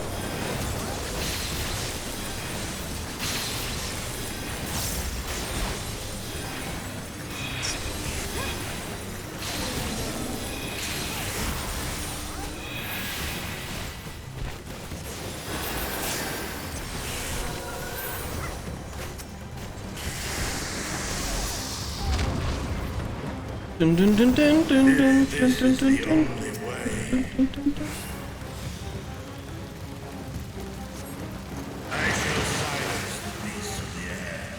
Pray continue onward.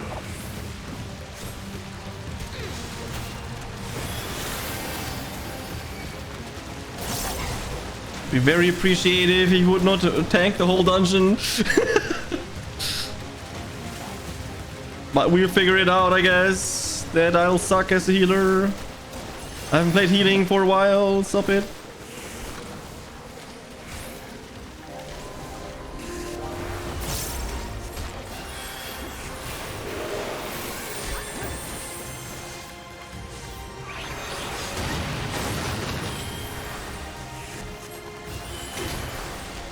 Pure healing it will be.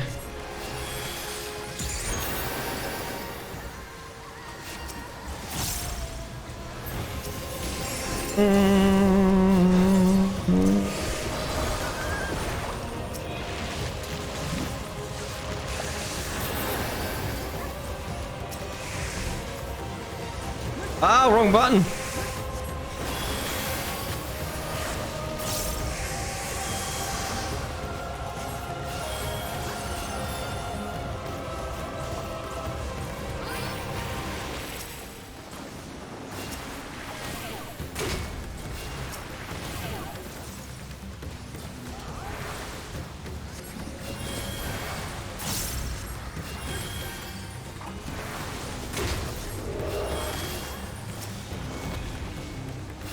These enemies are strong.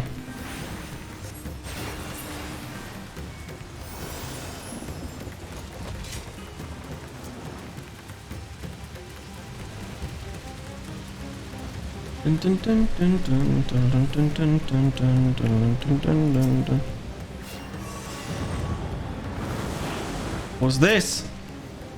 Amenius Snacker. Uh-oh. Let's do some damage before the paladin dies out of nowhere.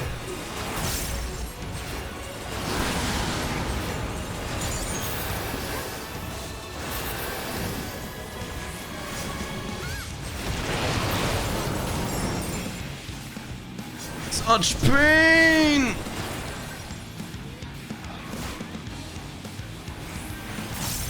I see, figure that out. That was fairly easy to figure out.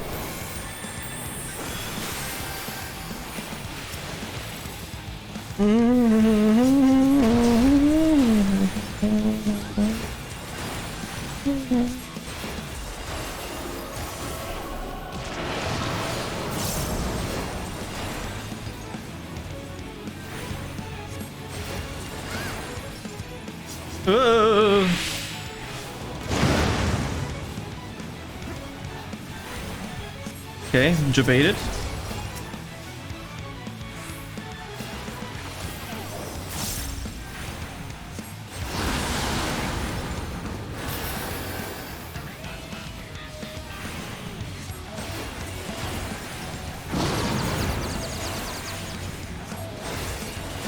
Temporary misdirection.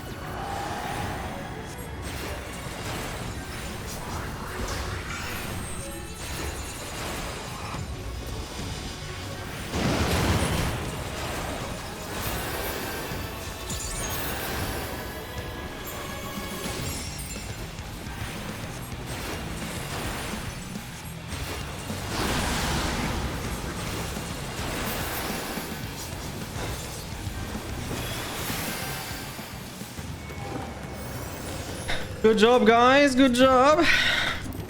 What is this vile presence I sense? The horde draweth near. Be on your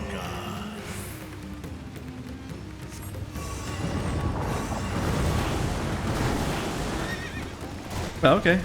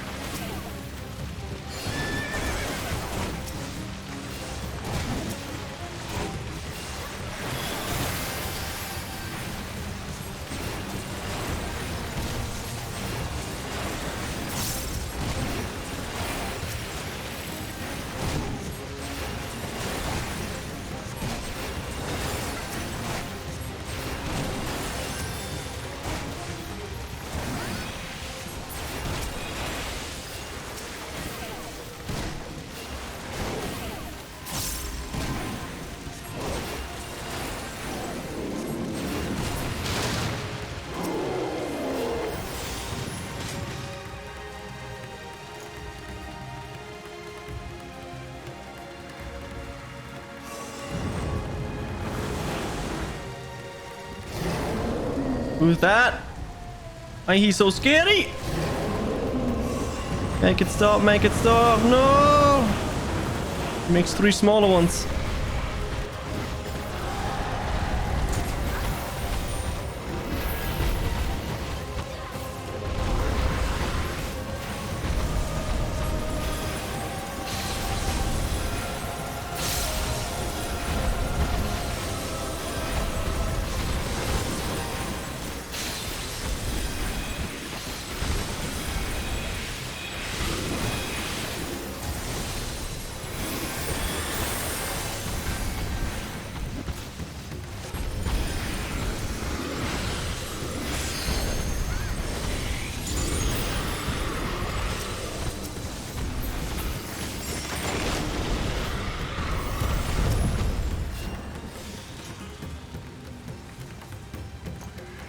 Dun, dun, dun, dun, dun, dun, dun, dun.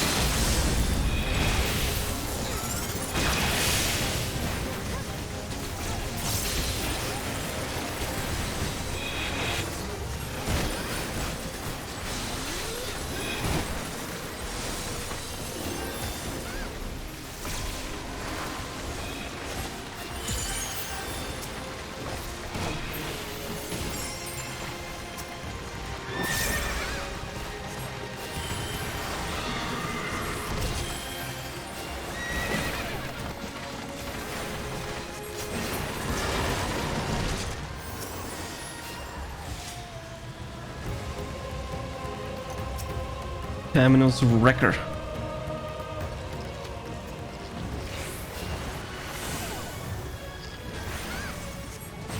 Meaningless destruction.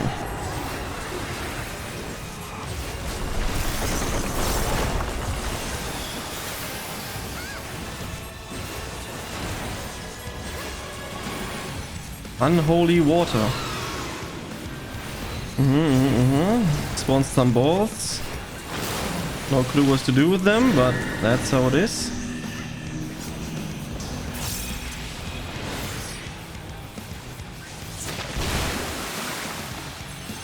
Oops, wrong button, but that's okay.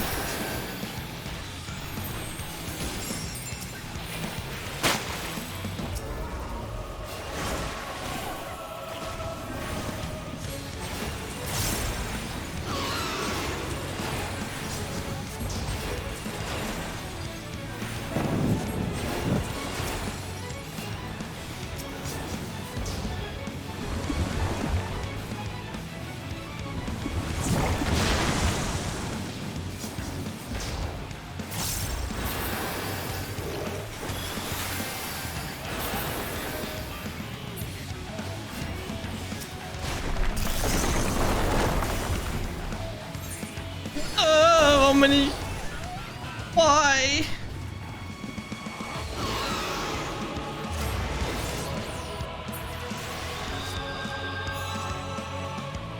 Why did I die?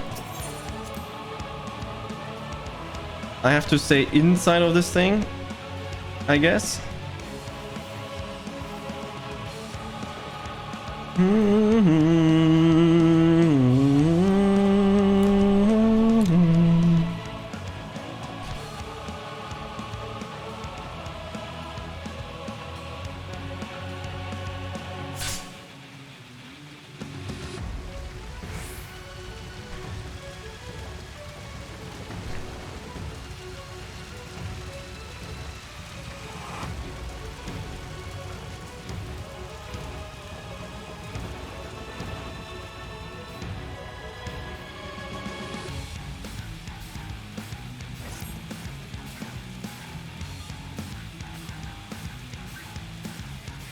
Do I have to stand inside of these bubble things, Luca? Or no?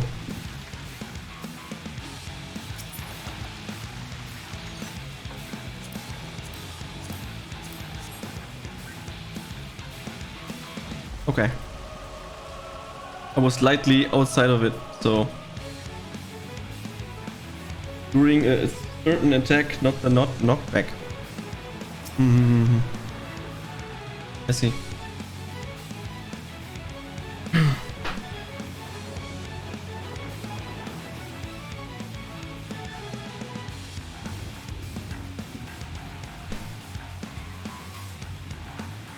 Don't worry, I will fail it again.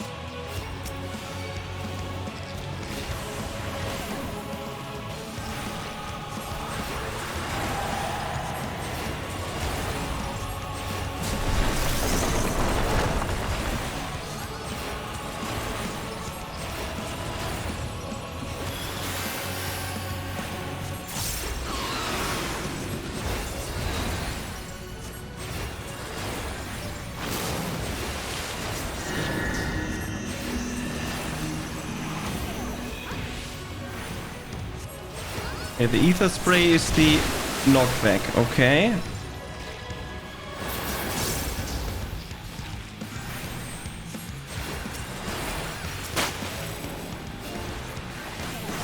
So if you're not using the ethers thing but the other thing, then definitely should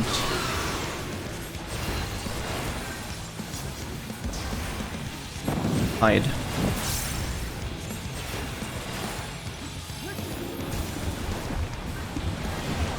Ah. Figure it out. The tank didn't.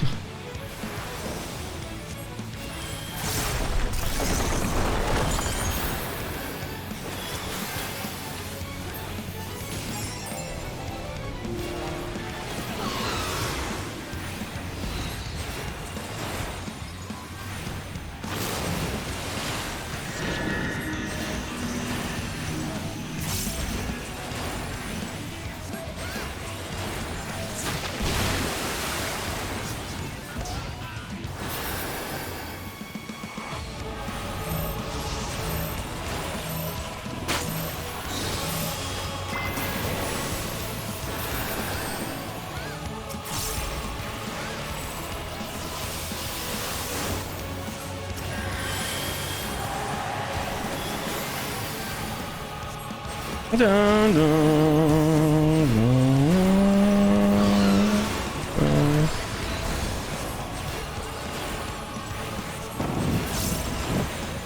Ah. Water and fire. Me understand or no? Okay.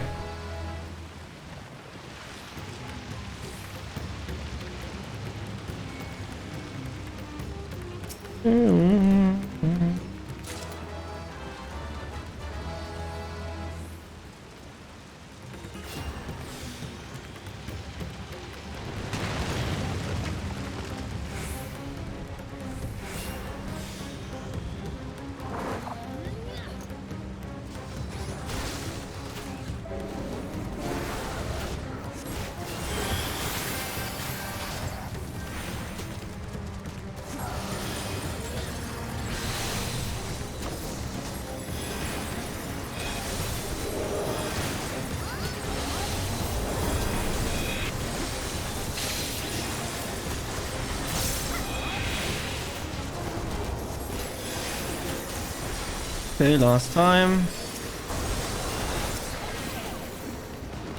This one just depletes from deer.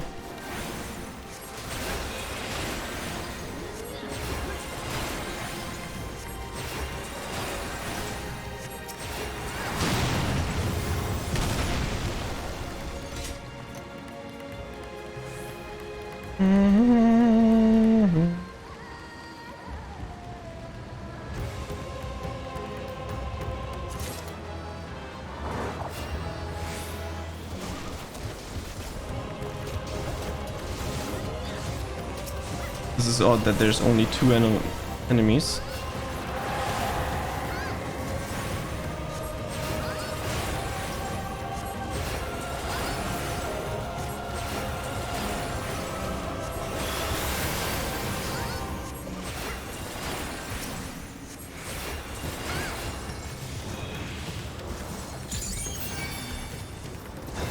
Knew it! Ooh.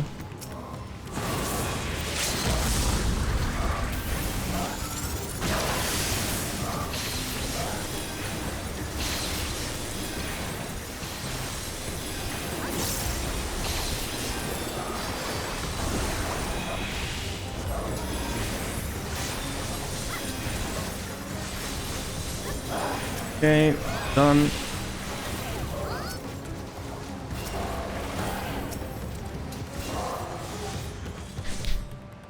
Okay, perfect. Okay, who's gonna wait us here? Is it that dragon? Oh my god. It has thousands of mouths.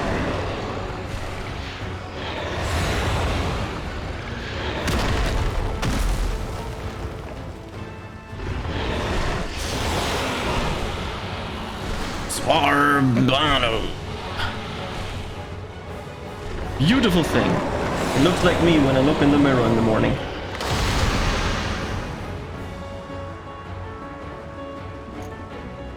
Dun, dun, dun, dun, dun, dun, dun, dun, dun, dun, dun, dun, dun.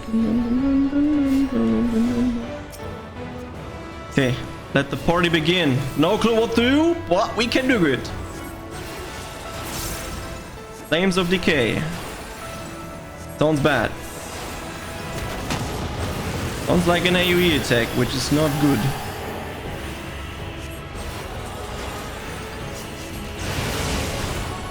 Different colors. I see red, so I'm on blue?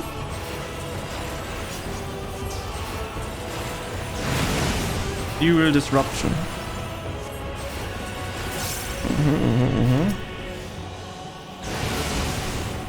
So, rumbling sky.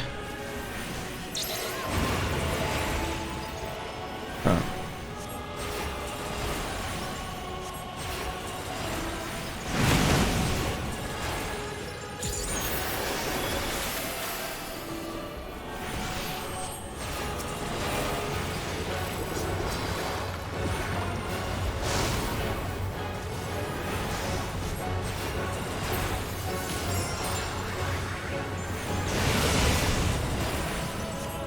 Rumbling sky, so we get the things on our face again.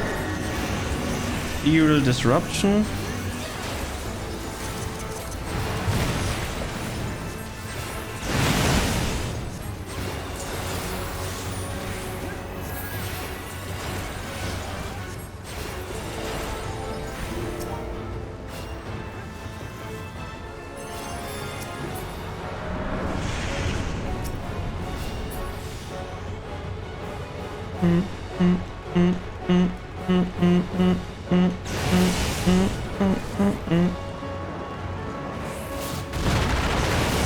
Oh, completely misseen that. Ah, I see what's happening here. Oops, I went into the fire. I played it absolutely terrible, but it worked.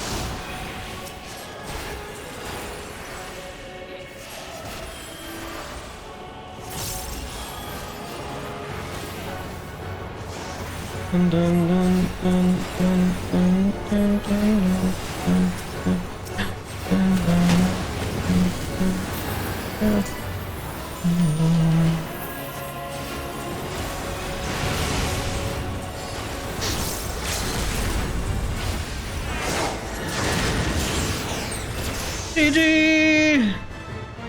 Level up!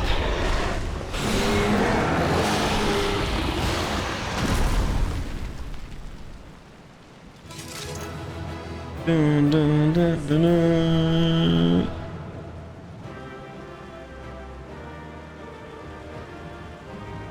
Okay, we killed it. What's next? GG. Ah, I can give the guy a player commendation and I can greed on everything and I will completely lose everything. I received the player commendation. Nope. Only one.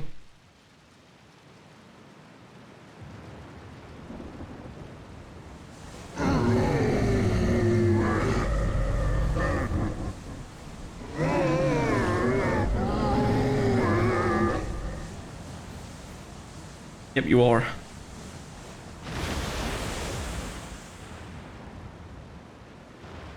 As I feared.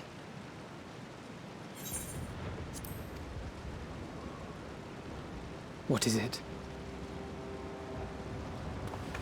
The beast was there, and now it is no more. Yes? Indeed. We saw it plain. But you didn't, did you? I saw nothing. Not the blasphemy that perished here, nor the other men turned beasts. And because of this, I now see all too well. There is no ether. Where the creatures should be, I saw naught but emptiness. Emptiness? But that would mean... Recall the words of the Watcher. 'Twas a stagnancy of ether, a cessation of flow, leading to decay and absence, that led the ancients to conclude their star was dying. This is the same phenomenon. The instant these people are seized by the transformation, their ether begins to rot and crumble away like dried mud. Until, from their corporeal forms to their very souls, naught remains. But the beast spoke with its dying breath. Surely at least a sliver of the man it was endured.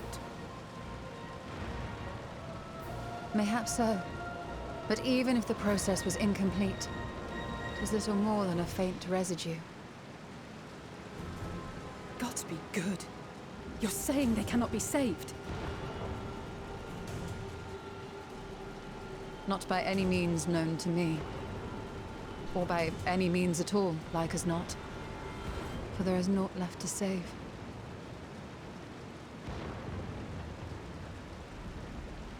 They return not even to the ethereal sea.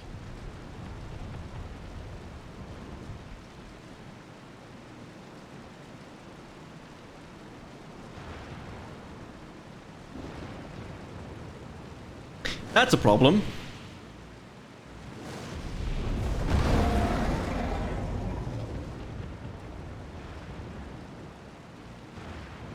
The beasts rage on, their hunger insatiable. Even deprived of their master, they perpetuate his legacy of hate.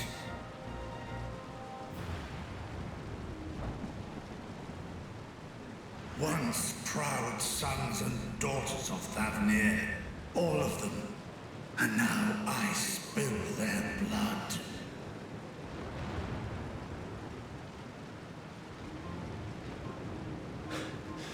Vitra, my friends, I am heartened to see you safe.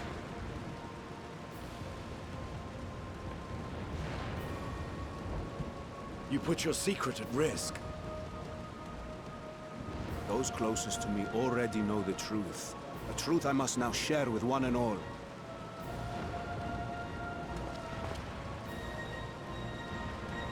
Vitra, calamity has come to Radzatan.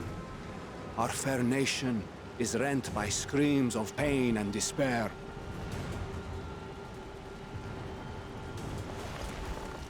More than ever, we require a strong leader to shepherd us through the storm. Reveal your true self to our people, Vitra, and guide us to salvation. What madness is this, I-One? Thou dost forget thyself. Were we to reveal our duplicity, it would do naught but foster confusion and chaos. Nay, I shall remain the Satrap's loyal ally, and do battle with the beasts. Easing hearts and leading the people to safety is thy task, and thine alone.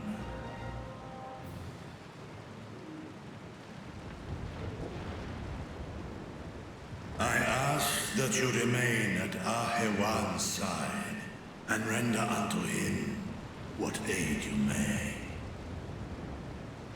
I know not what lies ahead, but without you, Radzatan will not survive.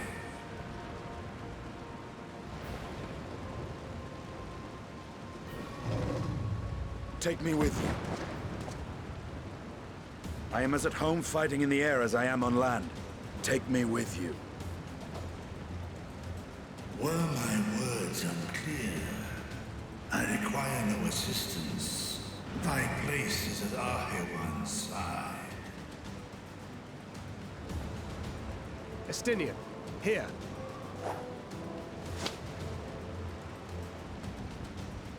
It's the last thing you ever wanted. A link pearl. You gain much from knowing your elevated perspective. And it'll keep you from getting lonely. which I know you loathe.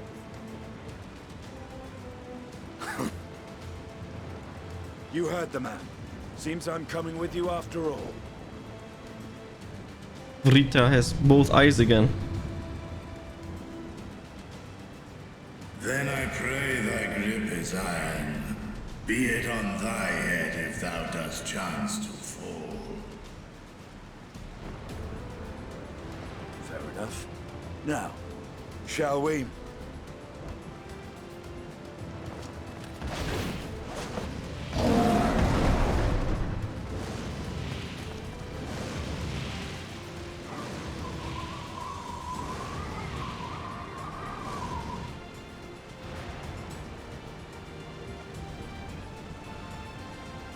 I fear it is as Vitra says. We will not survive this on our own. While I am loath to impose upon you again. I would insist if you did not. 'Tis the very reason we have come. Then once more I find myself without words to thank you properly. Let us return to the capital and plan our next course of action.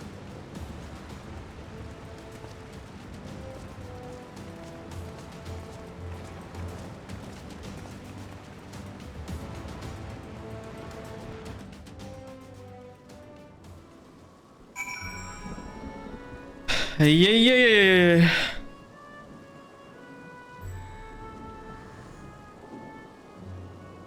Our Radiant host has eliminated the immediate threat to the city.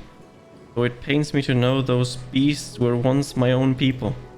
There's no telling when or where the next transformation might occur.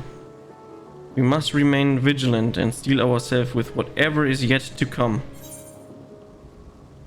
Some dumbass colors. Why do you give me colors? Don't give me anything. Oh, look what it is! Leans Scarlet. we already seen. Blasphemy Unmasked. Forgive me, my friends, but I must return to Megaduda for the time being. There I can better manage the crisis and dispatch my troops as the situation demands. In that case, we shall carry out an investigation of our own here in the city. Mayhap the residents can tell us more about the first of the transformations and the conditions under which it occurred. Third, we can ascertain what exactly triggers these tragic events. It may give us some insight as to a possible solution. Time is of the essence. Let us split into these groups. 3 groups. But we may cover more ground. Alizair and I will see to Paxa Path, Tancred and Y'shtola. Pray make for Dharma. I leave Artia to Gara and you, Gachi. Any information can gather on the first blasphemy or the manifestation of the final days here in the city would be most helpful. When we have completed our respective inquiries, let us reconvene in front of Megaduta that we might share what we've learned with the Satrap. Okay. Let's talk and try to figure out if someone saw how it all began. Last exam. We start with Grad. Shall we be off then? Arta is home to the high tribute of all Chimera, whose alchemists forged many of the Warden scales. It seemed to be a good place as any point to investigation, don't you think? I spoke briefly with Nudea Dean, the chief alchemist here, on our last visit. He should be happy answering our queries.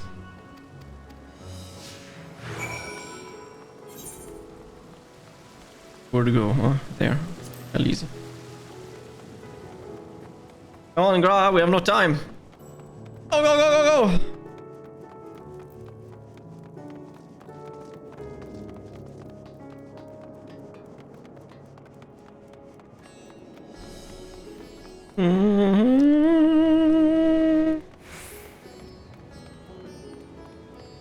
Arta.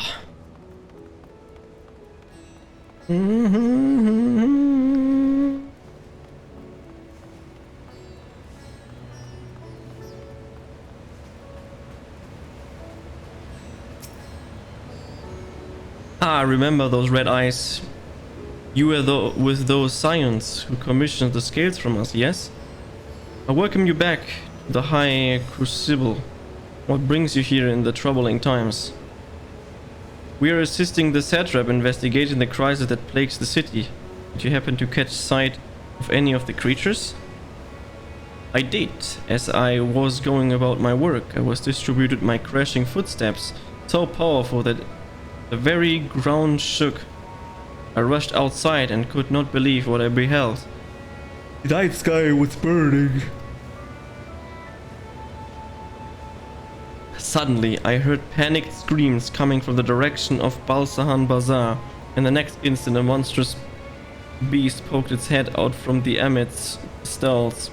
A handful of the Radiant rushed to the scene, only to be sent sprawling as the fiend and its minions propelled themselves skyward.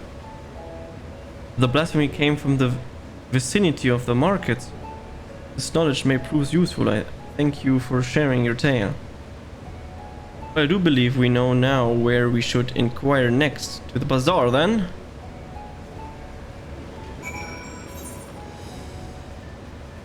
To the bazaar!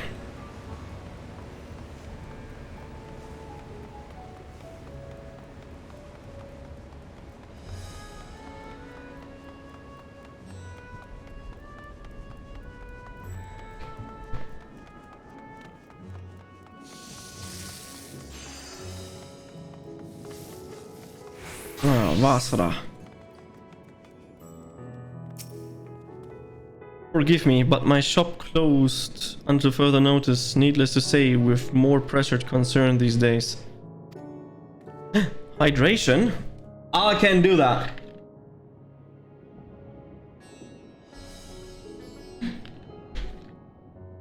That's good hydration, thank you for reminding me. We have come not in search for wares, but information concerning the enormous fiend that tore through the bazaar. Did you perchance witness anything? Afraid not, my friend. I was here the whole time, so I only saw its little minions. Made a mess of the place, they did. While that was all going on the great big one tore through the west side of the bazaar. Would have better luck asking there. The other side of the bazaar, I see. Then let us go there.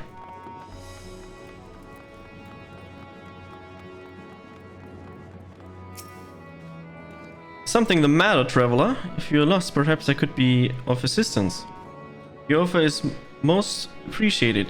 We are not lost, but we are in need of information. Might you know anything about the gargantuan beast that rampaged through the bazaar? Aye, I saw it all.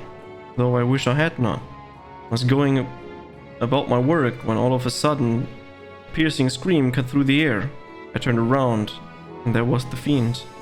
Its massive body bursting through that entryway with the force of a tidal wave, and then it was gone, quickly as it came. Hmm.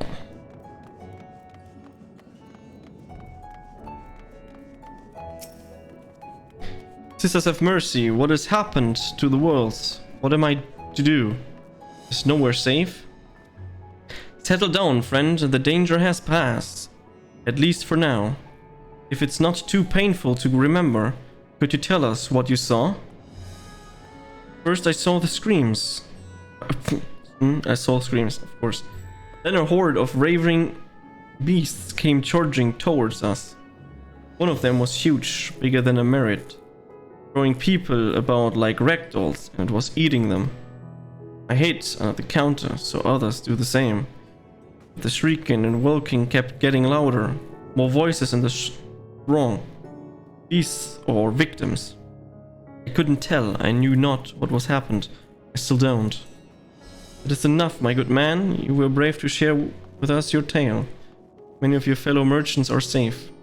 The High Crucible, too, has survived most unscathed. Pray stay close to your friends and loved ones, and rest your body and mind while you are able. I suspect that this is the most we can expect the people here to tell us. I think it's best we find a place outside the bazaar, Or we might rest and review our findings. Of course, in the north. While we do that...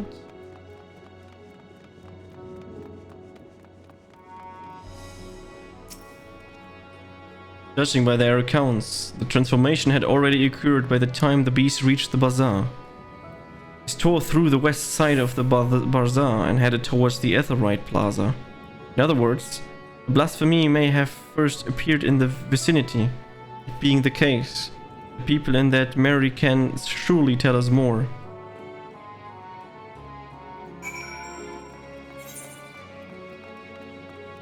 I wonder if I can attune the other right. Definitely can attune this.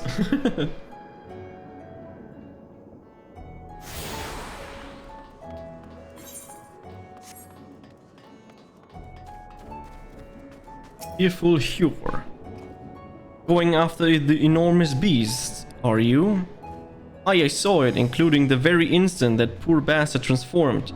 Damn the gods for putting me there. It started over there by the window, a few men, merchant probably, talking and drinking. Conversation must have taken a turn for the worse. Next thing I know, their leader, I suppose he was, buries his head in his hands and black mist was swirling about him.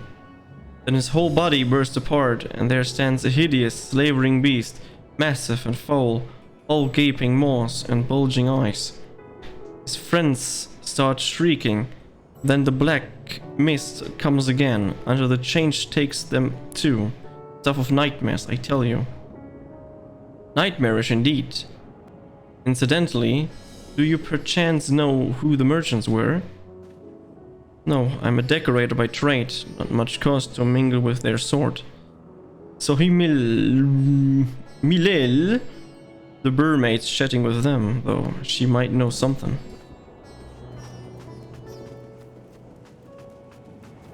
Milel, she may know something, and we just run past her.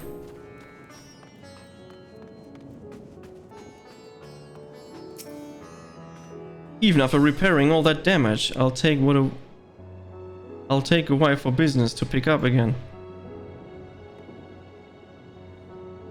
You mean blasphemy? That's what the Radiant have been calling it anyway. I saw it too, we all did. I was standing here at the counter at Merrill, poured me a drink when suddenly there came this dreadful sound like a pained angry groan. It was unlike anything I've ever heard. I turned around in shock and from ominous cloud of black mist rose creatures enormous and ghastly to behold. As for what happened next, to recall it sends shivering from my spine. By some stroke of fortune, I was able to slip outside before the beast got its claws on me. The sight that greeted me offered no solace. The blue sky above turns red as blood. Merritt, myself, and the others surviving clung to each other for dear life until the Radiant host came to our aid. Wait, did I hear you correctly? The beast manifested before the sky began to burn? I'm certain of it. The windows here offer a clear view of the sky and I saw nothing out of the ordinary until the beast appeared and began to rage. I'm doing okay. How are you doing? Life is being life. Let's phrase it like that. You have ups and downs all the time. How have you been? It's been a fair share since you've been here.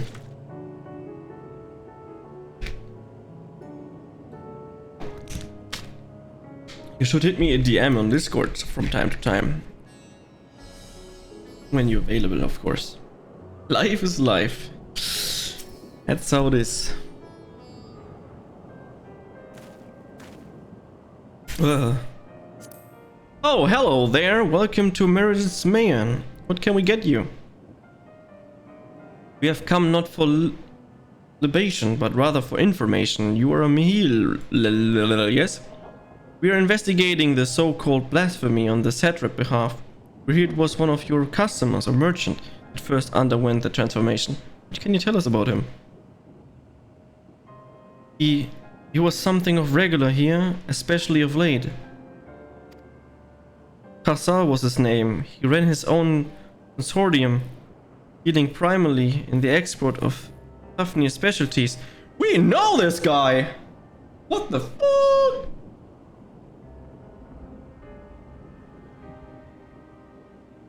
And my Discord is easy. Just my name with lots of zeros and a 1 at the end.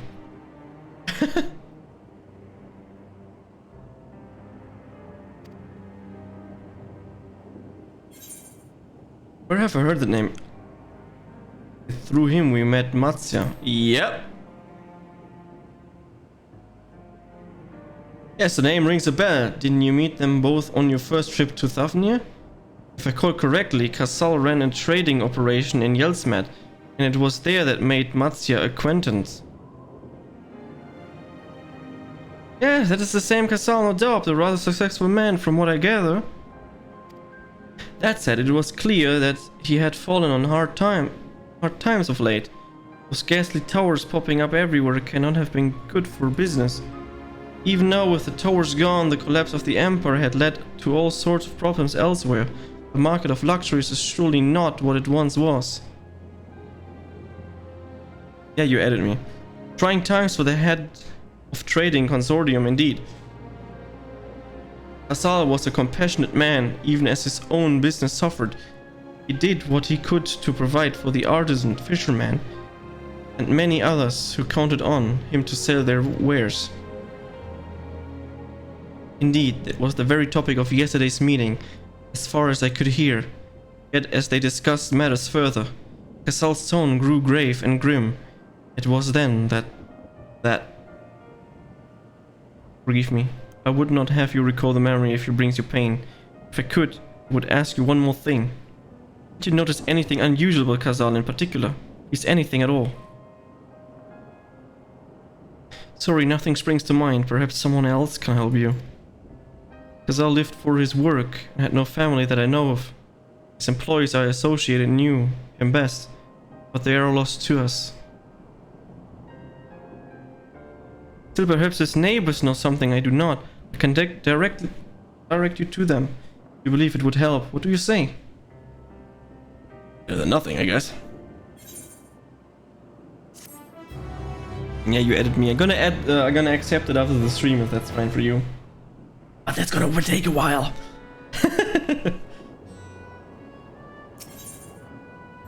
Amidst the apocalypse. Kassal made this home in Karma, a nearby residential area. What I gather, Kassal lived there since childhood and was known throughout the neighborhood. Karma, the name is new to me. How do we get there? I write down some directions. I cannot promise that you will find what you seek there, but if nothing else is sword. It is a sword, yeah, it is. Come, let's see where the leads takes us.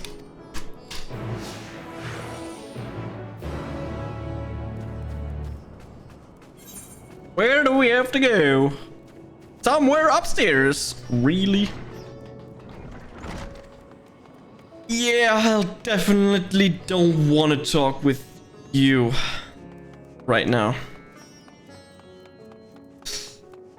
Grahatian, you are very hardcore. You will talk to me at every corner. Why is that?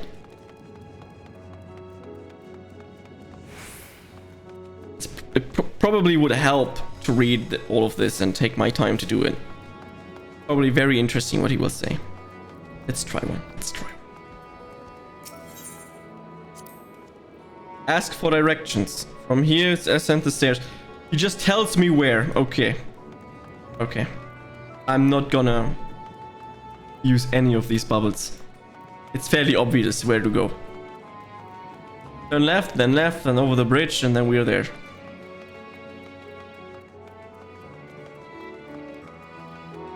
Minimap for the win. Ah, dodged easy.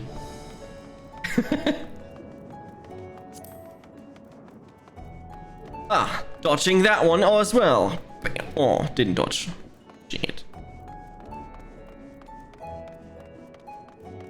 This guy seems to start the 6.3 missions quests.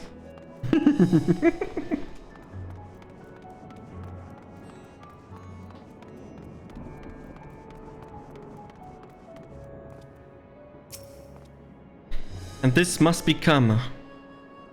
We're arrived at last. Let us begin questioning the residents without delay. No doubt someone here can tell us more about Khazal. Given recent events, I imagine many are taking shelter indoors.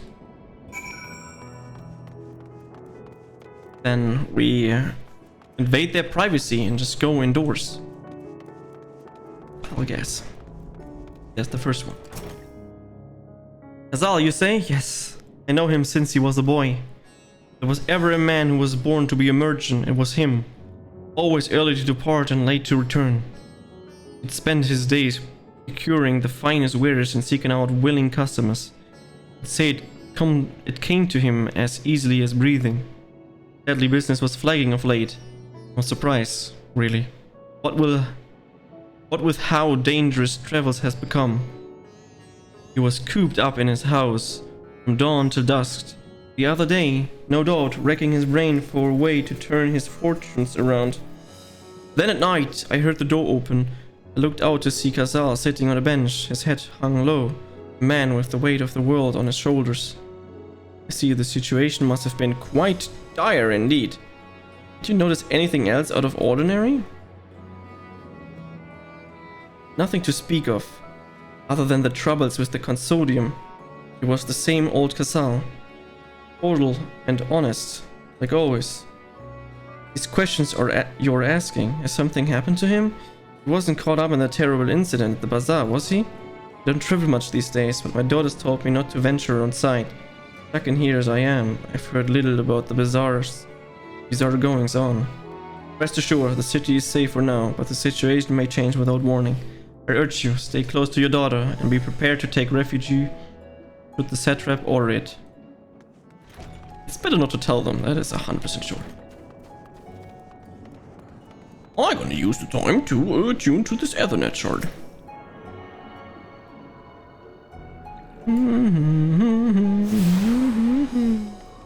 The other one is potentially inside of here. Arigra. Could you come back another time? I just woke up and I'm exactly in the mood for idle chit-chat. Well, that's one way to avoid the panic, I suppose. Pardon our intrusion. You may not have noticed, but a great danger has come to Thafnia. I encourage you to stay alert and prepare to flee the city should the situation turn dire. Before we leave you in peace, pray allow us to ask a question or two. Did you know a local merchant named Khazal? If so, did you notice anything unusual about him recently? Khazal, eh? I know him. In fact, we spoke just the other day. Like many others, his business was doing poorly. Still, it seemed as though he had managed to turn things around. Thanks to the gorgeous order from Ruvidar Fibers, where he was particularly dancing in the streets. I haven't spoken with him since, but I assume it has all went well. Gianbara might be able to tell you more though. I recall he was the one who brokered the arrangement. Gianbara at Ruvidar Fibers? That sounds promising. It really does. Where to go next? Here, okay.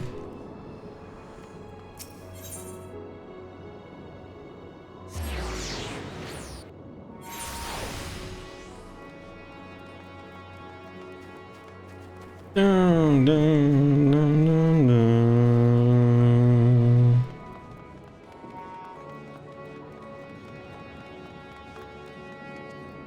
Whee! We just jump down and he teleports down. And hurry, I say, there's no time to waste.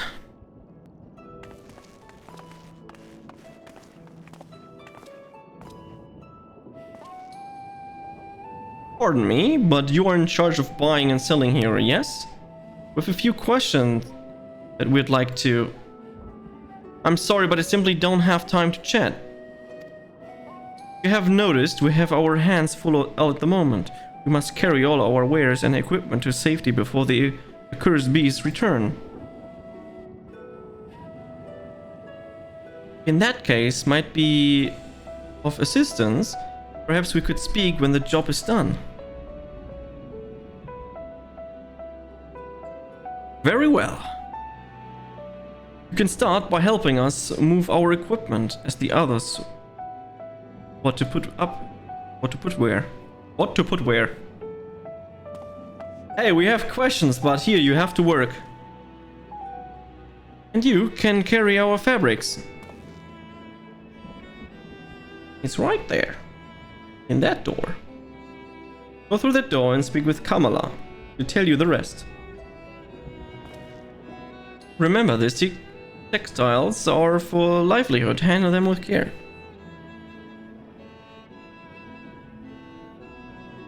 Dun, dun.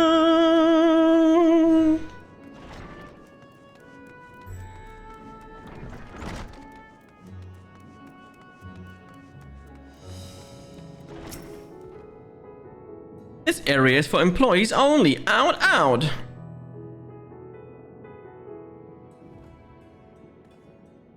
What's that? You've come to help? Oh, praise to be to Mindurova. Kind stranger, I welcome your assistance. On your way here, you passed 3 storehouses, yes? I'd like you to carry the small crate to Namfrifhalfavla by the storehouse near the hatchery. That crate is clothing is for Manua, and that massive crate there, it goes to Zaymera by the middle house storehouse. But you're back with that one though. Those are all the crates we have already. Once they've been delivered, consider your work here complete. We are the delivery man.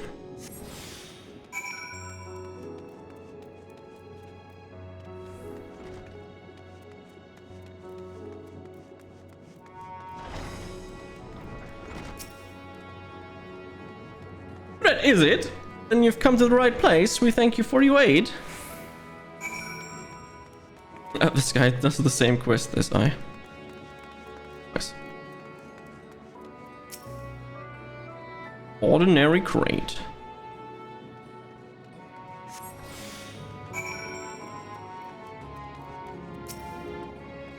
If you have crates of the finished products such as carpets, clothing and the like, pray bring them to our primary storehouse. A crate full of clothing, is it? I can take it off your hand. Many thanks for the delivery.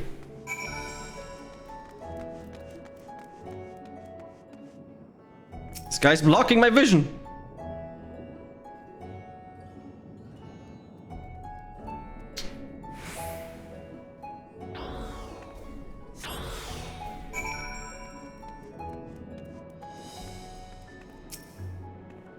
I say you're quite brawny, aren't you? A good thing that never know where you need to defend yourself in these precarious time.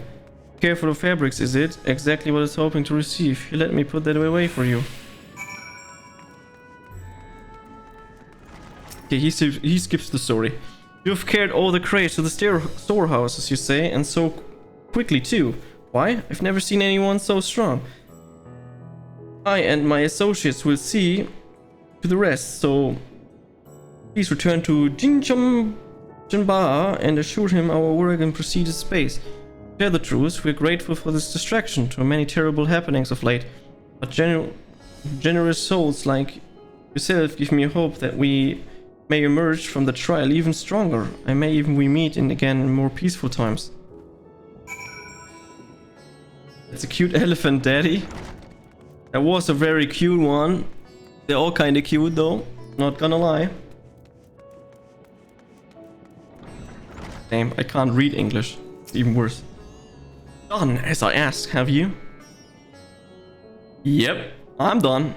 If Kamal is satisfied with your work, then so am I. You have done us a great favor, traveler.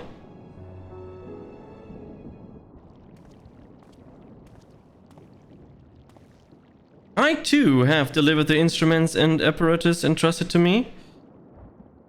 You both have my thanks. With our wares safely stored away, we'll not lose any more to those fiends. I take it that your establishment did not escape the attack unscathed.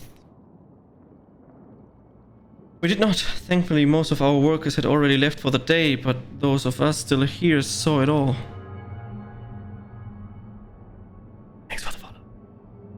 We looked to the burning skies and the confusion, and then, before we could even begin to make sense of it, a hideous creature burst through the doors, shrieking.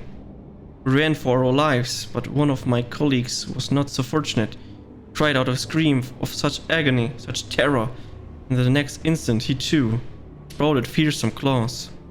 The sight of it caused another fellow to panic, and then he too transformed!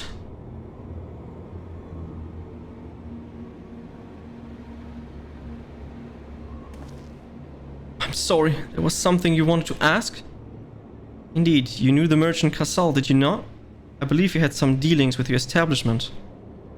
Casal? I know him well.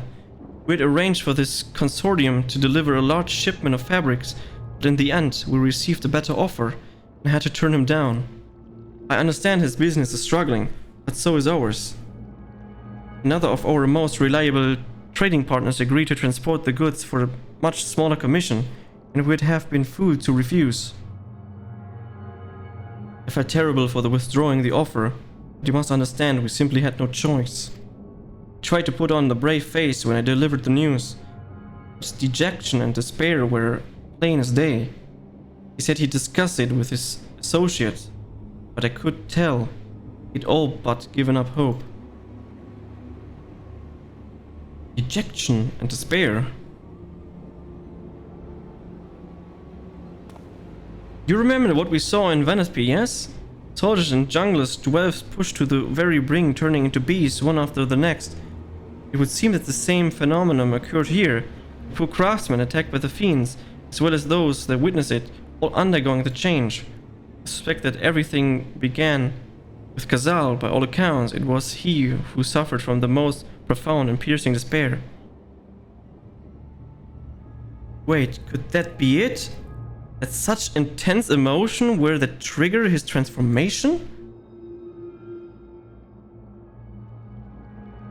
Much remain unclear, but I believe we are drawing closer to an answer. At any rate, we must discuss our findings with the others. That's exactly what I also thought.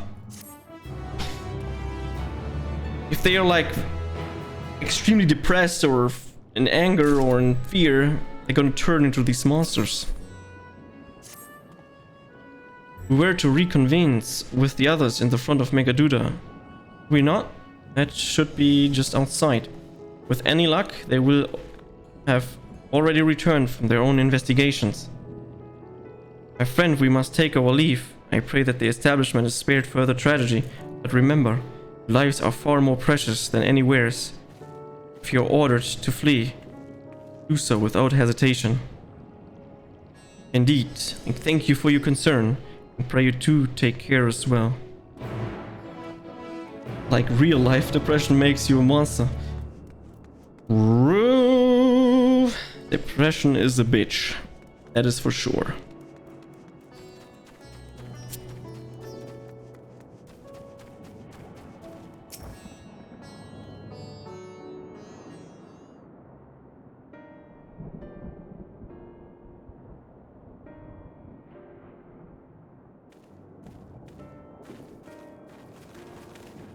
There you are. You've spoken with the survivors.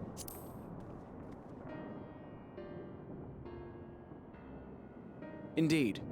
We thought to share what we have gleaned, that we might together gain a greater understanding of present circumstances.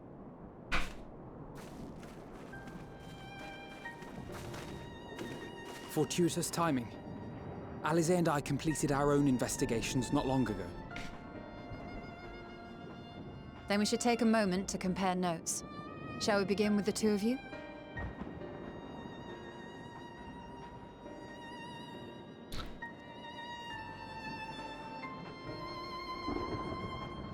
You are not wrong with that.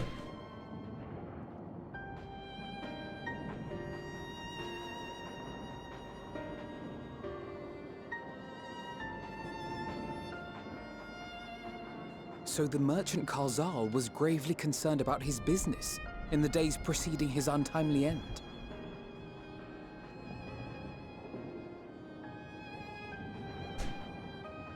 The tales we heard were much the same. The first victims to be changed into blasphemies were all overcome with anguish of one manner or another. Then those who saw their loved ones stolen before their eyes succumbed to a similar panic, setting in motion a chain of transformations. Fear, unease, despair. These negative feelings serve as a catalyst. If so, then it is not unlike the calamity that befell the ancients. Enjoy. With their creation magics, they unwittingly gave form to untold horrors. Had they simply lost control, surely it would have manifested in many forms, not all of them monstrous. Yet somehow, this phenomenon is triggered solely by the darkness in their hearts, a common thread with what we now witness. Common, but not identical. While the beasts the ancients faced were forged with magic alone, those of today are born of sentient beings. Why remains to be seen, but there is one fundamental difference between us and our predecessors. Our souls are sundered, whereas theirs were not. Perhaps that single variable makes all the difference. If I may, there was another detail that troubled me. We have it on good authority that Karl Zahl's transformation took place before the skies began to burn. What? If that's true, then the situation's more dire than we realized. It means even if there's no ominous sign presaging the final days, anyone, anywhere, has the potential to become a beast. That's already the case. Even in lands we thought safe, even as we speak.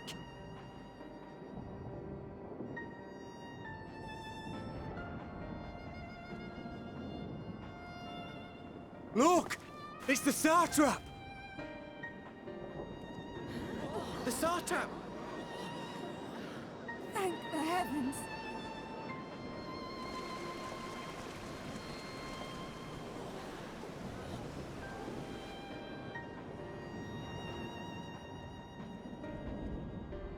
My countrymen, I am relieved and heartened to see you strong and safe. While the danger has not yet passed, far from it, allow me to assure you that the beasts that raged within the city walls have been exterminated to the last. Outside this sanctuary, the brave men and women of the Radiant Host and our dragon ally continue to battle our unholy foes. I pray these tidings put your minds at ease and help you calm your hearts. Have faith that we shall soon conquer this terrible trial. Your Excellency, is there any word from Palaka's stand? My grandson was bound for there yesterday, and I worry for his life. We are still awaiting a report, but I promise you, as soon as I have aught to share.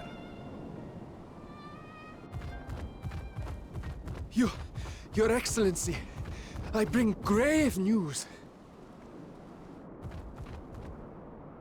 You are? I'm Matya of Akyali, a humble fisherman. Ah, I remember you from our first visit. Wait, you're... But no, that can wait.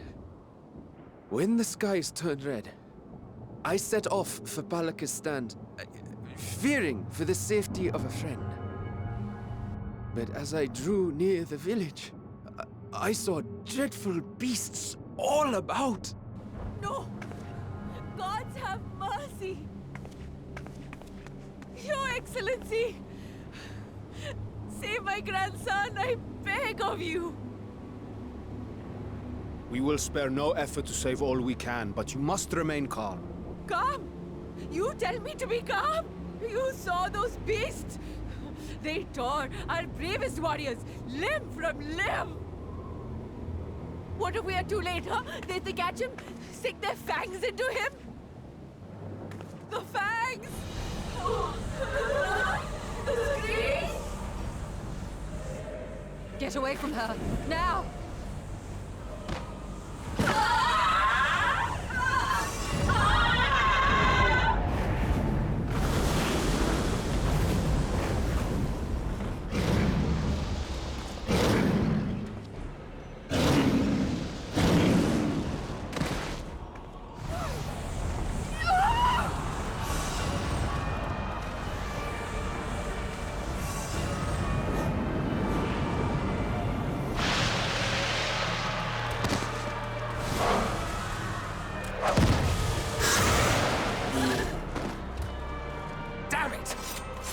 Kill them before it spreads. We'll handle this. See the townspeople to safety. That escalated quickly. Run as fast as you can.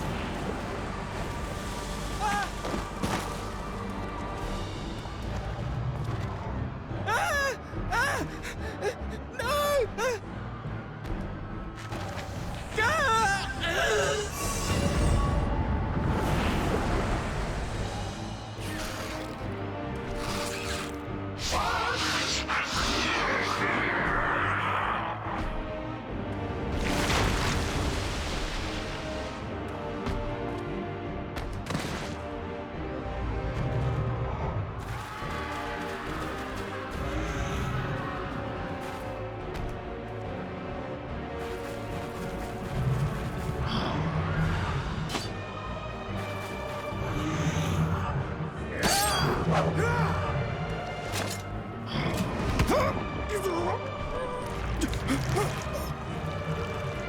Vitra, our people, you must save them.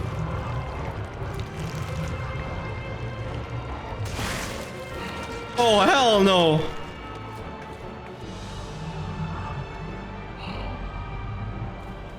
Just fucking ate A1, man.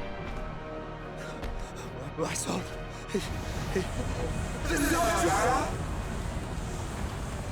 Enough. You must run. For their sake and your own.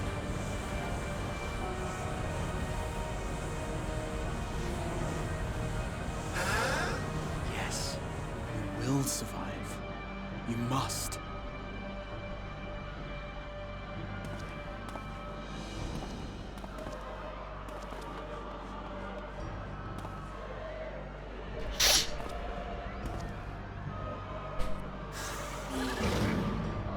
How to end this madness? Just give everyone drugs so they're fucking cool down, out of mind, and chilled.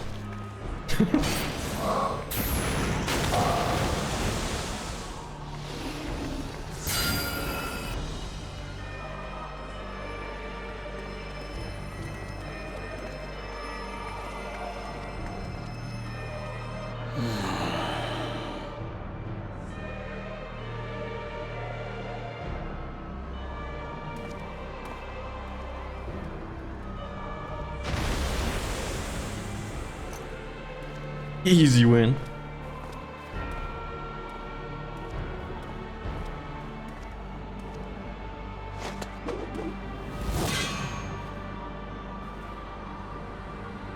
Be strong, my friends.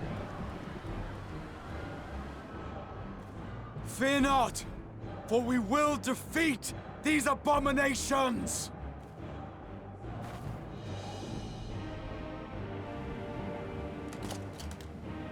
Brave men and women of the Radiant Host, lend your Stola and Thancred your aid. Let not a single beast escape. The rest of you, flee this place. Carry the wounded if you must. Head indoors or underground. Above all, stay calm. No beast will follow you. We will see to that.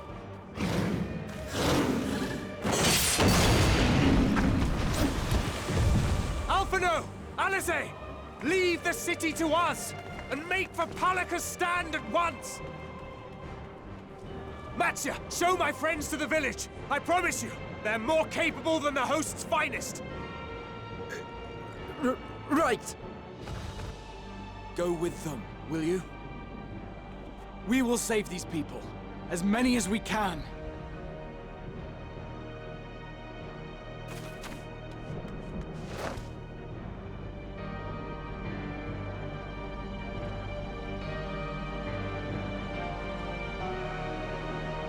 Another of our acquaintances died.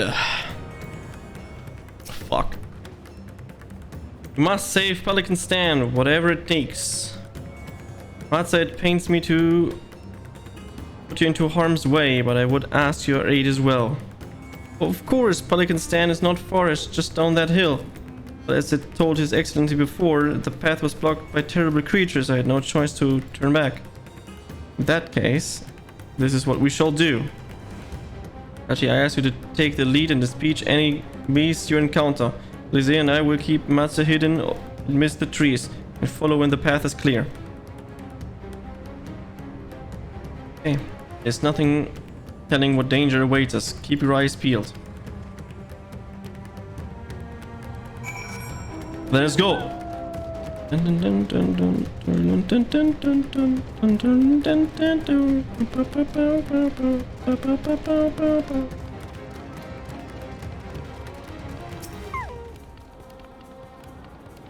Surveying.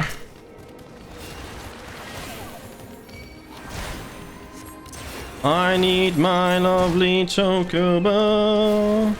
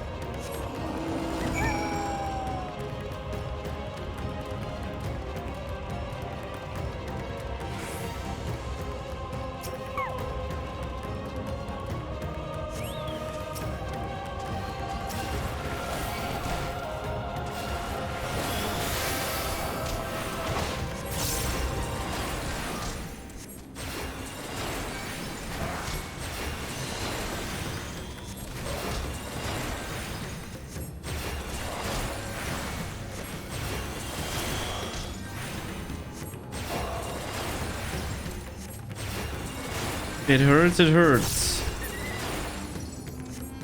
Some have a little bit of soul and life left. The rest is like not doing so well, I would say.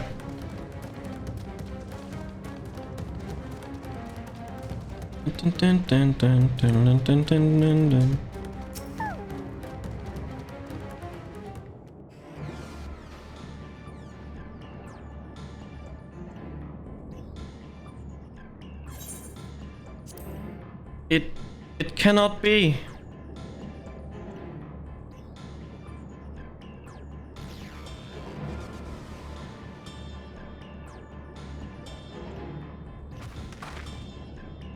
We must heal those we can and quickly. I see new beasts, but stay on your guard.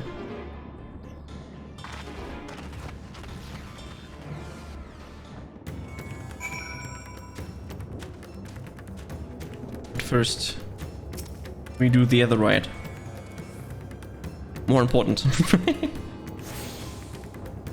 Be attuned. Okay. Let's do those.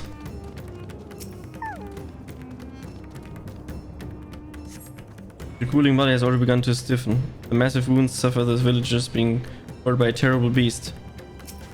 Didn't save, I guess. The villager has no pulse, nor do they appear to be breathing. Not too good.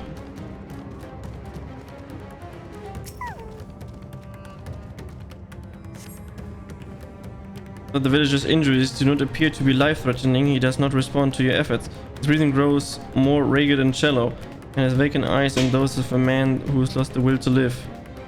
Even if I wake, the nightmare goes on. No, leave me to sleep. You call out, but the man does not respond.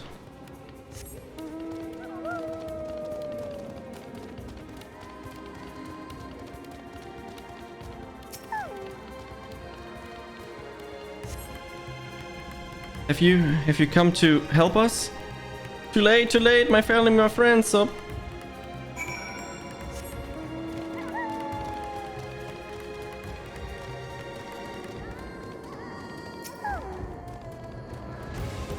Are these the only villagers who survived? Can only hope others managed to flee. But if the rest have been turned to beasts by the 12, let us do what we can do to see that the damage spread no further. And no matter what comes, we must keep our spirits high, lest we ourselves suffer a similar fate.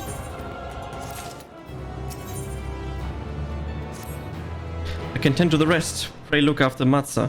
No doubt that what we have seen here weighs even heavier on his heart than ours.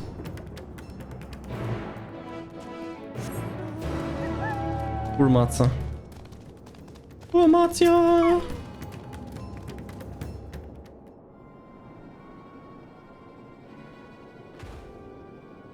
No, Gachi. This is Hurovit, the elder here. He's hurt, but praise be to the sisters. He still lives. Yeah, about the sisters. Young Matza here has told me everything. I have not the words to express my gratitude for your aid. When the heaven began to burn, we were afraid, but did our best to carry on as we will always have done.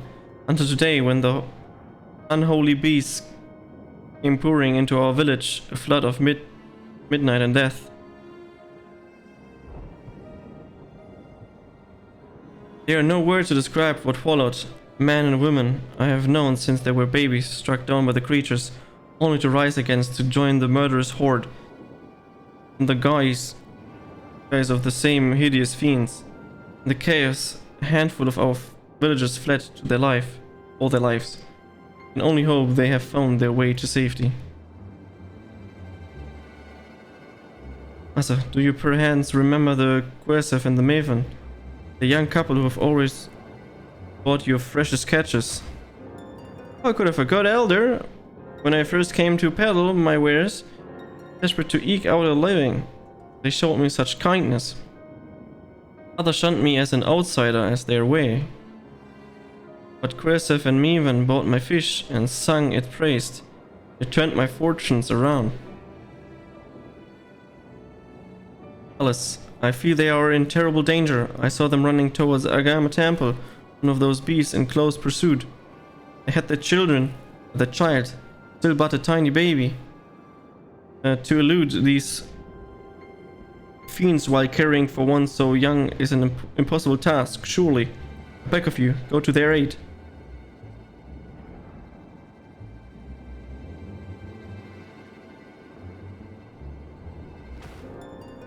I want to help them, yet I am but a fisherman.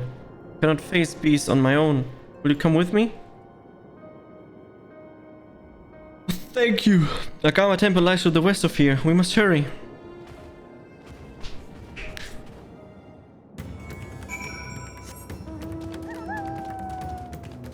Let's help Marzia.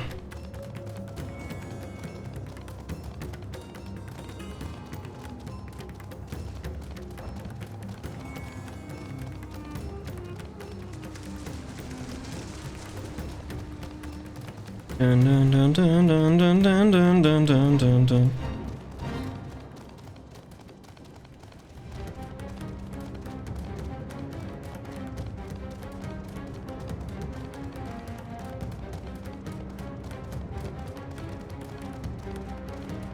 Oh, look, an ether current.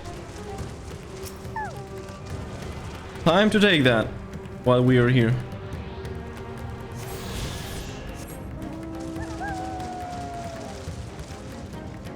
Ah, there's the temple. The Shroud of the Samgar. The temple is just ahead. It was built by those who worship Saint Agama, but has sadly fallen into disrepair in the recent years. My friends made it this far, no doubt they are hiding somewhere amidst the ruins. Oh, please stay back! Oh. It was Chris! Oh no, this is not good! Wait here. Yes, I understand. They came from the ruins. You must hurry.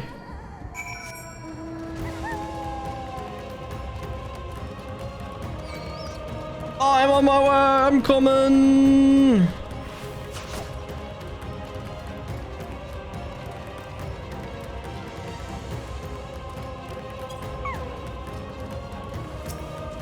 You are under attack. Not today.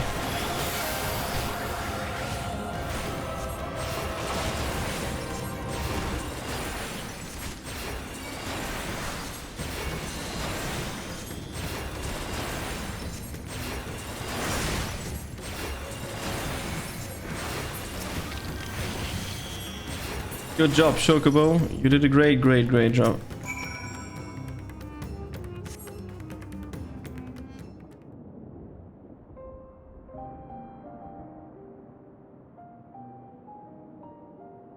The man lies motionless on the ground, bearing a grievous wound.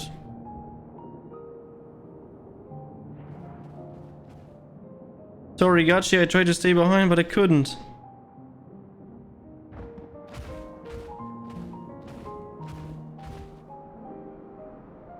Oh, it cannot be.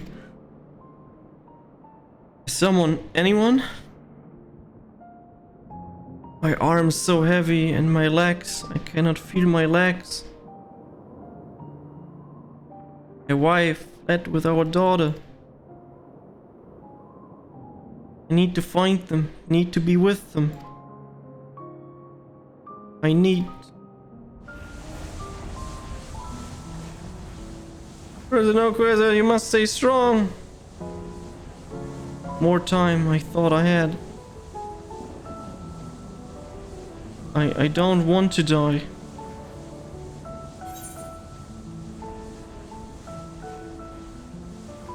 Try Curse of Tears. We do the second one.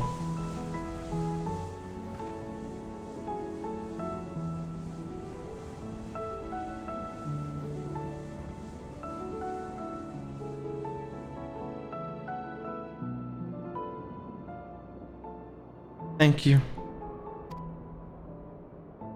Please find them.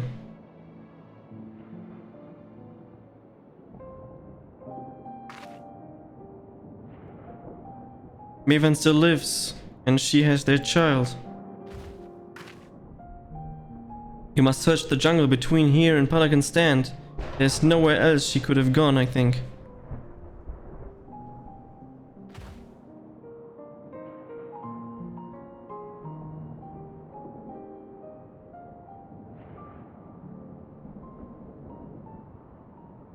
Forgive me, Christoph. Once we have saved your wife and child, we will return and lay you to rest. The lie? What do you mean?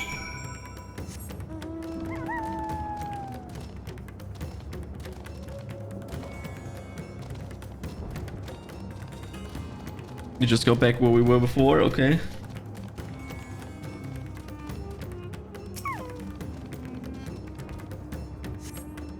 You see no tracks of the other side of the Maven. Maven and child must be elsewhere.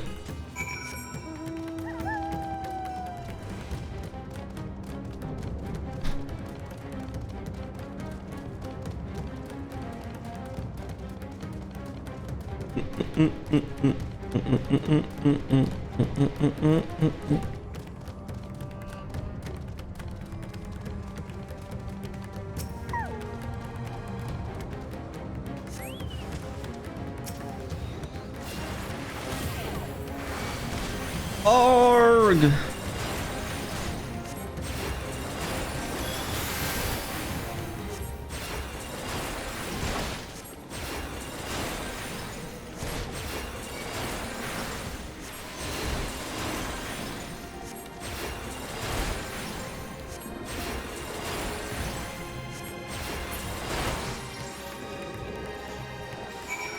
Continue to survey the area.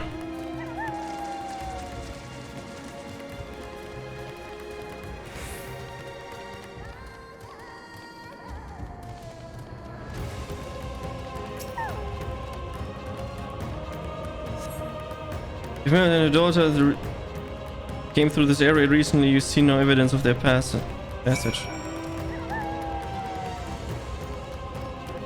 And then we just surrender.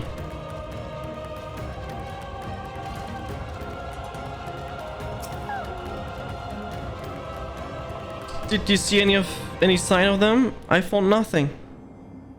Sadly, no. Perhaps the bees have chased them further from the city, from the village.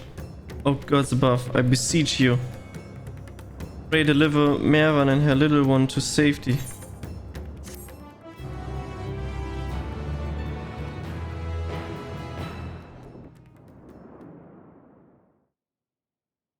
Meanwhile, in the skies above Thafnir. Yeah, true. Stinian is on Buthra.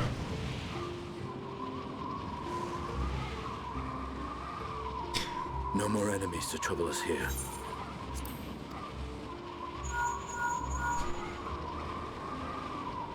It's me. How fare you below?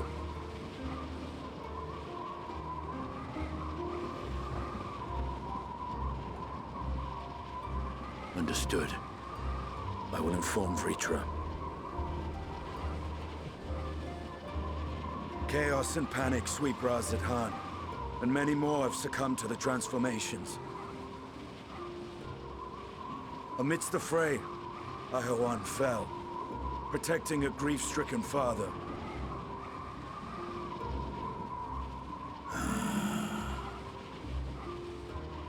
My friends fight alongside your Radiant host to secure the capital. Beasts have been sighted in Palakistan as well. We have divided our forces in hopes of quelling the threat there. Of small solace is that we now know what triggers the transformation. As my companions tell it,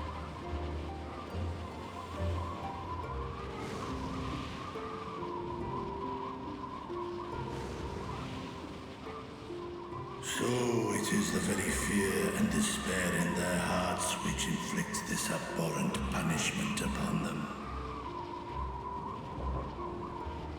A nightmare from which my children will never awake. O capricious and cruel fate, they are undeserving of such condemnation. will you wallow in sorrow or rise to the occasion? Razad Han is leaderless. Before he passed, Ahawan sought to reveal the truth to his people, honor his wishes. To what end? To breed a new conflict between dragon and man. These claws could reduce thee to shreds with a touch. These jaws crush thy bones to dust. Only through my proxy could I walk with my children. Without him, I am a bringer of fear, no different from the beasts which beleaguer them.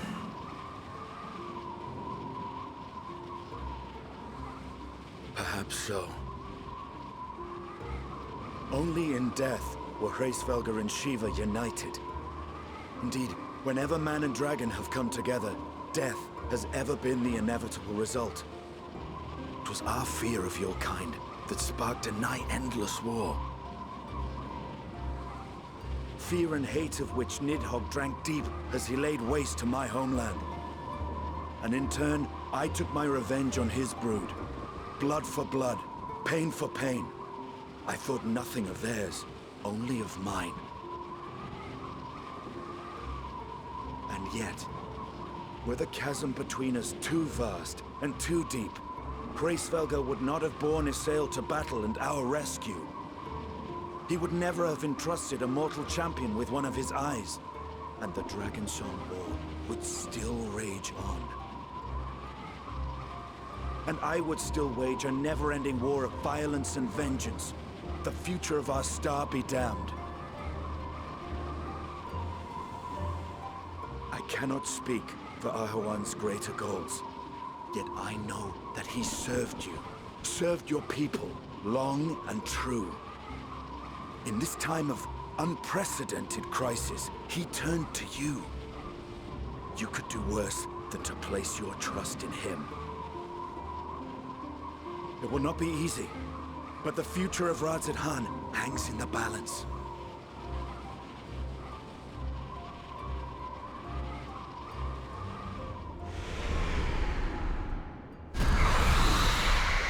have company.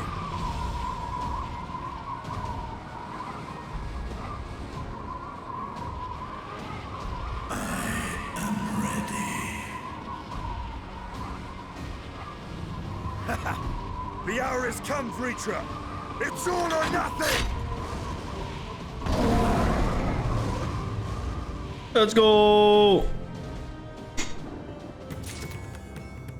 That's what I call an epic battle. When all hope seems lost, Matsuya cannot help but fear the worst.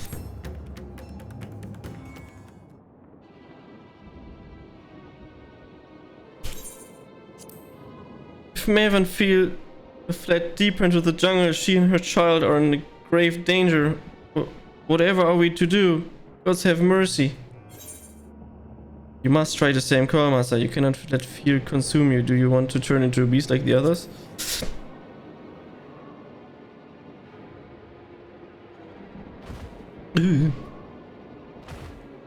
But how can I at a time like this? They could be dead.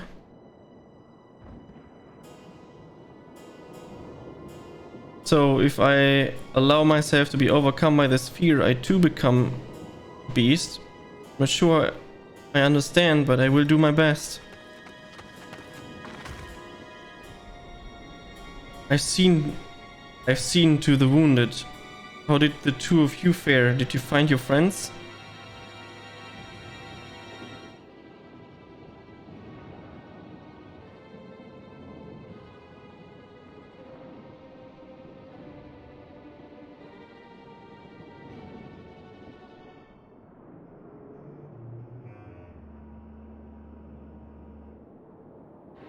I see. In that case, let us help you find the mother and child. Before we leave, we must ensure the village will be safe in our absence. Alize and I will patrol the area and search for more beasts. Would you and Matsuya speak with Elder Yeruvet?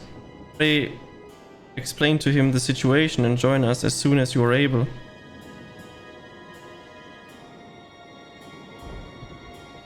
We will save Mewan and her child. We can do that much for Kurazaf.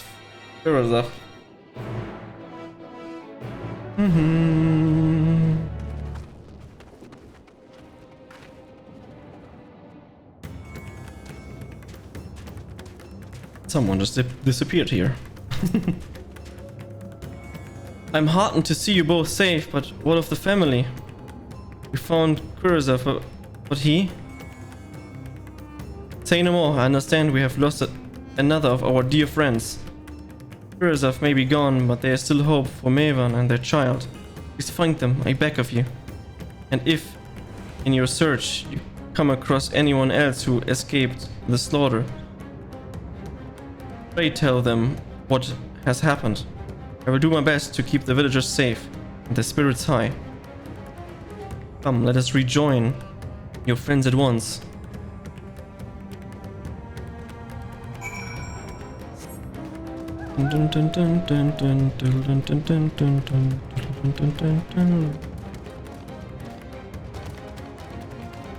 Let's see if we can find them or not. I'm pleased to report that the vicinity appears to be beast-free, no doubt, thanks to your earlier efforts. And with that, let us resume our search for your friend and her child. Where should we begin, Matsuya? If we follow Kitsura south, we will arrive at Pursua, a temple. It is a sacred place where people go to commune with the divinities. It is possible that Mera sought shelter there and perhaps other villages as well. Then it's settled. Matsuya, stay close to me at all, alright? You too take the lead. Keep an eye out for the beasts and anyone in need of help. Very well, we make for Pursua as quickly as we are able, with me.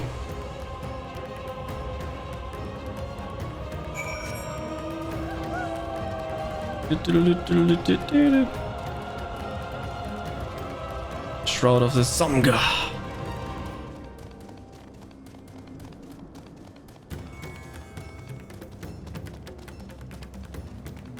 Okay, there's a fight. Villager woman.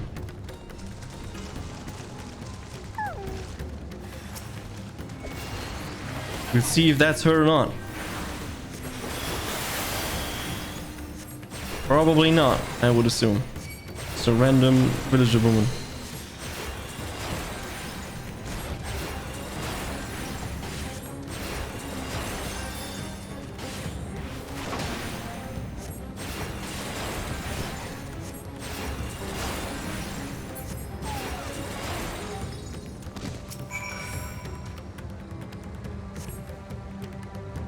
Thank you, I thought it was done for.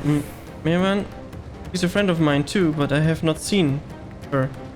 She must still be out there somewhere trying to avoid the beast and with her child. God's worry, not me.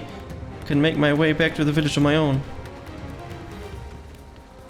You say so? They're probably at the temple, yeah.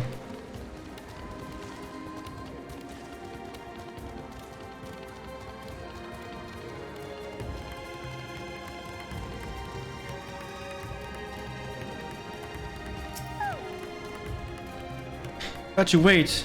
Pursuer lies just up ahead. But something terrible has happened. The beasts have come and many have already been killed. Alphanot and Alias have gone to do what they can. But there are so many. More than I could count. You must be ready.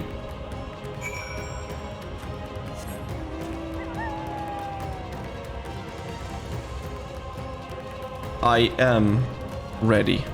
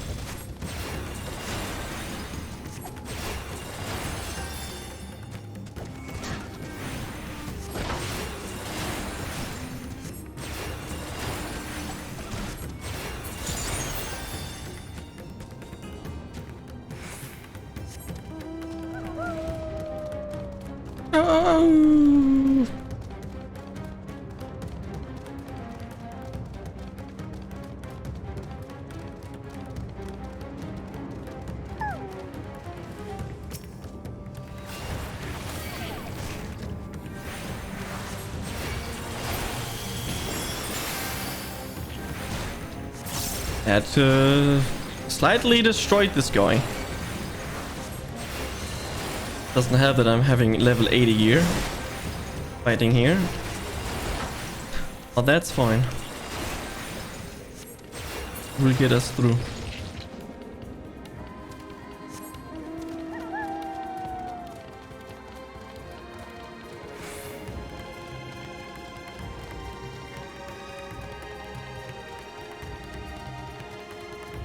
Look, it's Mats and Alphanot.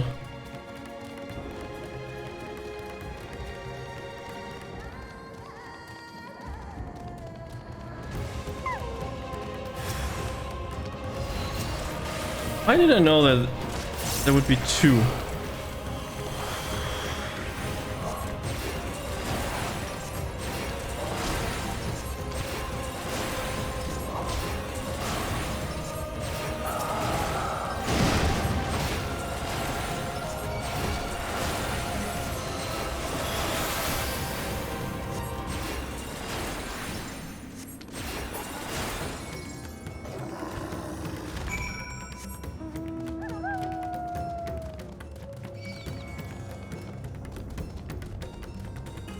Dumbass rat. Another one? Are you for real?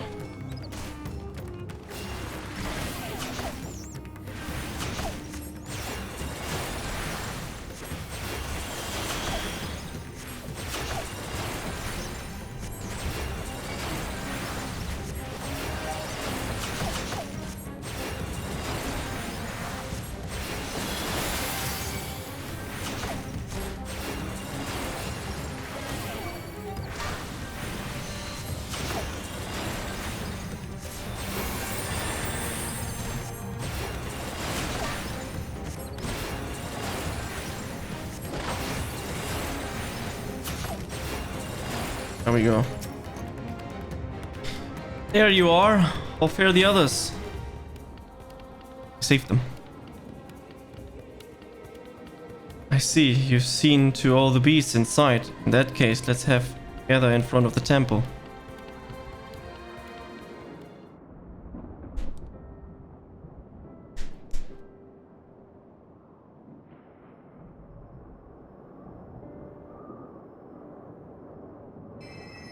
Courage, friend. The pain will pass. Has anyone seen Mevan?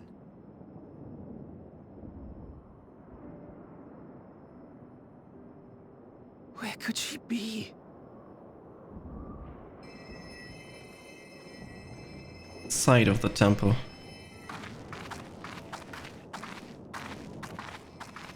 We've dealt with all the blasphemies and made certain no villagers are still in hiding. Good work. We've otherwise tended to the wounded as best we can. What will become of us? Help is on the way, surely. We may have to abandon our homes now, but we will return someday. But where can we go? Is anywhere even safe? That I cannot say. Well, I can.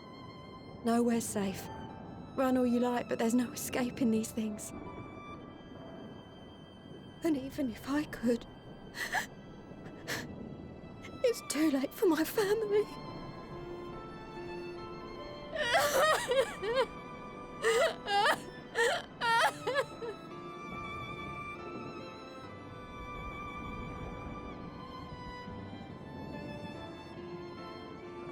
This isn't good.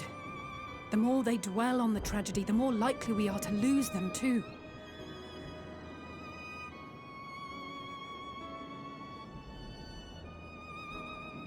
My friends, this is a place of worship. Should your heart quake with sadness, cast your mind to the heavens and remember. Remember the teachings of the old gods. Did they not implore us to stand fast when waves of sorrow break against our shores?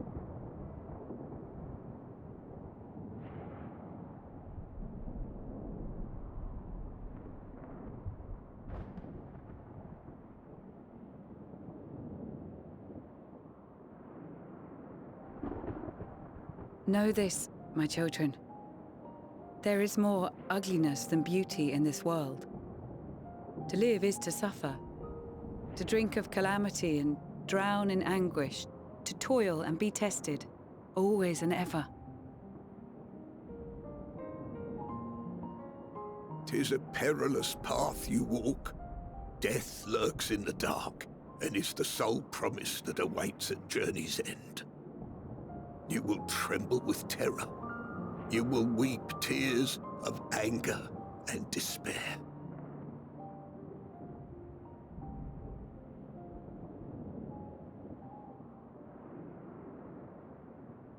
But do not avert your eyes. See your life for what it is.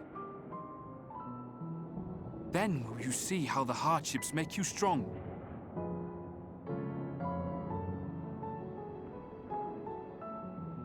Every doubt reforged as scales for your armor. Every agony to temper your blade.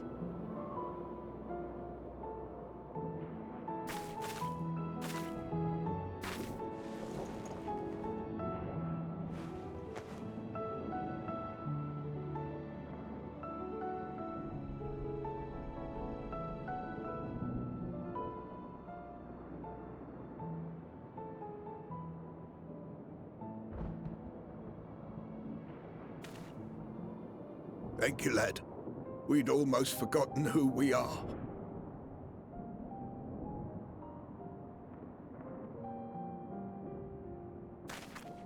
My undying gratitude to you as well, my friends.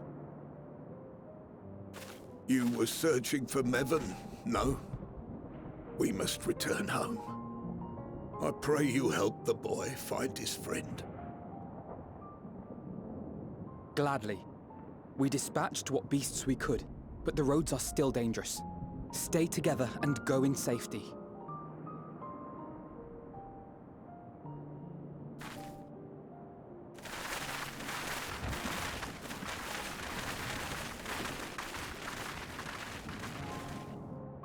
That was very impressive, what you did back there. Those words seem to resonate with your people. They should. They were the first spoken unto our ancestors by the divinity of legend. I'm easily upset, and fish are wont to flee a temperamental hand, so I recite the teachings over and over to calm myself. They're lovely and inspiring to hear, though I imagine they were born of great misfortune. They are born of life. There's as much bad as good in it. More, many would attest. All the more reason to appreciate the good when you can. I won't argue with that.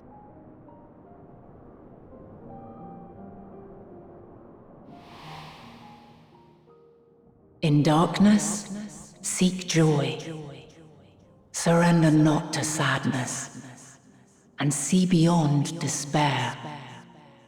Walk free, and bear the light for others to follow.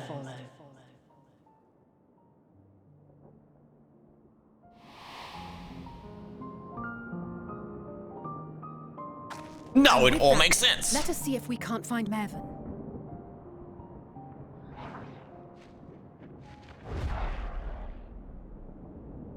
Did you see? That beast was chasing someone.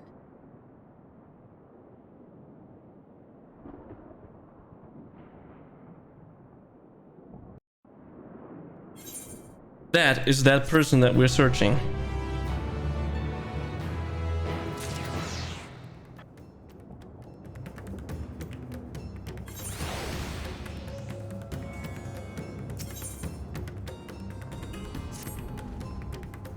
Over there, my view was blocked by the trees, but I'm sure I saw someone being chased by a beast. Gachi, we go to Matsya and search for along the river.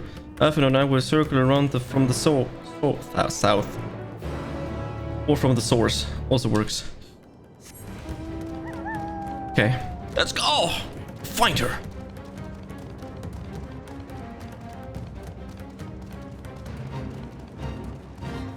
Freaking frogs.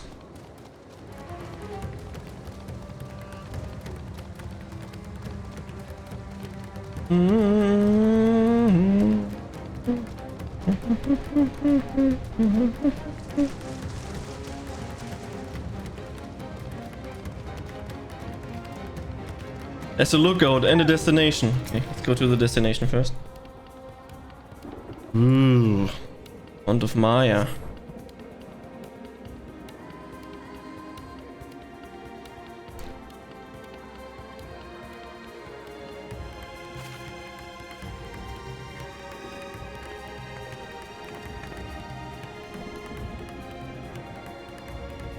That's them. That's her. No, I'm sure of it. Mervyn! Don't, please.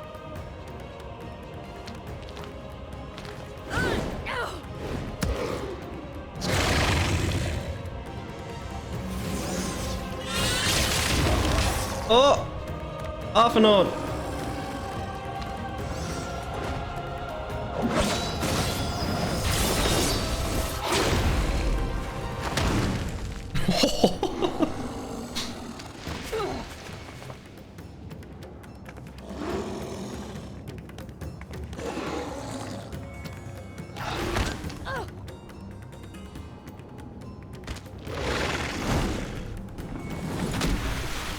No! God have mercy! Don't worry, I'm doing it.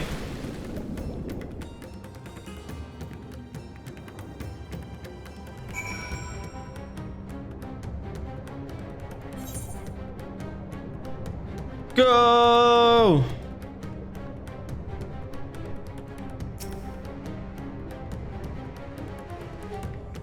Hi, Annabelle. Yeah, I am. Maven's lifeless body floats before you. Battered and broken, her death no doubt came swiftly. No! Her infant daughter, however, is nowhere to be seen. That's even worse! No!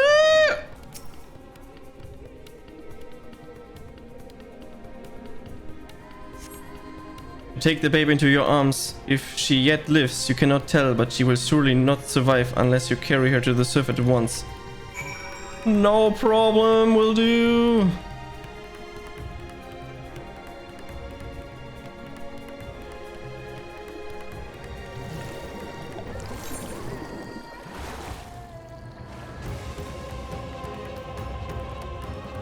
Swim faster!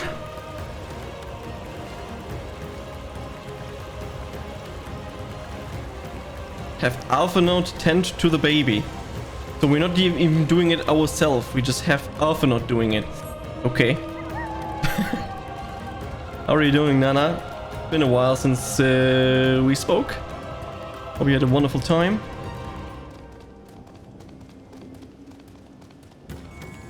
Alpha Note, you have to go to the baby and rescue it fast. You find Maven and the child? What do you mean no? Yes, you fought her, mate. Damn it all. You have the child? Let me see her. Oh, I have it. Okay, I thought I have. I thought Alpha Note has to go there.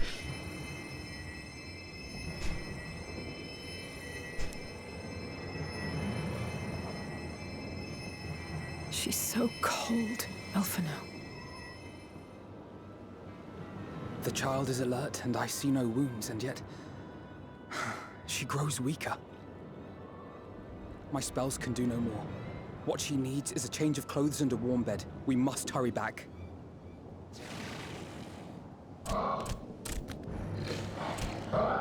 There's more of them. Not now. Matsuya, take the child. Yeah.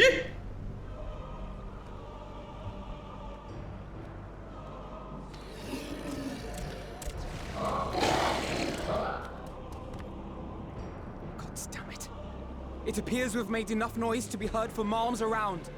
More will be upon us ere long. We make our stand here. Matsuya, can you take her back to the village? But the child, all by myself. You can't be serious. The beasts will follow you home unless we stop them here. And so we shall. Be strong, Matsuya. Her life is in your hands. Right.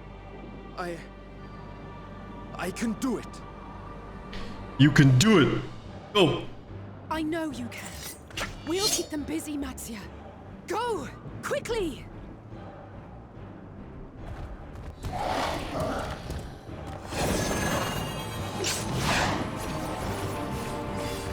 Let's go!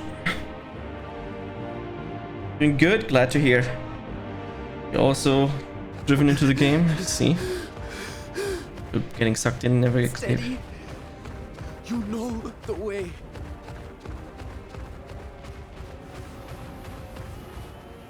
No! No! Not you too! Calm the baby.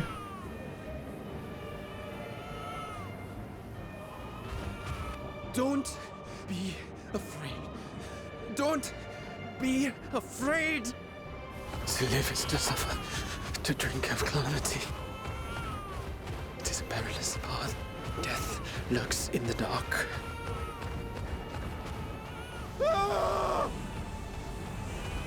No! I'm not afraid! I'm not afraid! Ah! No, Matsuya, no! Do not avert your eyes. See your life for what it is. See how the hardships make you strong. Every doubt reforged.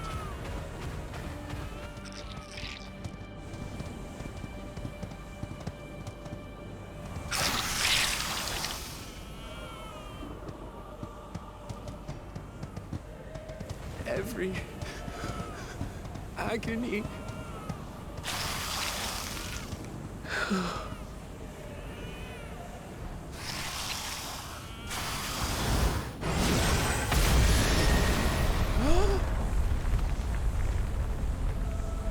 Ah, Estinian for the rescue!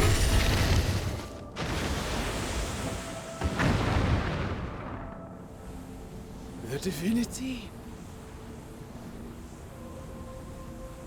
Nay, but one who would deliver thee just the same.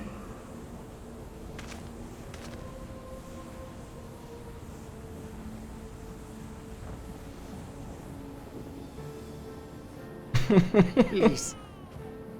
You must save the child. She is all that remains of Mevan and Grasef. Please.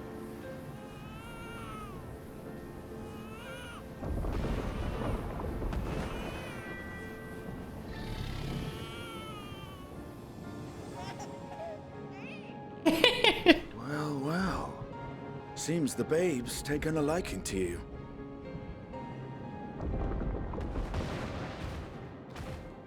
Thou art strong, little one. Let us convey thee to thy home.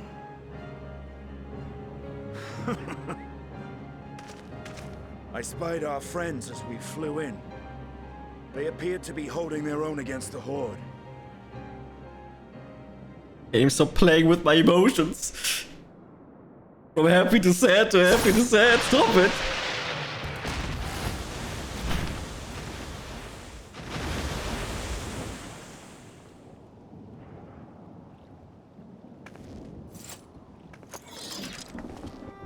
Right. That's the last of them. We should hurry and find Matsia. I have a feeling he'll be fine. He had help from on high. I know. The all-known. What, like divine aid? A fine battle it must have been. Shame I missed it. Estinian, it was you who came to Matia's aid. I was only along for the ride. Vritra was the one who saw the boy was in need. The two are headed back to the village. Where the worm will honor Ahiran's wishes and finally reveal himself to his people. Perhaps so. Will you go and join them? There's something I need to do first. Mervyn gave her life so that her child might live. She deserves better than to be left to drift alone. She deserves to be laid to rest beside her husband, at least. Will you help me?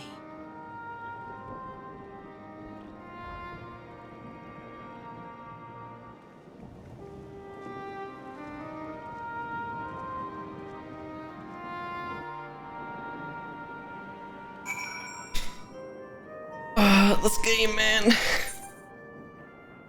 This game keeps on giving. I'm just speechless. I don't know what to say. It's crazy. We have done what we can.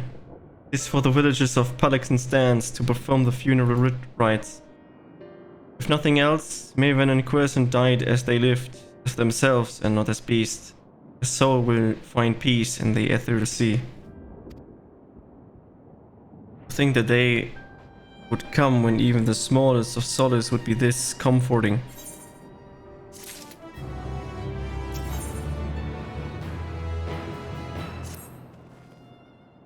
You ready then? In that case, let's head to Pelican Stands. No doubt Vritra is awaiting us.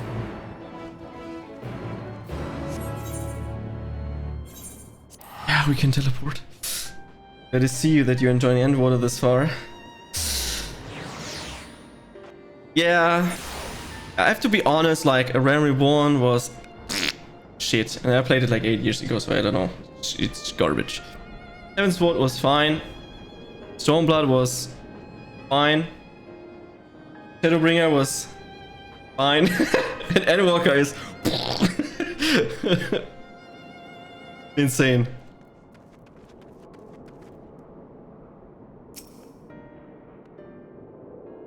I'm enjoying it and I'm pushing through it like crazy.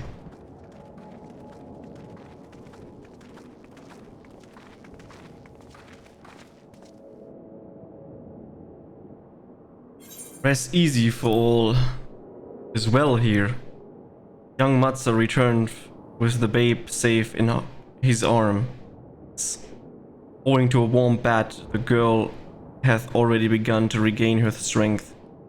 Less joyously received was words of the mother and father's fate, as well as that their transformed neighbors.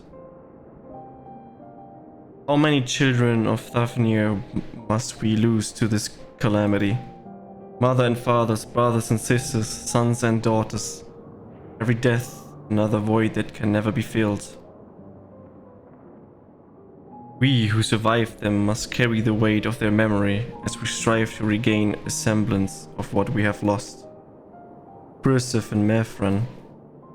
Babe is a child of Thafnir as well. We thank you for returning her to us safe.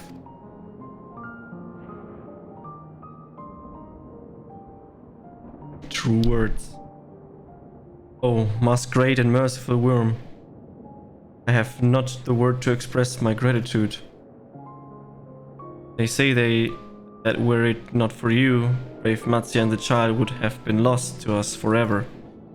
Long had I heard the rumors that a mighty dragon had forged a pact of friendship with the satrap, but never would I have accepted such a kind and gentle soul.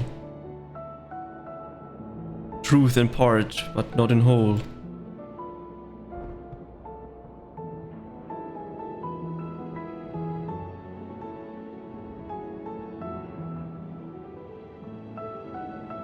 I am Vitra, and for years uncounted hath the Isles served as mine abode. As in Isles I have ruled over satrap, with Arwan as my loyal servant. Are my ears to be believed? You were the true satrap all along. Oh, look who it is! Nida! Nidhana! What are you doing here?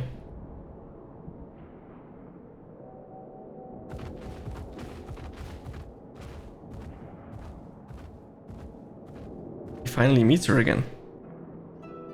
Heard from Radiant that he had gone to help the people of Palak stand in their time of need. And so I and several of my colleagues from the great work came to offer our service. The alchemists have already brewed up some potion for Maven's daughter. But enough about us. You and your role are the far greater enigma. If you were the true satrap all along, could it be that young Varshan was created to serve as your emissary?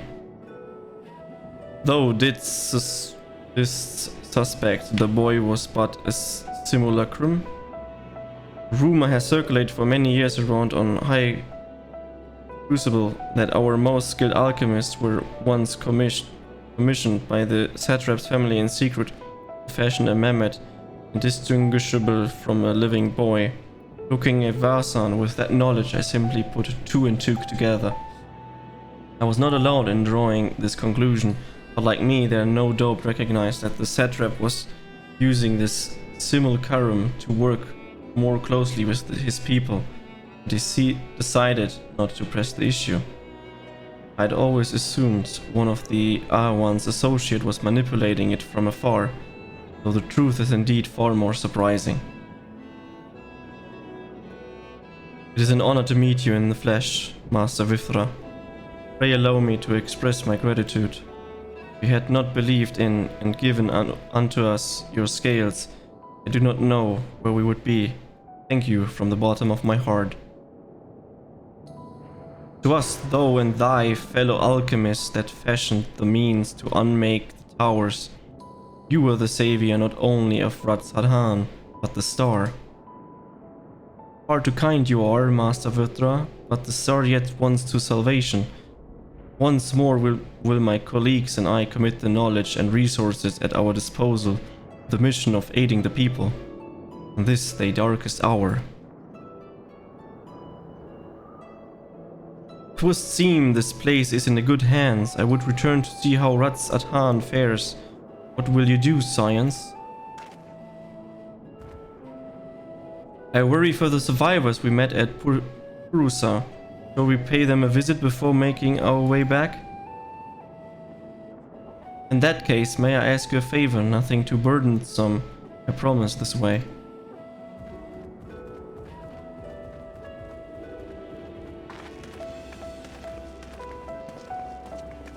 I'm just waiting for the in the meantime in Idleshire. Because that's exactly what happens at the Foundation.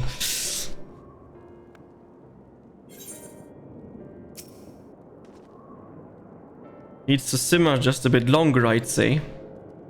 In the meantime, I was hoping I might ask you a few questions. The red sky, these terrible beasts. What in the name of the sisters is happening here in Tavnia? Thank you for stopping by, Annabelle. Have a good night. Sleep well.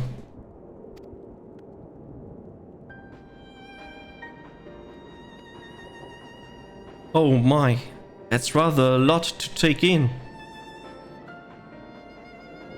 It would seem the situation is even more grave than we suspected. Thank you, friend.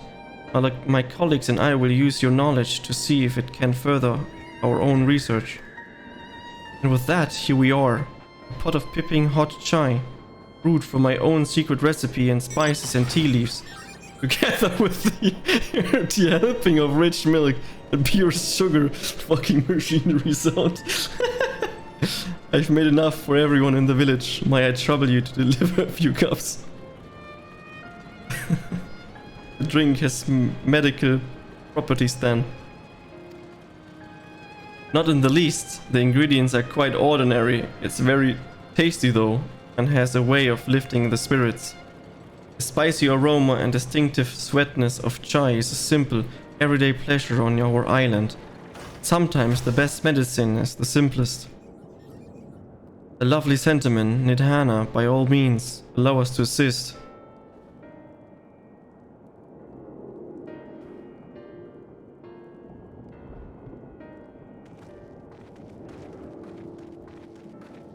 While you a lot distribute hot beverages, I'll do a sweep for Aaron's beast to slay. A far less arduous task, no doubt. When you're finished, look for me at the Wakeful Torona. Rana.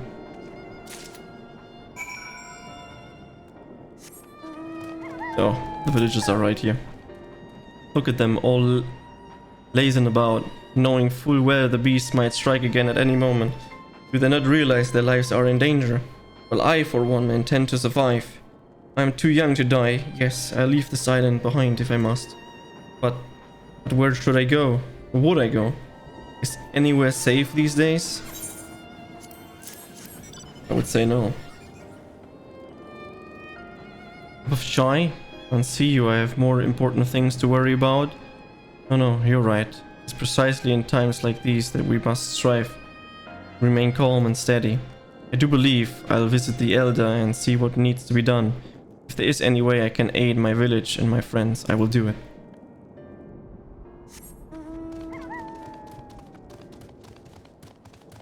There's a chocobo keep here.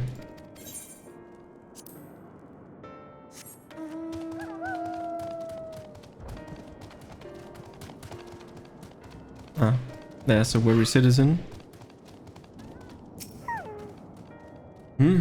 Wait, I know you. You were the one who saved us from those beasts back at the temple.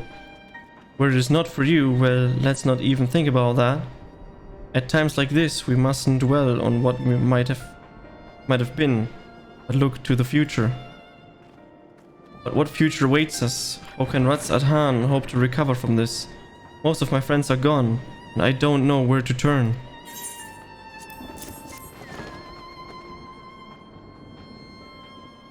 Cup of chai? Well, if you insist. That aroma has a way of clearing the mind. Come to think of it, we've faced our fair share of trials in the past as well. And no matter how hard the times, We've always have come together as a people united. One day at a time, one step at a time. But that is all any of us can do. Yes, back to work once I finish this cup. Thank you.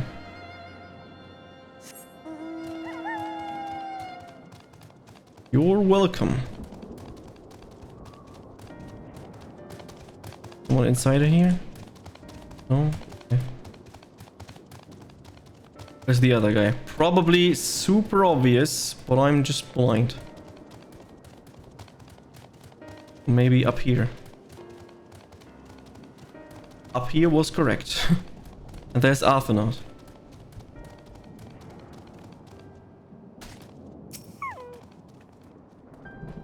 Sorry, I just want to be left alone. My best friend and I, we fled the village together. One of the bees took him and it was all I could do to run.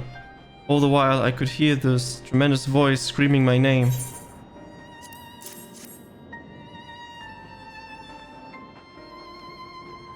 This is for me. We used to drink chai together often. Chat stories over steaming cups and after a hard day's work. Thank you, friend. The pain might never pass, but I must press on all the same. For his memory and for we must remember.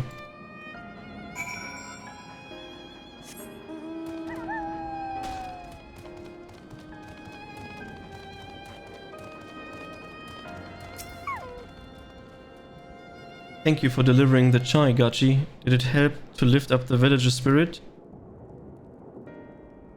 It is heartening to hear indeed. The final days show no signs of abating. But that is all the more reason that we must try to keep our composure. Our lives have been forever changed. The people we have lost will never return to us. These tragedies will long weigh on our hearts. But we have the capacity to live with our suffering. To carry the agony till we join the fallen in death. It is not a surrender, but a recognition. But it is only in acceptance that we find the strength to move forward.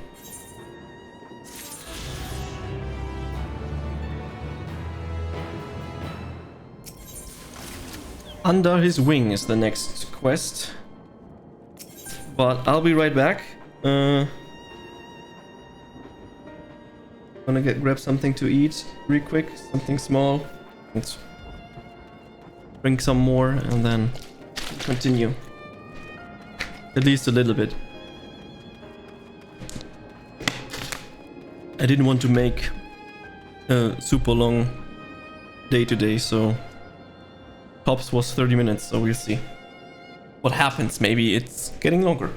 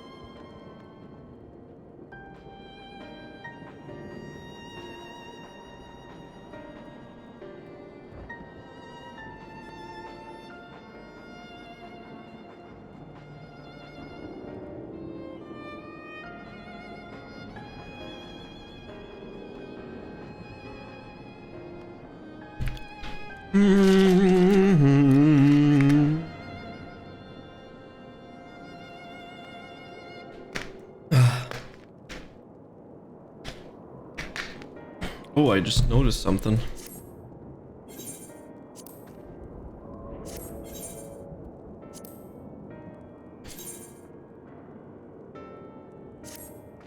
That I can do that.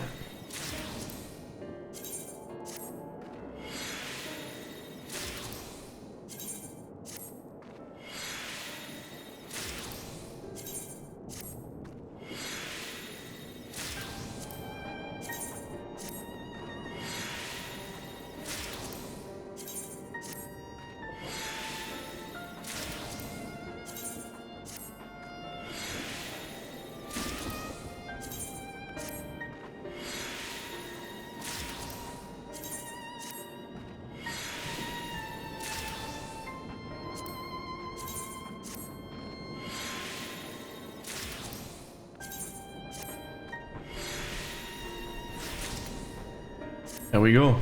That's good. One more short break and then we can start. We'll continue.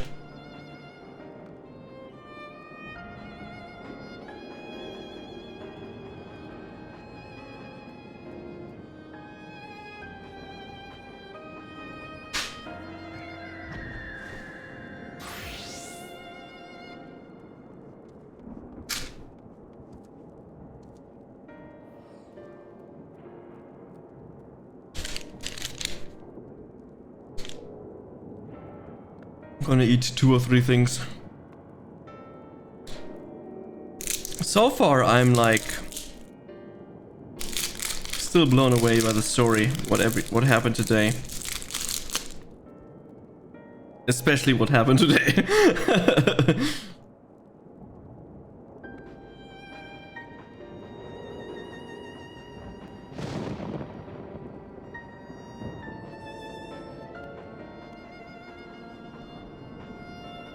I'm just wondering, I think that as soon as we're like done with this area, that it becomes very noticeable that not only it happens here, also in other areas like we've seen already in Idleshire.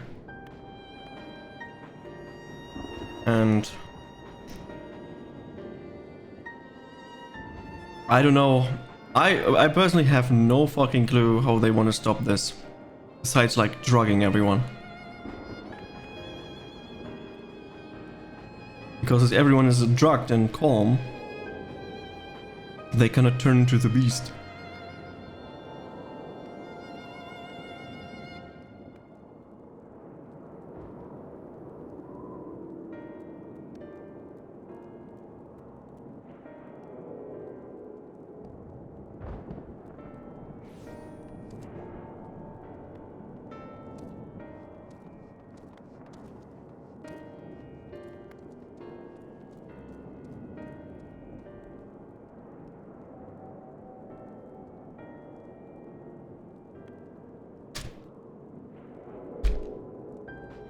I know.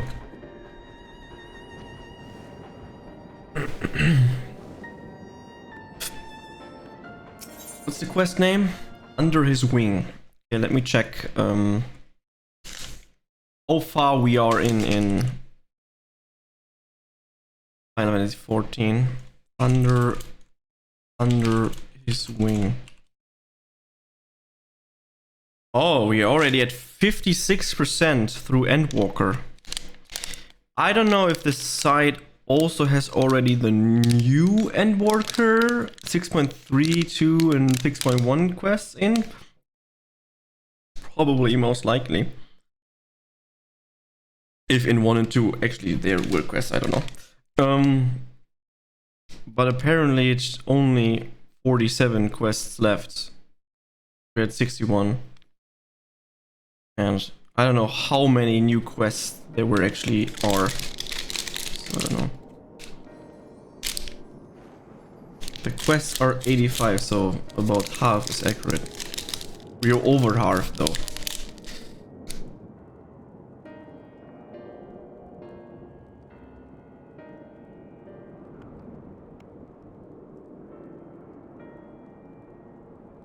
About, yeah.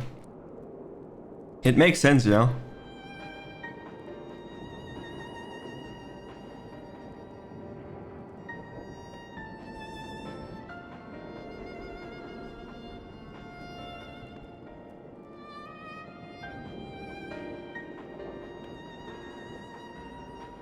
The question is, will the last quest be for level 90 or for level 89?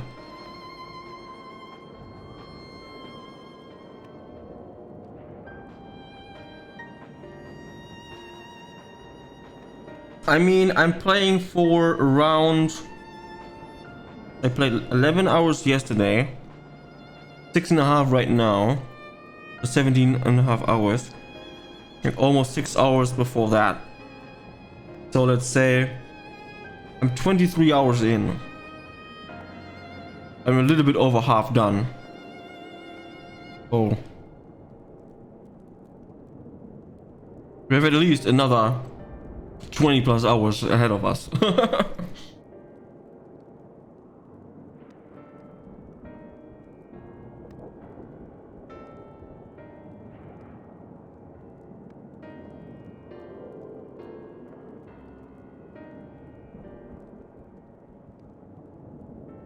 Hunter's Wing is the second to last 85 quest.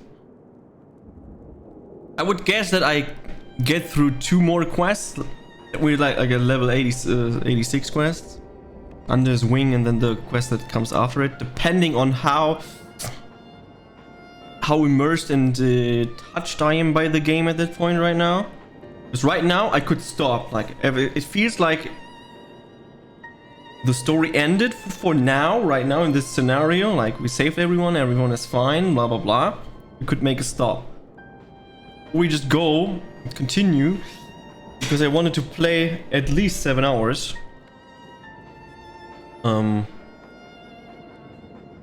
But maybe we get hooked and it turns out to be like another 4 hours that I play. But I don't want to. I want to go to bed a little bit earlier because it was already too late, and I always start streaming too late. Even though I wanted to start streaming at midday, 12 and stuff, but it never happens.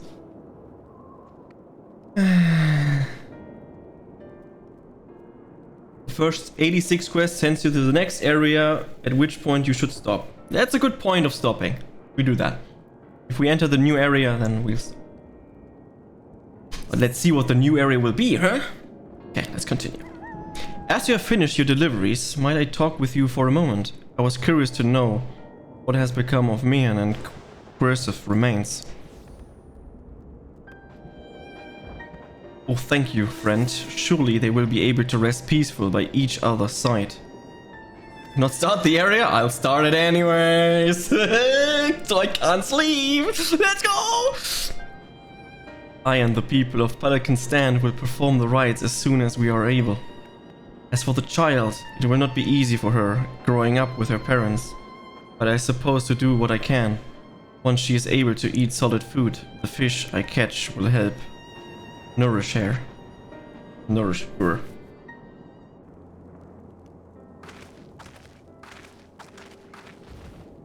Well, we have finished delivering the shy. I do believe everyone has a piping hot cup. I could almost believe there's a magic at work. How their tension fades with every sip. Let us pray that Pelek Stance has seen the last of those transformations, at least for now. They're still at risk, as every village in Thafnir, till, like as not. Still I trust we can leave this place in the care of our friends from the Radiant and the High Crucible to return to Ratzatan. By all means, do not let us keep you further. There are still many who have need of your wisdom and strength to deliver them from this terrible calamity. And I will do what I can as well. I will bring rations and supplies from Akyali. We have plenty to spare. Then let us find Estinian and be on our way. Where did he wander off again? The Wakeful Torona, near the bridge of Ratzatan, as I recall. Very well then.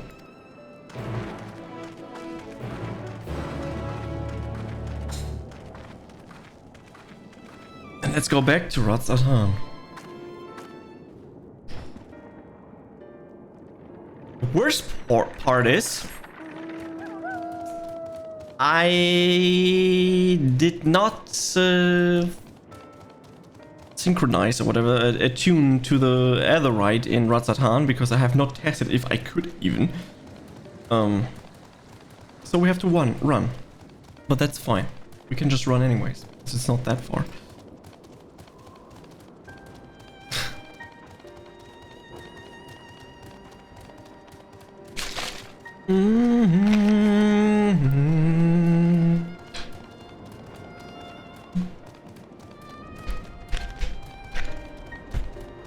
The Wakeful Torona.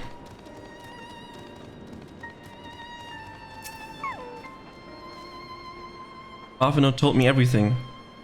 So glad am I to hear the people are safe.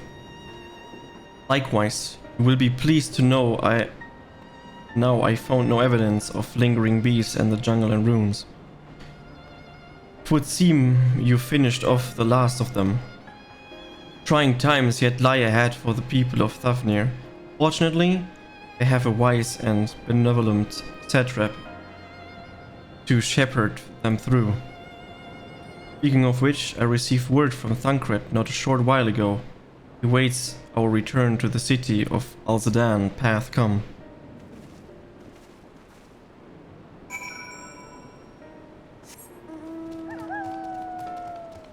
You will see. I'll try to go there and see if I can tune to the right. Probably I can't. Reduce congregation there. You are about to enter a divided multiple instances. Oh, there are too many people in the city.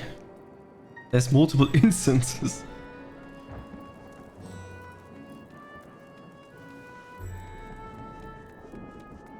Do they have a limit of 40 people in a town? That's weak, man.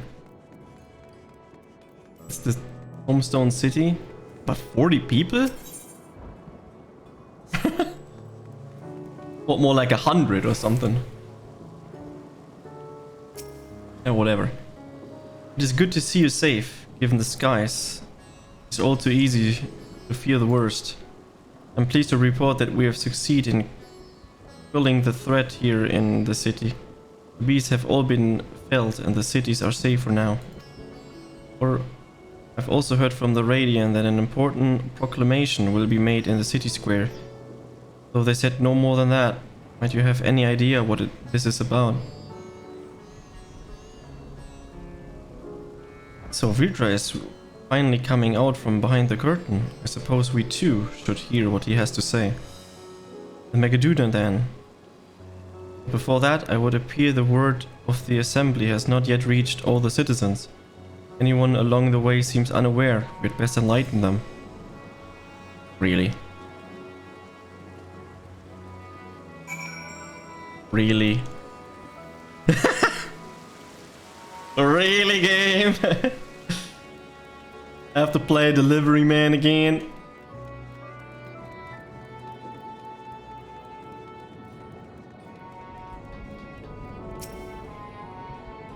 It's temporarily disabled. I cannot get that. Worth a shot.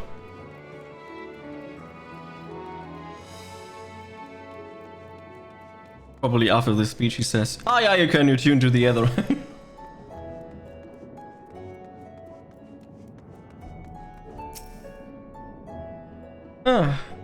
Are the bees all gone? I've been hiding and I'm too scared to go out and look. Oh, that's a relief. I thought one of the beasts was going to eat me. I wonder where Warshan is. He's the slowest runner. I hope he got away. He could be with the other people from the palace. Maybe I'll see him in the square. Yep, you will. But not as you think you will. I am certain that that's the case.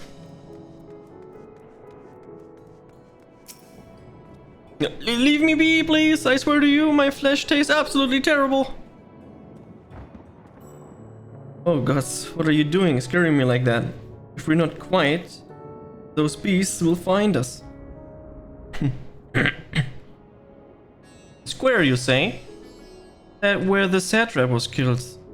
With my very eyes, I saw him crushing the creature's maw. So many lives lost, such terrible carnage. And you say there is someone else who would like to lead Ratzathan in his stead? Whoever they are, if they are saying to sully the memory of our beloved satrap, I'll make them regret it. Do I always want to mount? Habit. Terrible. Okay, very good habit. Always mount. And I still haven't changed the hotkeys for the locks.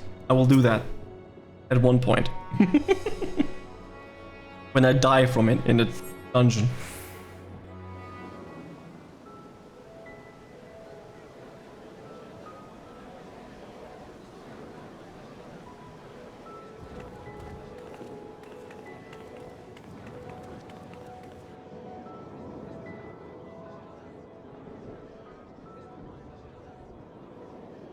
Look! Someone's coming! Look, someone's coming.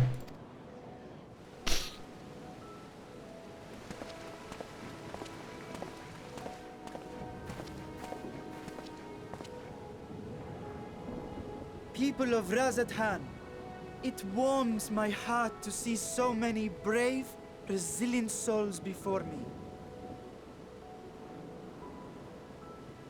Today, I would share with you a great revelation. But before I do, I must make a humble request. Do not be alarmed, nor avert your eyes. See the one I unveil for who he is, and know that he means you no harm.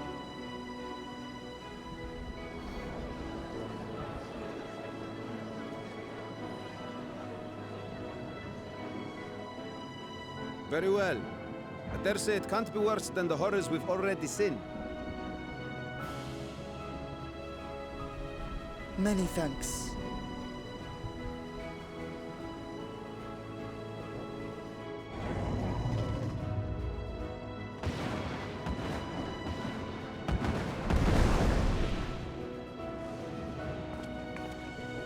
A dragon!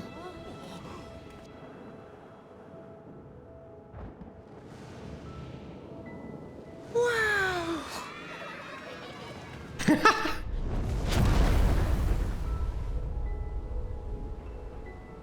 People of Razathan, I am Vritra, and for years uncounted hath this isle served as mine abode.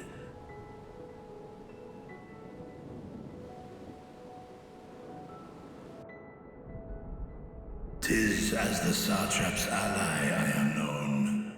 Today, I would reveal the truth unto you.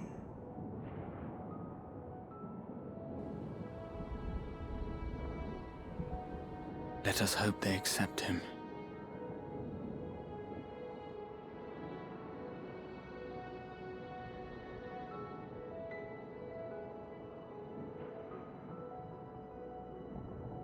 No! Show me their reaction. Please.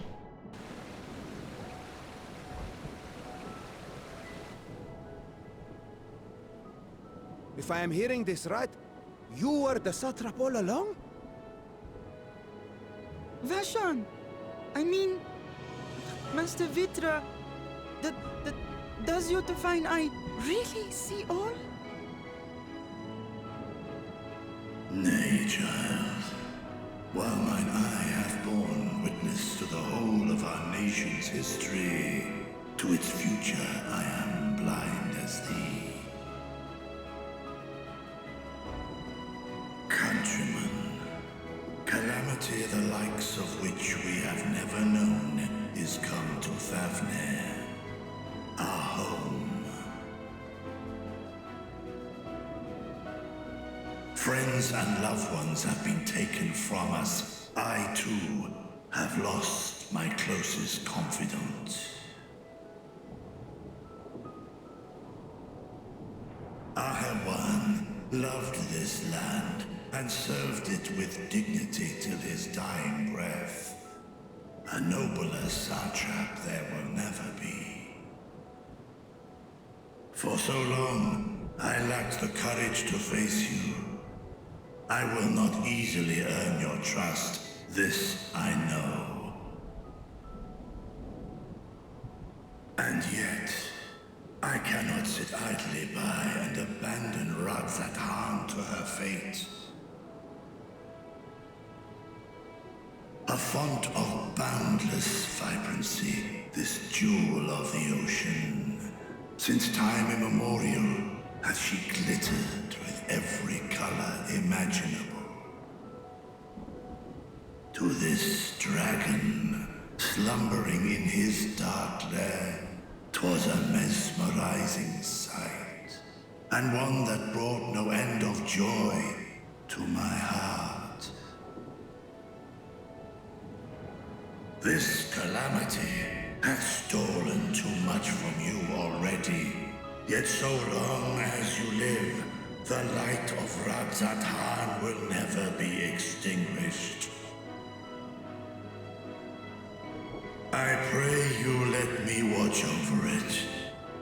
Over you. And lend me your strength, that we might face this trial and those to come as one.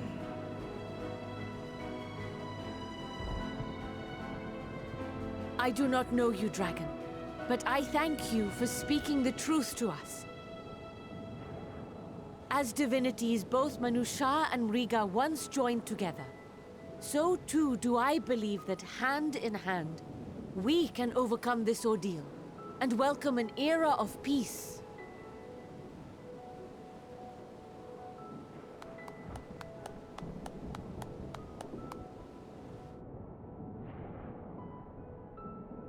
A sight that would have surely brought a smile to Azael's face.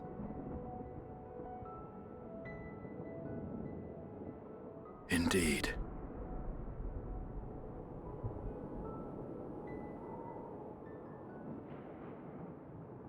Oh.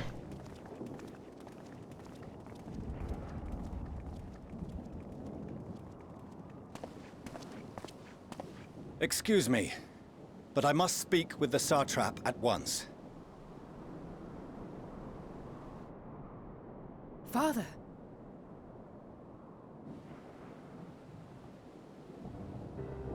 You have suffered dearly of late, yet you must endeavor to look beyond these losses to the future you yet have.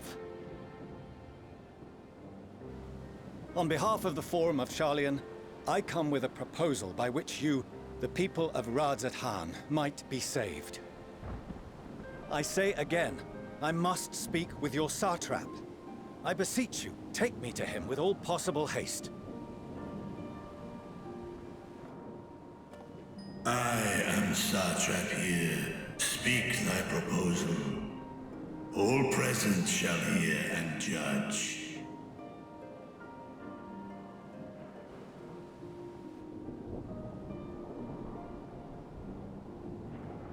If I have given offense, then I apologize. First, allow me to share with you what knowledge we have of the phenomenon responsible for your woes. The final days. 'Tis an affliction of stagnancy and rot, sown into the currents of the star. Though the first prominent manifestation was here, in Thavner, it will invariably spread to every corner of the world. The Forum was forewarned of this apocalypse several centuries ago.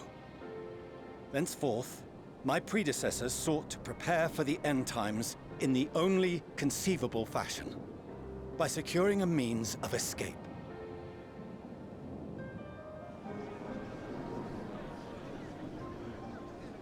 Escape the star? What madness is this? 'Tis by no means madness. With the coming of the 7th umbral calamity, the true nature of the Red Moon, Dalamud, was revealed. That it was an artificial construct of ancient Alag.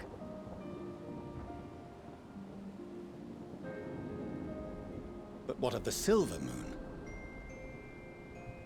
This celestial satellite is yet another technological marvel fashioned and maintained by ancient allies.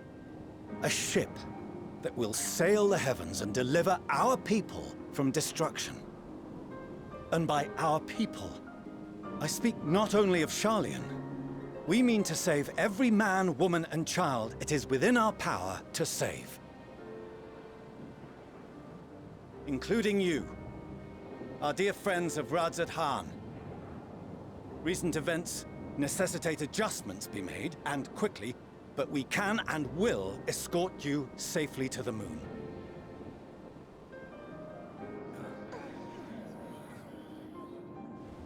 Long has thy Forum been allies to Thavner. I trust thou dost not extend this offer lightly. Yet I wonder, is this truly the way?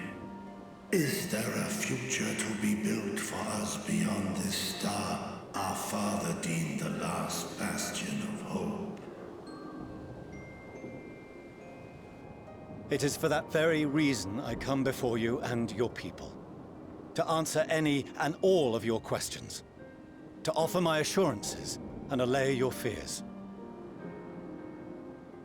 Though, if you wish the best for your people, I advise you to render your decision swiftly.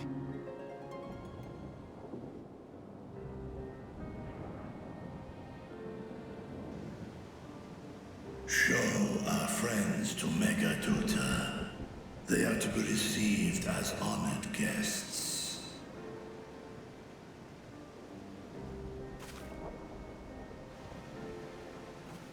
Worry not. Whatever decision is reached, your paths shall be yours to decide. Until then, heed the warning of these brave heroes.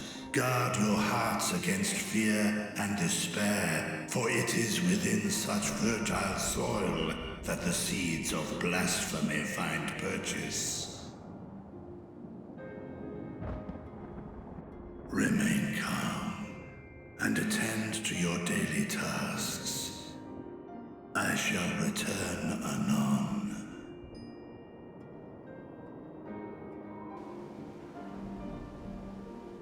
We'll do as you say, Master Vitra. We believe in you.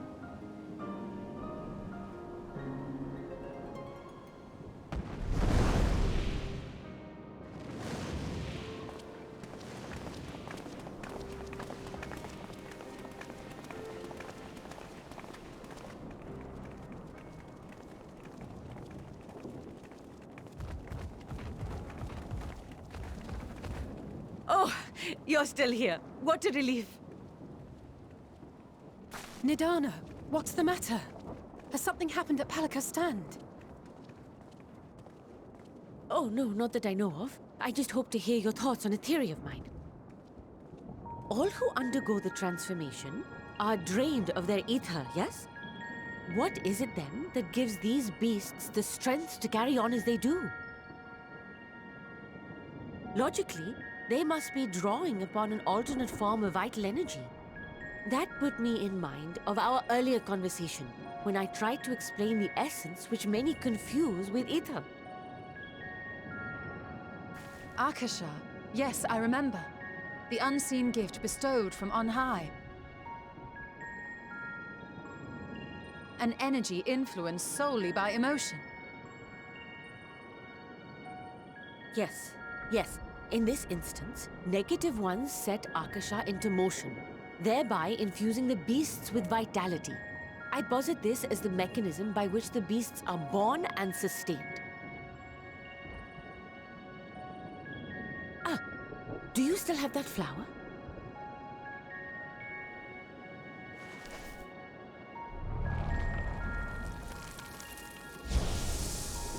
Not anymore.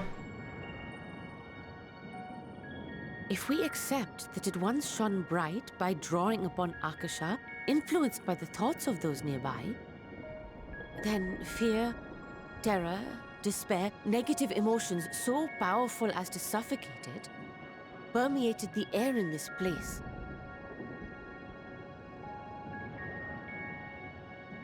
Hold your drugs. Be very careful. The forces which drive the final days may be beyond our ability to perceive.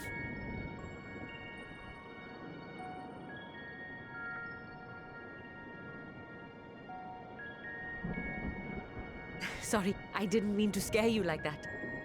At any rate, I will continue my research into Akasha. Do temper your expectations, however.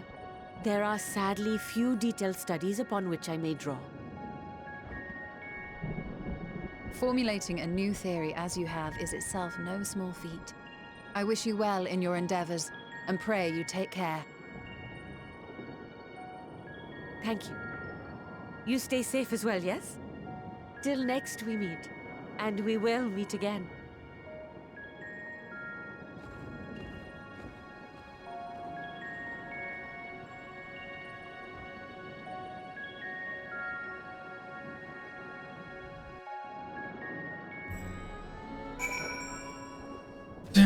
Have a note. As far as we have come, and after all the horrors we have seen, there is still so much we do not know about the final days.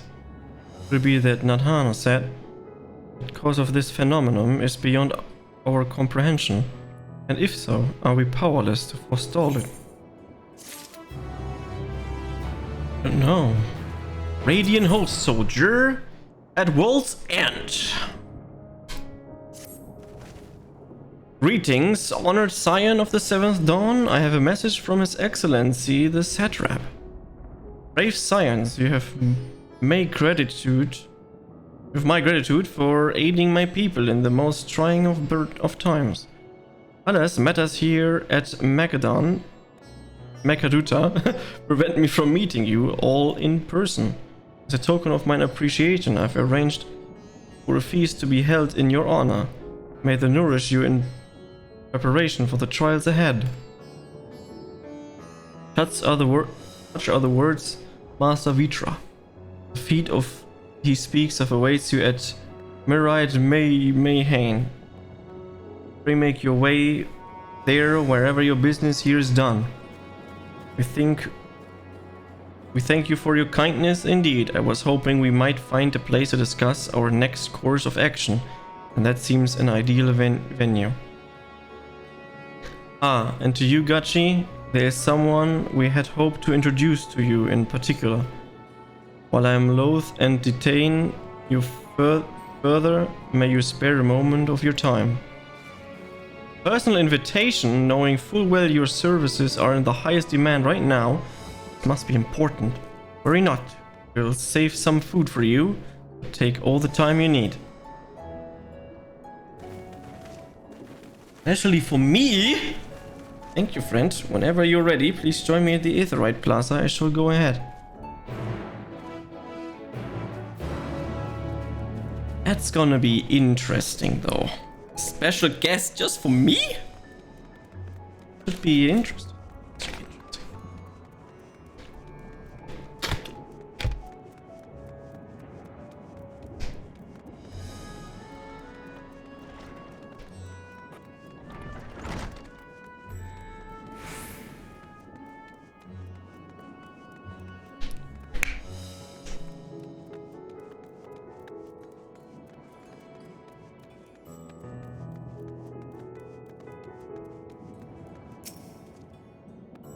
Access to the Aetheryte, you see, there has been restricted to select a few ever since the tower first appeared.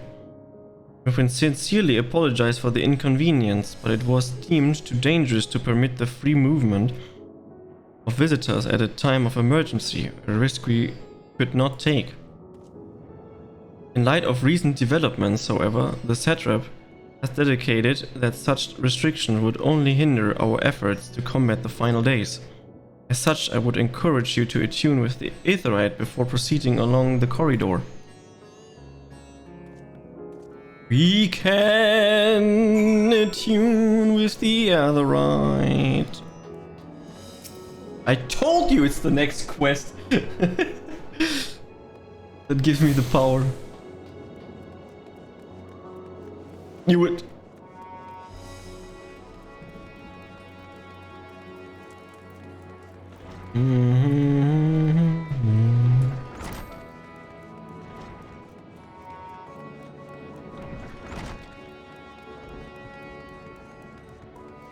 Then we can see if we can attune to this thing.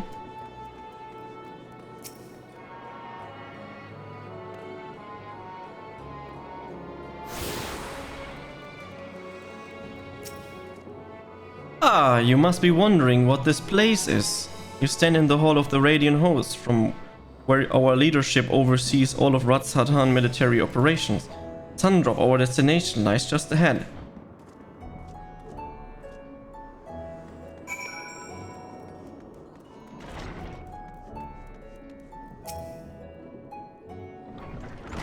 Now I'm interested. What the fuck is this music? Welcome to Sundrop. Without further ado, allow me to introduce you to...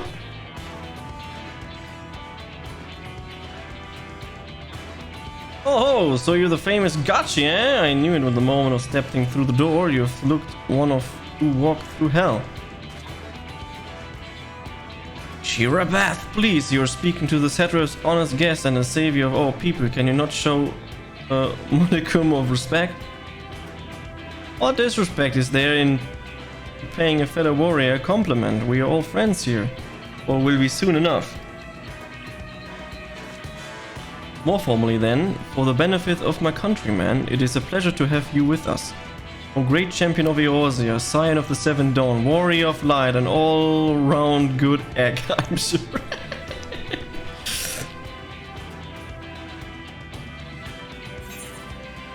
What is this play? Who are you? This talk of eggs reminds me I'm late for dinner.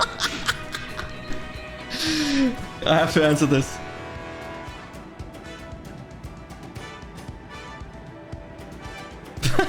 A woman after my own heart, I like that. Don't you worry, I'll keep it short. There's just a thing or two we'd like you to remember. First of all, about the room you're standing in now. Bazan welcomed delegates from other lands to overseas trades and diplomatic dealings. Then there are military matters to discuss, which is why all of the officers are stationed here in Thundrop. I imagine you're more than familiar with each of the nations they represent, yes? We've got representatives from Doma,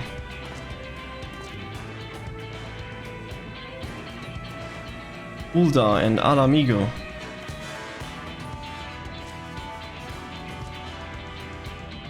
Limsa,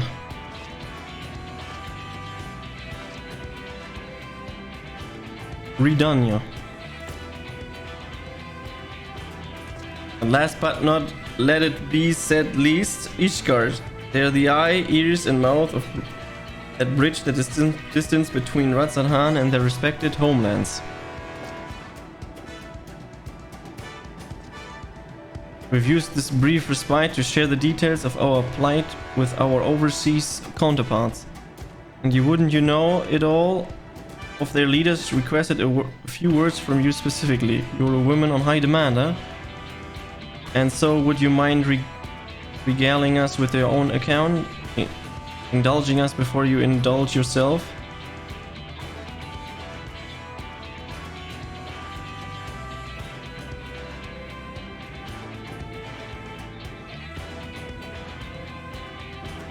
I thank you for that report. The conditions under which men are turned to beast, the etheric anomalies you have observed, you have given us much to consider. It is concerning that the first transformation apparently occurred before the skies turned red. It is contrary to what one would expect. Thankfully, the information you conveyed to Lucia upon your return from the moon has already proved invaluable. As soon as the reports of the calamity here in Daphne reached the Grand Company of Eorzea and our Far East allies, our leaders knew at once that the final days were indeed upon us. They began taking steps to assess the extent for the phenomenon's spread. Our agents were able to confirm that, for the time being, the skies burn only over the Bounty, including the island and the Corvus. Alice, that is of little comfort.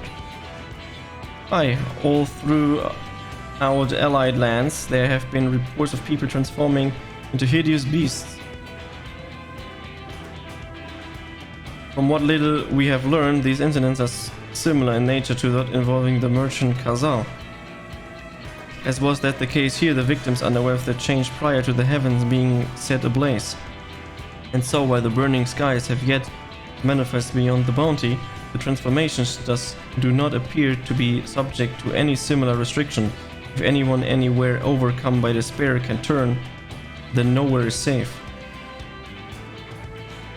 That's about the size of it. Speaking of which, we ought to give those creatures a name, don't you think? Here in Razadan, we are taking to calling the first to change, which tend to be the biggest blasphemies. As fitting a name as any.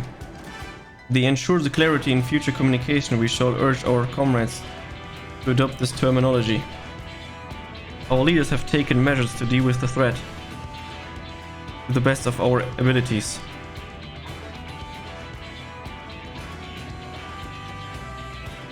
Each nation has assembled their own group of elite soldiers to put down these so-called blasphemies and their response as and when they appear. At the same time, they are doing all in their power to put the people's minds at ease and prevent panic and fear from spreading. That said, brave soldiers with the strength of fortitude to face these terrible fiends are not easily found. Just so, and it is for that very reason that we turn to you. Pray lend us your strength and help us to slay the blasphemies that plague our homelands. Now, you don't have to give your reply before dinner.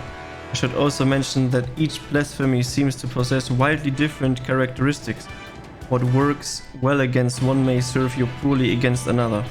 Before you go rushing off to save everyone's day, have a word with the diligent, they'll tell you what to expect.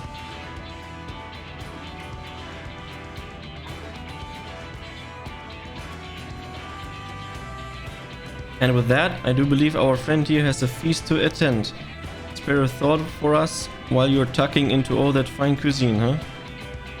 You gain access to the role quest for Endwalker. A separate quest line and story is now available for tank, melee, DPS, physical, DP rate, DPS, and hero rewards. Gonna take these quests, you need to get on the Sandra, blah blah blah blah blah, in the homelands. Okay.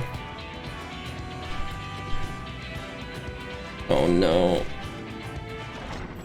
Role quests. Pray forgive Shirabat her rudeness.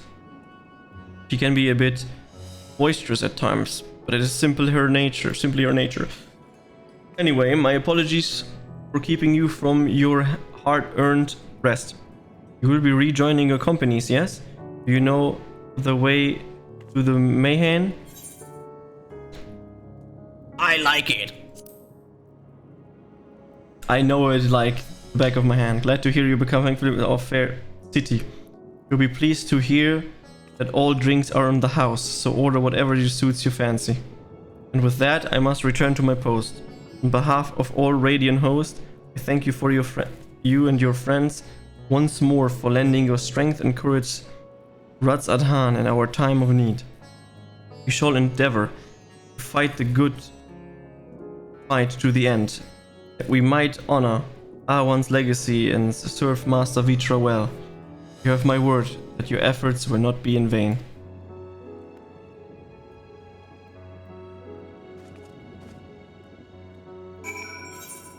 Speak with this guy. Good that I already have this. It's no walking around.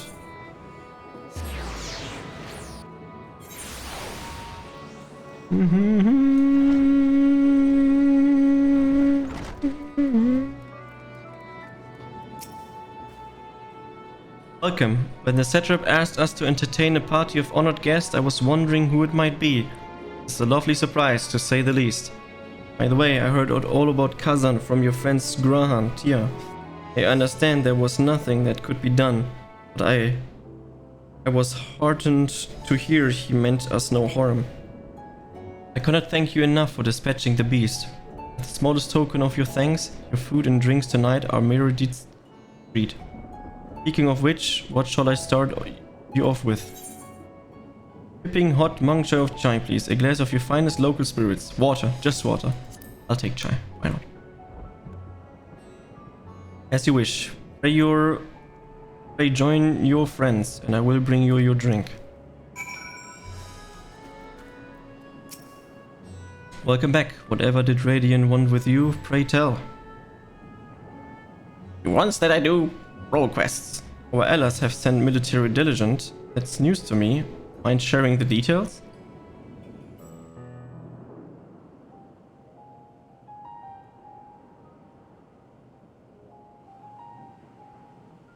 So blasphemies now plague all the realm.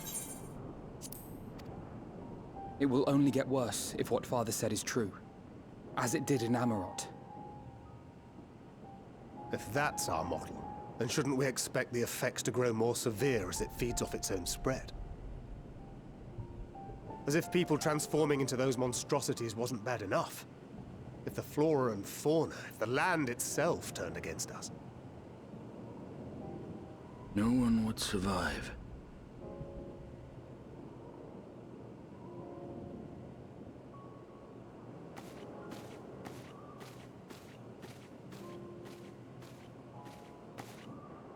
Here's your order, friend.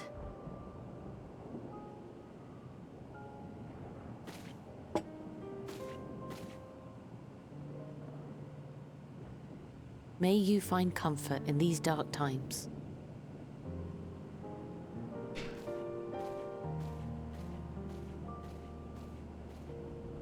Where do we go from here? If there's one thing we've learned, fighting blindly and simply reacting to what comes will accomplish nothing. We must find a solution that addresses the fundamental cause. Before our strength is exhausted, before this crisis spirals out of control. Is there something, anything we've overlooked?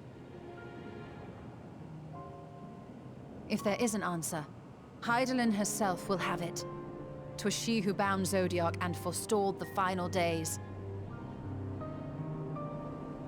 Alas, we have heard naught from her since the Tower of Babel. Whether she cannot or will not speak, I can only speculate. Even the flower she gave us is no more.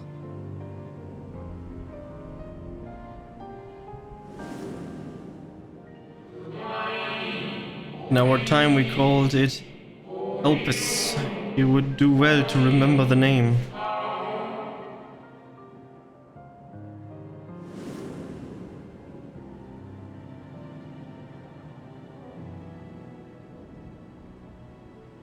So advised the Watcher. But what could be the significance of that name? It is entirely unfamiliar to me. To me as well. It meant something to the ancients, though. In our time. Most surely. Yet I do not recall a single mention of it in the records of Anida. Another dead end. And quite literally. It's not as if there are any ancients living we could go and ask. There is, the Watcher. Not alive as such, but not quite dead.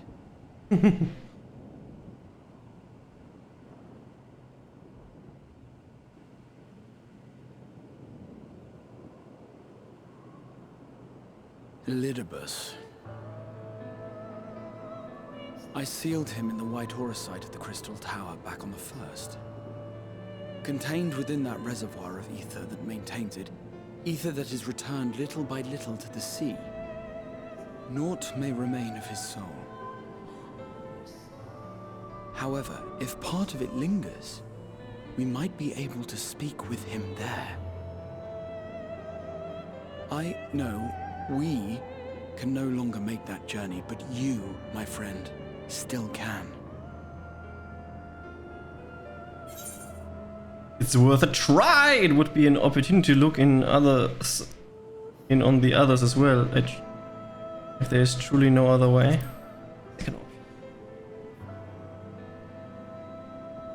Thank you, my friend. That would mean much to me.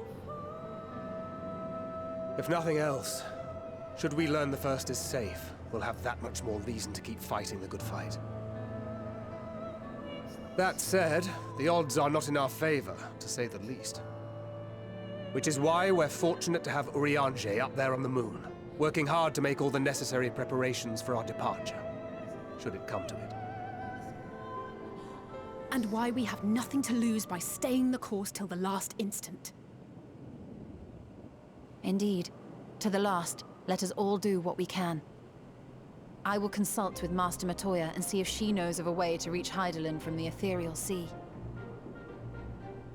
And I will visit the nation's leaders and attempt to ascertain how far the final days have progressed elsewhere. Keep me abreast of your findings. I can seek out and slay the worst of the immediate threats, if only to slow the spread. Unease, terror, despair. Try as we might to suppress them, these emotions will return to harry us time and time again. But when they do, remember this. Your friends and loved ones are out there somewhere, sharing in your struggle. You are not alone.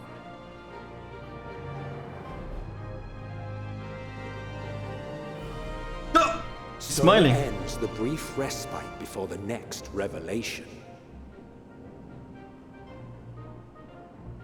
Yes, so much left for you to see. Where beginning ends and end begins. You become an Endwalker. Was he walking on the end the whole time?